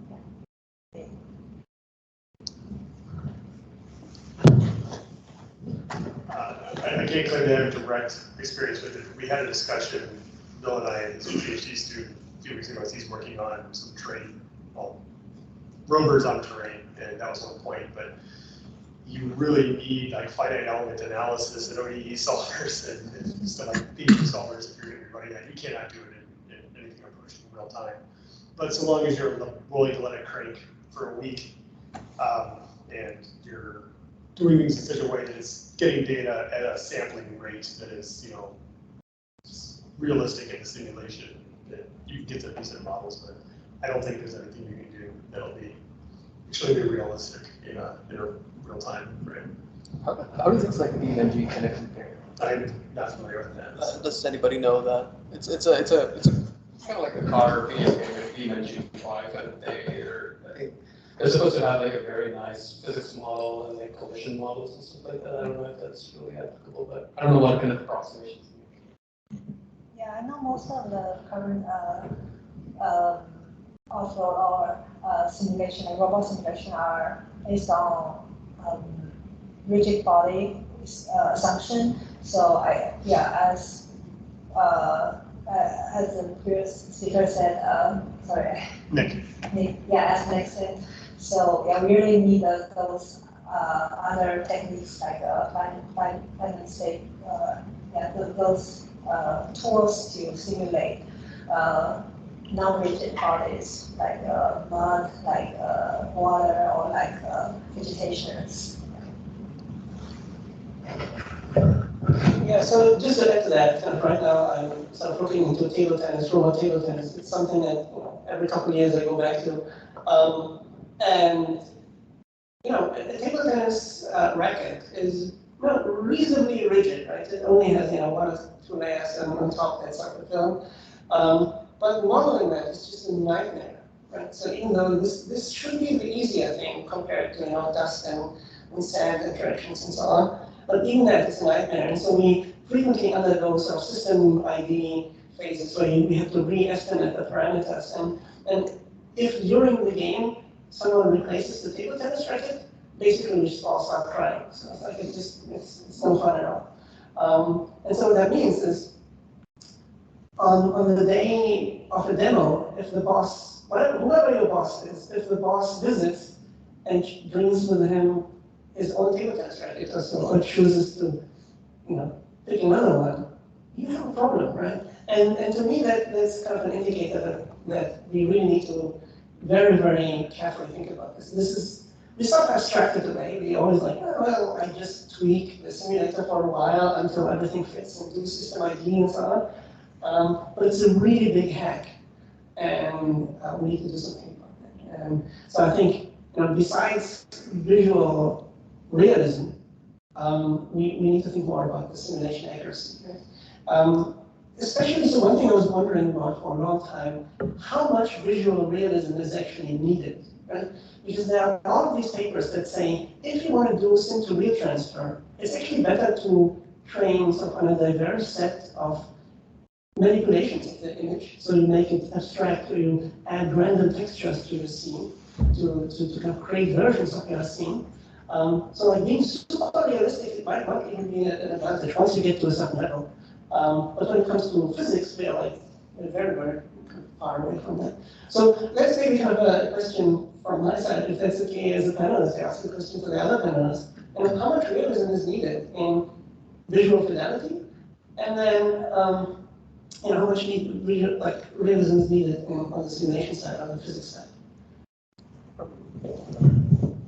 Yeah, I definitely agree that visual fidelity is not the only thing, and obviously there can be a lot of it too. There can be too much of it, and you don't want to stay in the sim-only space where your policies or whatever, they don't generalize. But I think the more important things would be things like being able to interact with like a rich, diverse kind of objects and have these interactions lead to more interesting behaviors and stuff like that. I think that's where simulations need to go. But on the other hand, I also wonder in terms of the discussion on terrain and so on, right? So I've seen some interesting papers recently on legged robots being able to navigate various kinds of terrain.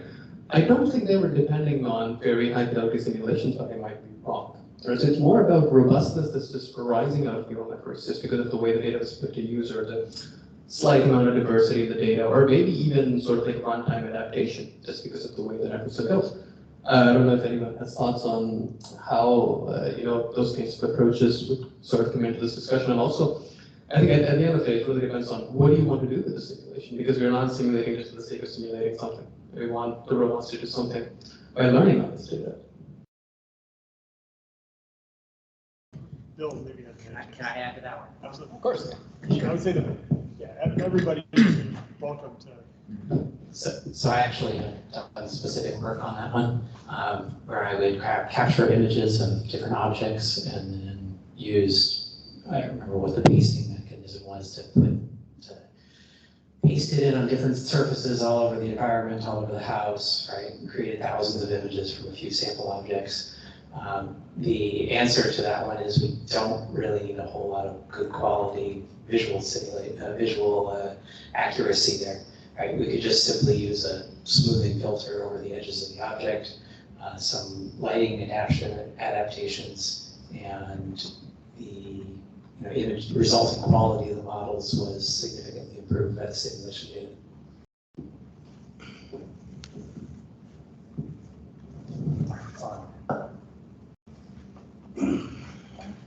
Yeah, I also agree that sometimes diversity is more important.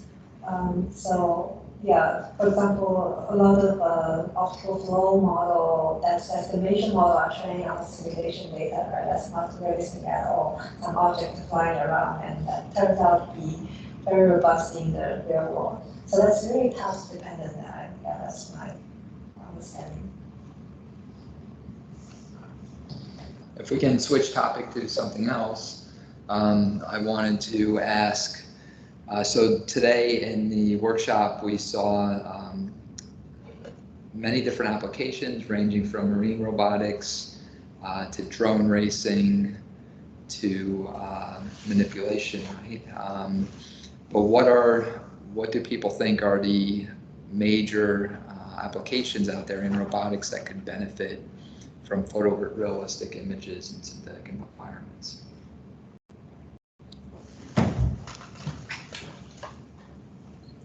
I've said this already, but I think the answer is homes. I want to be able to put a robot into somebody's house and just drop it into their house and have it work. But there are thousands of objects in those homes that aren't included in our major data sets that we want to have the robot suddenly recognize. So we need to be able to rapidly simulate a large number of the critical objects for that home or for that particular scenario so that we can adapt the robot, customize it to the particular application. So yeah, I think the household environments are definitely something that's probably going to be the next big thing that everybody wants to kind of focus on.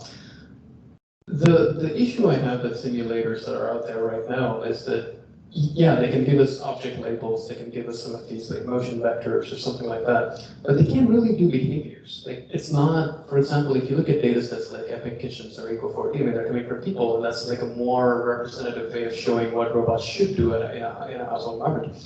I don't think we have a simulator like that. I may be wrong, but at least not the richness that we want for people, right?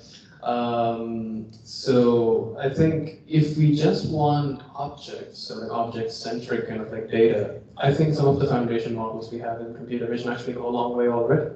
Right? It's the behaviors I think that are going to be tricky. Right? I don't know what's a good way to simulate that kind of stuff.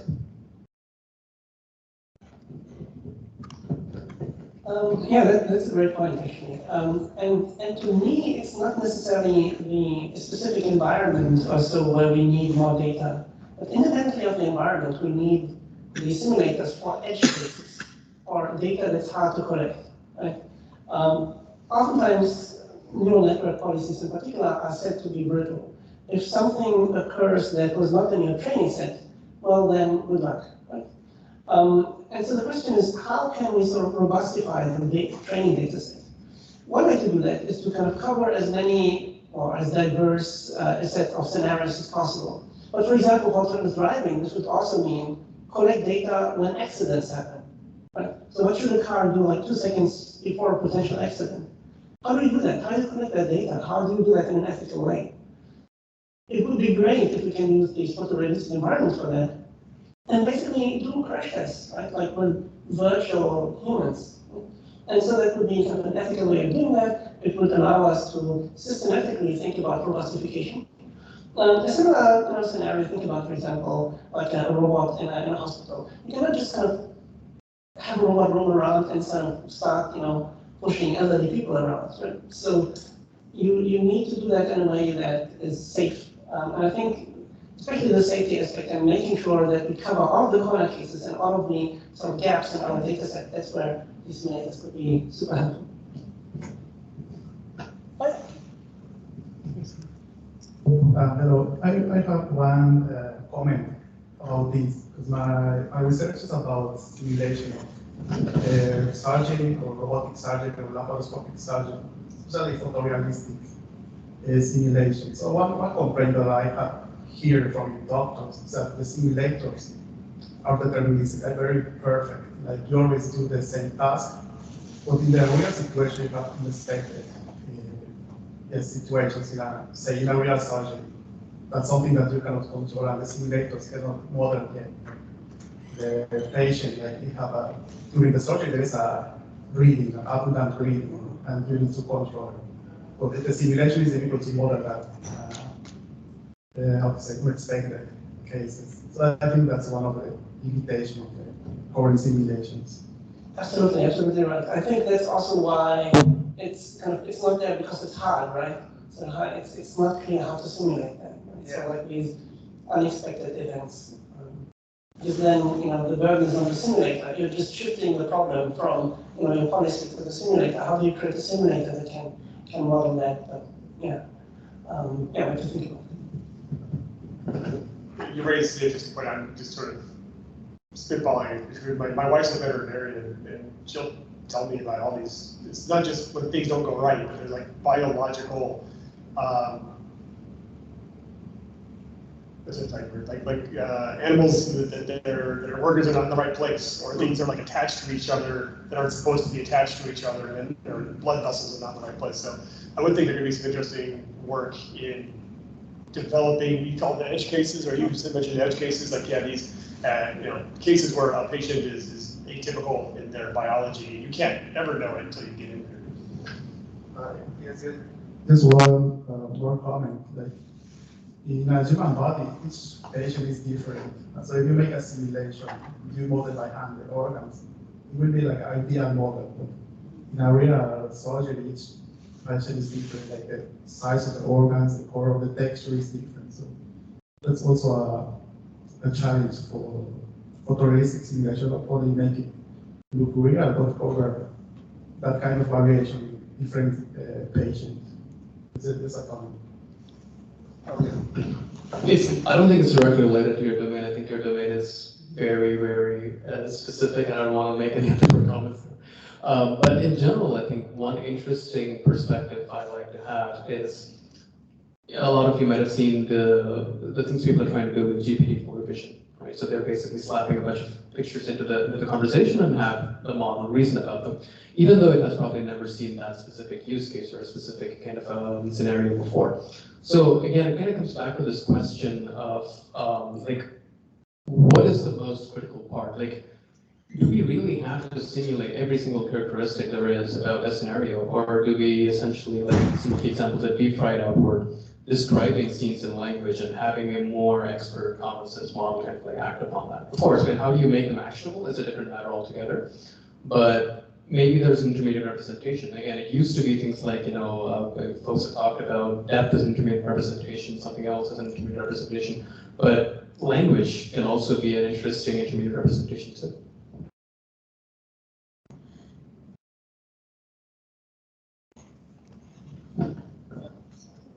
Yeah, I think I just have a quick comment. So basically, it seems to me like this a lot of area is hard to simulate, like the surgery situation, like off-road driving scenario I'm working on.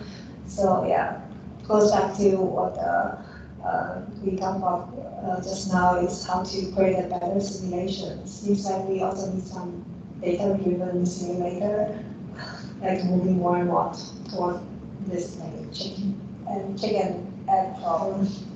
Use data to get a better simulator, use simulator to generate more data, and then yeah, probably can close loop and keep improving.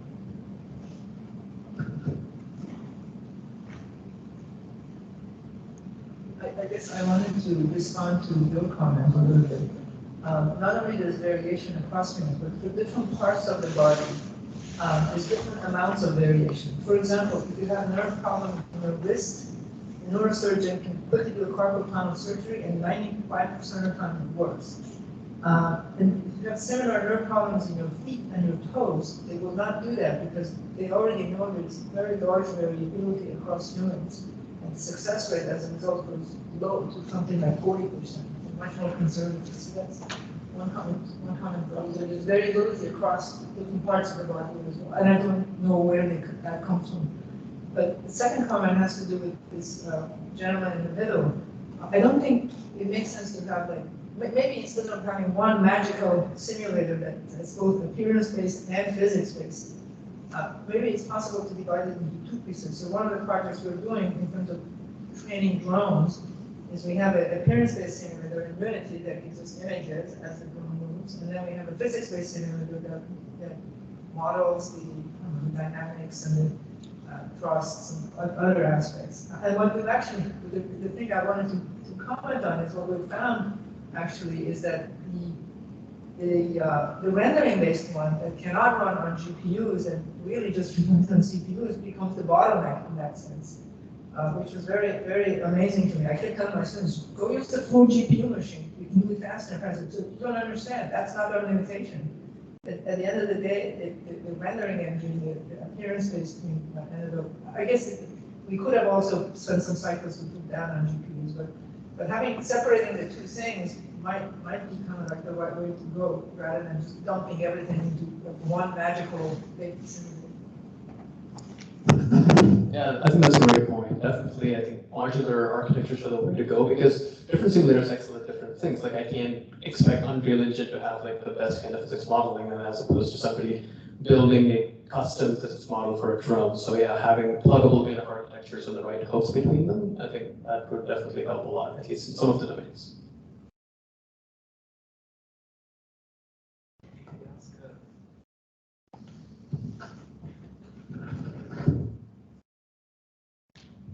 Hi.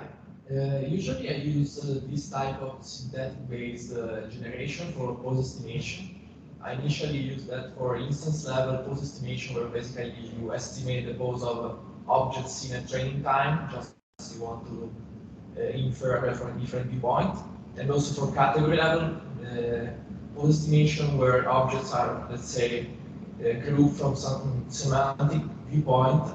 But then now we're trying to address some novel object pose estimation, and I was wondering which could be the most helpful direction, like generating a lot of data and managing the long tail situations, or some other works I noticed they try to do this in no training way, like exploiting directly foundations model like Dino, but the lifting from 2D to 3D is quite complex. So there are two, let's say, quite forward, and it would be nice to have some conjunction between the two.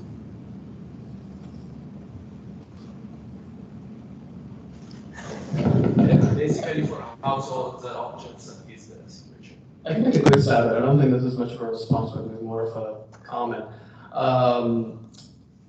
So what do you think, what is the main bottleneck with using synthetic data? Because you can definitely get poses and things like that for free from the simulator, right? So is it the fact that you might not have all the meshes that you need to simulate them? No, I mean, the fact of using that to train some model to then infer those poses. Of course, you can get an infinite amount of labels, but then inferring the pose of unseen objects is really difficult, especially if it's unseen geometry, let's say.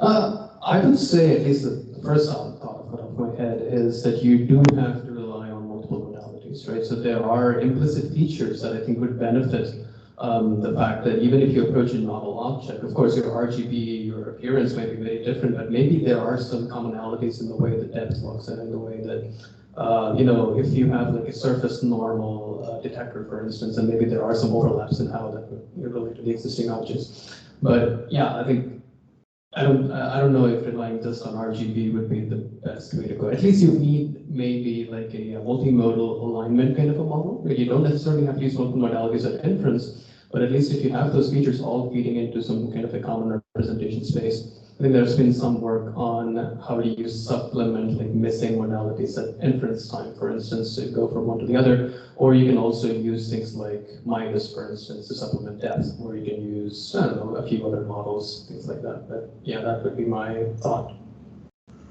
Thanks. Yeah, so I can just, you know, I'm not much of a vision person because I come more from the robot control side, but I'll definitely, you know, just strengthen or reinforce what Sai just said.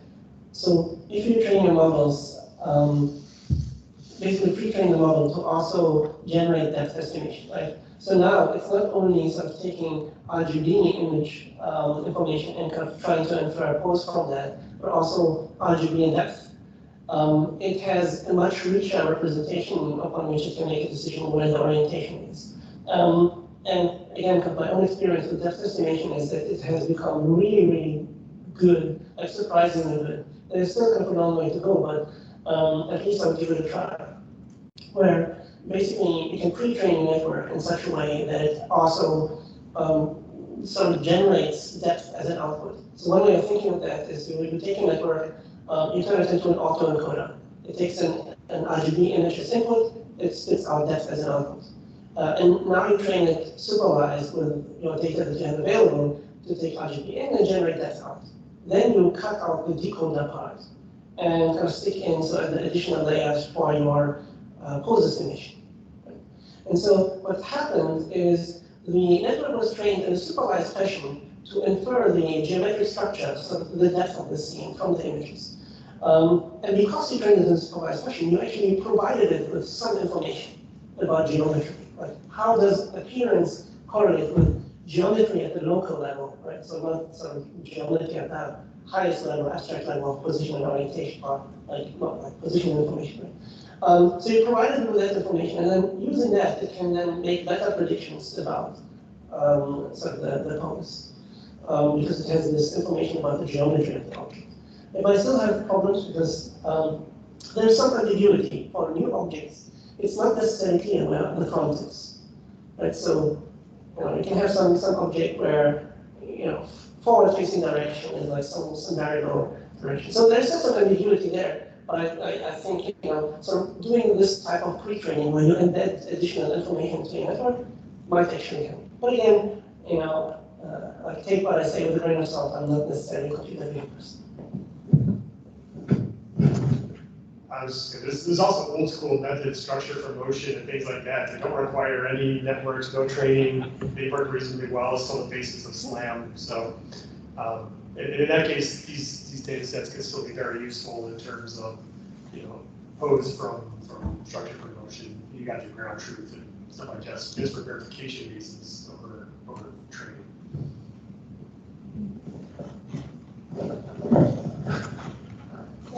I feel like that's a question related to research direction called feature learning, right? We really want to learn from a few examples instead of large data sets. So there's tons of work like showing a few example or a few image of object and ask model to recognize or find localized object in image. So that's also an open research problem.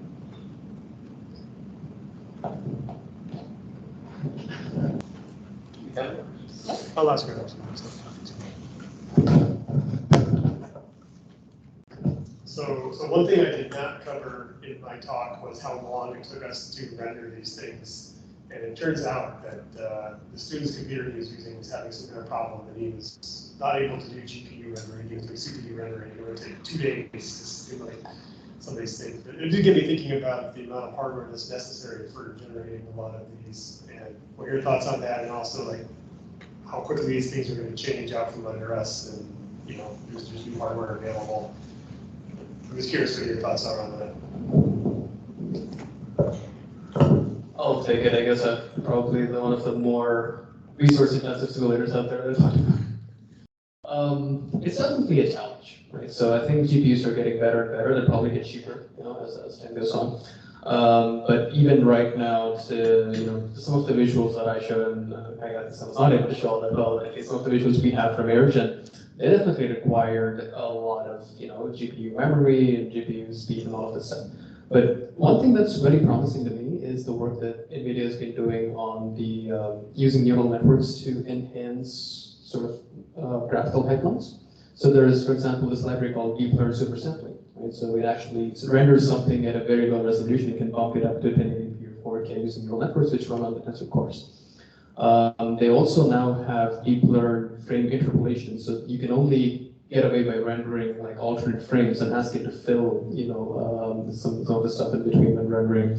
So I think it's going to get better as time goes on, right? And the other alternative, of course, is again, this is probably somewhat of a more compute or cost-intensive kind of solution, but multiple GPUs. There's no actually. Even Unreal Engine does not do a good job of leveraging multiple GPUs, which is somewhat annoying if you think about it.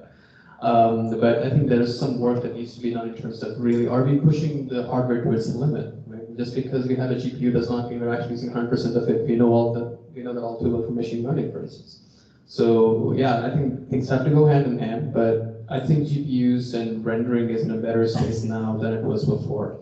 But in the future, I would also count on how much are we going to still render, or how much are we going to generate.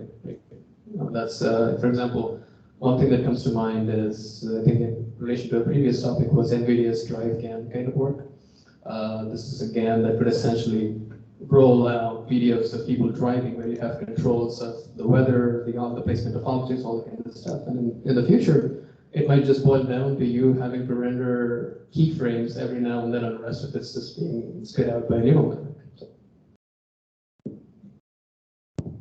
Yeah, I think the answer, it is definitely a bottleneck, like the rendering time. Yeah, I don't have a good solution for this because I come from a research lab of a big company, so that's a very hard problem. Let's add a data point. So for us, we generate we collect data in 6 data environments, and we brought 5 desktops with for the GPU, and just parallel that on 5 desktops. That took us about 2 months to collect all the data for the second version. 50 terabyte data, so yeah, very slow. Just one quick comment. I think, if you look at it from like a video game kind of a perspective, remember how 256 megabyte graphic cards were the next big thing, right? So people were so crazy about the fact that memory is doubling every, I don't know how many other months with the GeForce graphic cards, but now we're taking 24 gigs for granted, right? So I think things are going to get better hardware-wise. I hope so. Yeah, I would also say that's true. Unfortunately, when it comes to that, I often make the wrong decision. So about a year and a half ago, we had the opportunity to switch to I-SPIES from NVIDIA. And at the time, the documentation was a little bit sort of murky, and we played around with it, and I was like, ah, no, this is not worth it. And then, we did our studies, machine learning on that. And I think a student of mine, like a couple months ago, 4 months ago, showed me something that normally would take, multiple days to train, was training with NVIDIA's I-SPIES. So he basically switched our code to I-SPIES, and then it was running in 30 minutes, something that we were able to do normally only over multiple days. And you can actually watch it in real time. And so you can watch sort of the visualization of a couple thousand robots doing some policy learning, RL in real time. You see all of them at the same time. So that was certainly impressive. I think what this might mean is that we have to collaborate and cooperate with these industrial labs, maybe a little bit more tightly. And they are reaching out actually. At least in the case of NVIDIA, they had asked us, hey, do you want to use it? It was my own mistake to say, not say no, but we didn't jump on that bandwagon. I think it will take some time for us as academics also to kind of make that a proper tool that we always use. So it's also incumbent on us to kind of reach out there and cooperate that. Right now, I'm using, or what I was using, of course, Mujoku, and it's great, right? But when it comes to computation time, like I-SPIES is amazing. The only problem that I see is with each one of these, you're also making trade-offs. So in the case of Mujoku, like the physics of Mujoku, it's a little bit weird.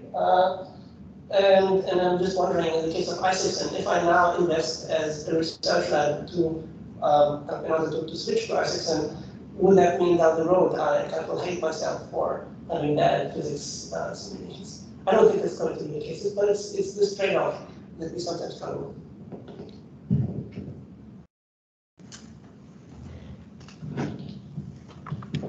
I think also what Sai alluded to, maybe doing some sort of subsampling, right? Some sort of keyframes that you're going to render.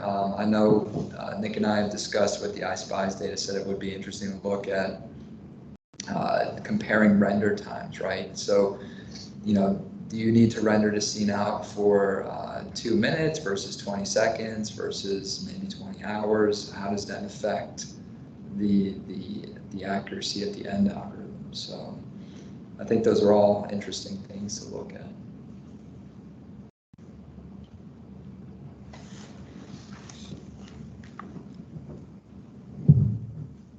So everything keeps getting better, right? How long before we have to stop putting significant amounts of time into our proposals on data generation to make these things work?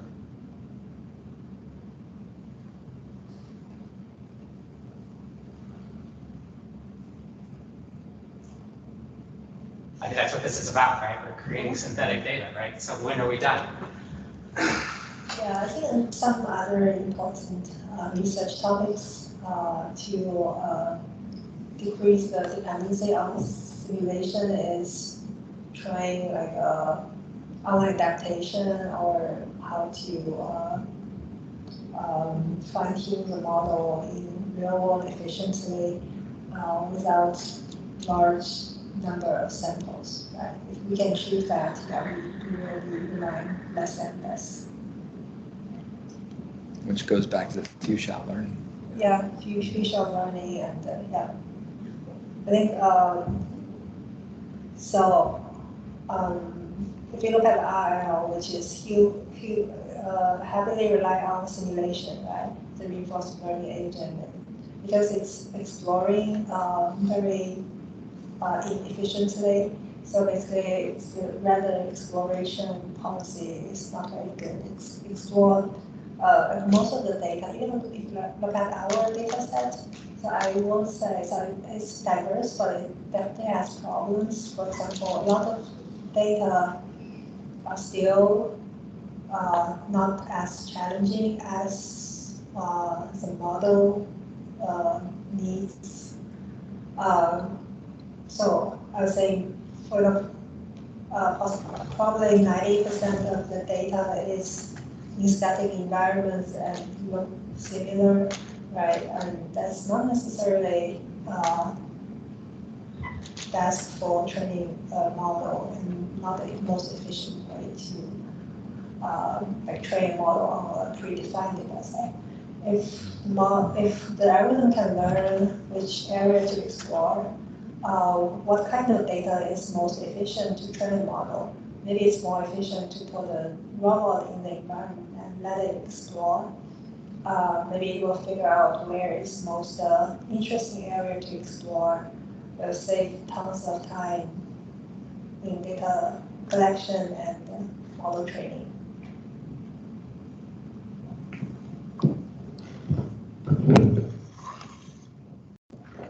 I'm kind of, mulling this over in my head, so my answer might not be very complete, but I don't think synthetic data is the only thing. I don't think there's going to be ever like 100% synthetic data set that will create whatever the robotics version of AGI is. But already, like if we're looking at it, we are dependent on real data quite a bit. Like for example, there was a reference to Dino at one point, I think one of the questions. There's segment anything or like segment everything. All of these computer vision models, like I-Fix from Hugging Face, they're all really training on real life data. So, and we are relying on them a lot, and they've actually brought the foundation models even closer to the actual promise of foundation models than the other models I've trained before. I don't think by training on just synthetic data alone, like ObjectNet or something, we would be able to get there, right? So again, I think I want to echo Heni's point, right? Because simulation is really about doing things that are hard to do in real life. Right? It's about long-tail scenarios. It's about these complex scenarios. It's about sort of like this bringing this metric semantic nature into the intelligence layer, right? So I think we should use it somewhat selectively. Of course, we'll have to make assumptions on what are actually feasible to simulate. But I don't know, in the future, like we already have data sets like Ego4D, for instance, which are humans moving around in household spaces doing things. And we are moving towards a future where people are potentially having these Meta Ray-Ban sunglasses with cameras on them, and they're probably live streaming stuff. And maybe the same way OpenAI and the others are using data on the internet, people will start using data sets that are vision-based, coming from very diverse and unstructured scenes and environments, and maybe that leads to a more interesting model down the line. So I guess, yeah, my gist is that real life will still have to play a big part, I think. Yes, I think it depends on the program. I think it's on program. Synthetic data is the only thing you can have. For example, I was talking about surgical simulation. So doing these kind of experiments in human or animal there are some ethical issues. So the only thing you can do that is using a simulated environment. So I think it depends on the program. In some programs you can approach from a real world perspective, and the other programs, the only solution is doing a virtual environment. So that's my opinion. Yeah, absolutely. I think it needs to be carefully kind of like thought out, like what role does real life play? For example, if you take the example of cars, I mean, Tesla has tons of data coming from real life cars, but obviously they're not going to get data about accidents, or I mean, they don't have a lot of data, obviously, that's a good thing. So similarly, I think maybe taking that to the next level, at least in domains where real life data can be beneficial. I don't know if there's a way we can think about some kind of a data sharing kind of a thing, if everybody wants to kind of collaborate and bring in data from different robot form factors to different scenarios, different environments and stuff like that. At least that can help form a base layer of the data, but they're always going to be hard to simulate real life tasks, right? So impossible to do tasks in real life, of course.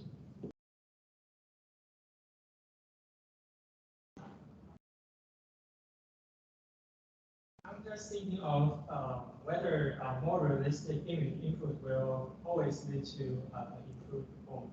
For example, I think for the rendering example, if you like to make it more realistic, sometimes you add more effects and more physical parameter drivers and errors into it. But in that way, if you train a perception model, then it needs to model more effects and more physical parameter or those ones. So it was maybe sometimes lead to some optimization difficulties to model so many effects. So yeah, I'm just thinking of if more realistic image can always lead to improved performance for certain model, especially if the model is with certain, for example, model capacity restrictions like that? So this is something we earlier alluded to. I think there is some skepticism. I'm not sure if I'm representing that right. That it needs to be always kind of photorealistic. There is a certain level that you need to reach probably, but I think earlier we came to the conclusion that diversity is more important. So I think like you're echoing what you're just saying, or vice versa. So yeah, but I think one element that needs to be better understood is just how much realism do you need, and does that vary depending on the environment or the task, right? So we don't know is the answer, and I think we need to have a better answer for that. But generally, I think the panel would agree with you that the highest level of photorealism is not necessarily needed for you. I was going to say, if you think about it, the first thing you do when you get data, a lot of times is you blur it, you smooth it, you turn it to grayscale. So make it to 24 yeah. So clearly, it's not always better. And I would think, I'm curious if anyone's encountered like issues like overfitting or something like that when you've used really high resolution or more realistic. I don't think we can train high resolution. Because I see sometimes for second model training, they will first downsample the model to somehow it will degrade the effects of the image, and that will make the model training more smooth. And if for example, for some high resolution image, you can imagine it as with more realistic effects. And then the model is hard to train, or so.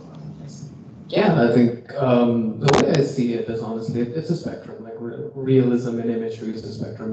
We've started from if you think about very old video games, for instance, or maybe in robotics context, think of something like Gazebo.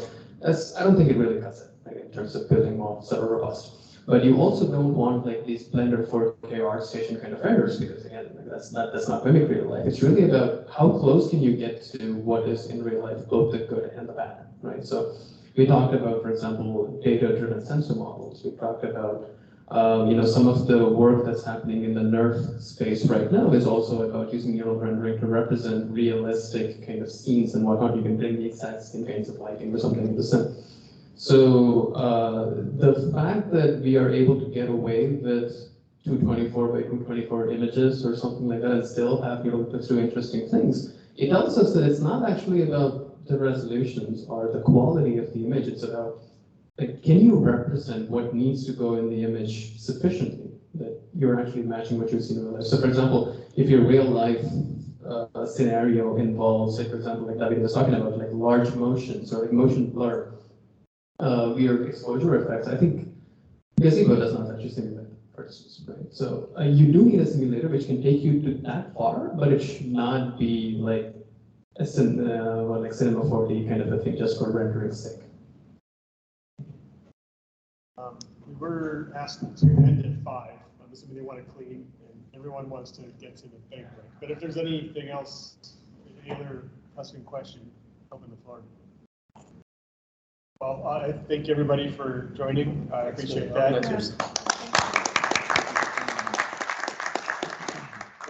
This was titled optimistically maybe the first workshop. So love for there to be a second, and maybe some of the questions that were raised, maybe we should move beyond just photorealism and add just realism in general, and invite some physics people or something like that. Thank you very much. Thanks, everyone.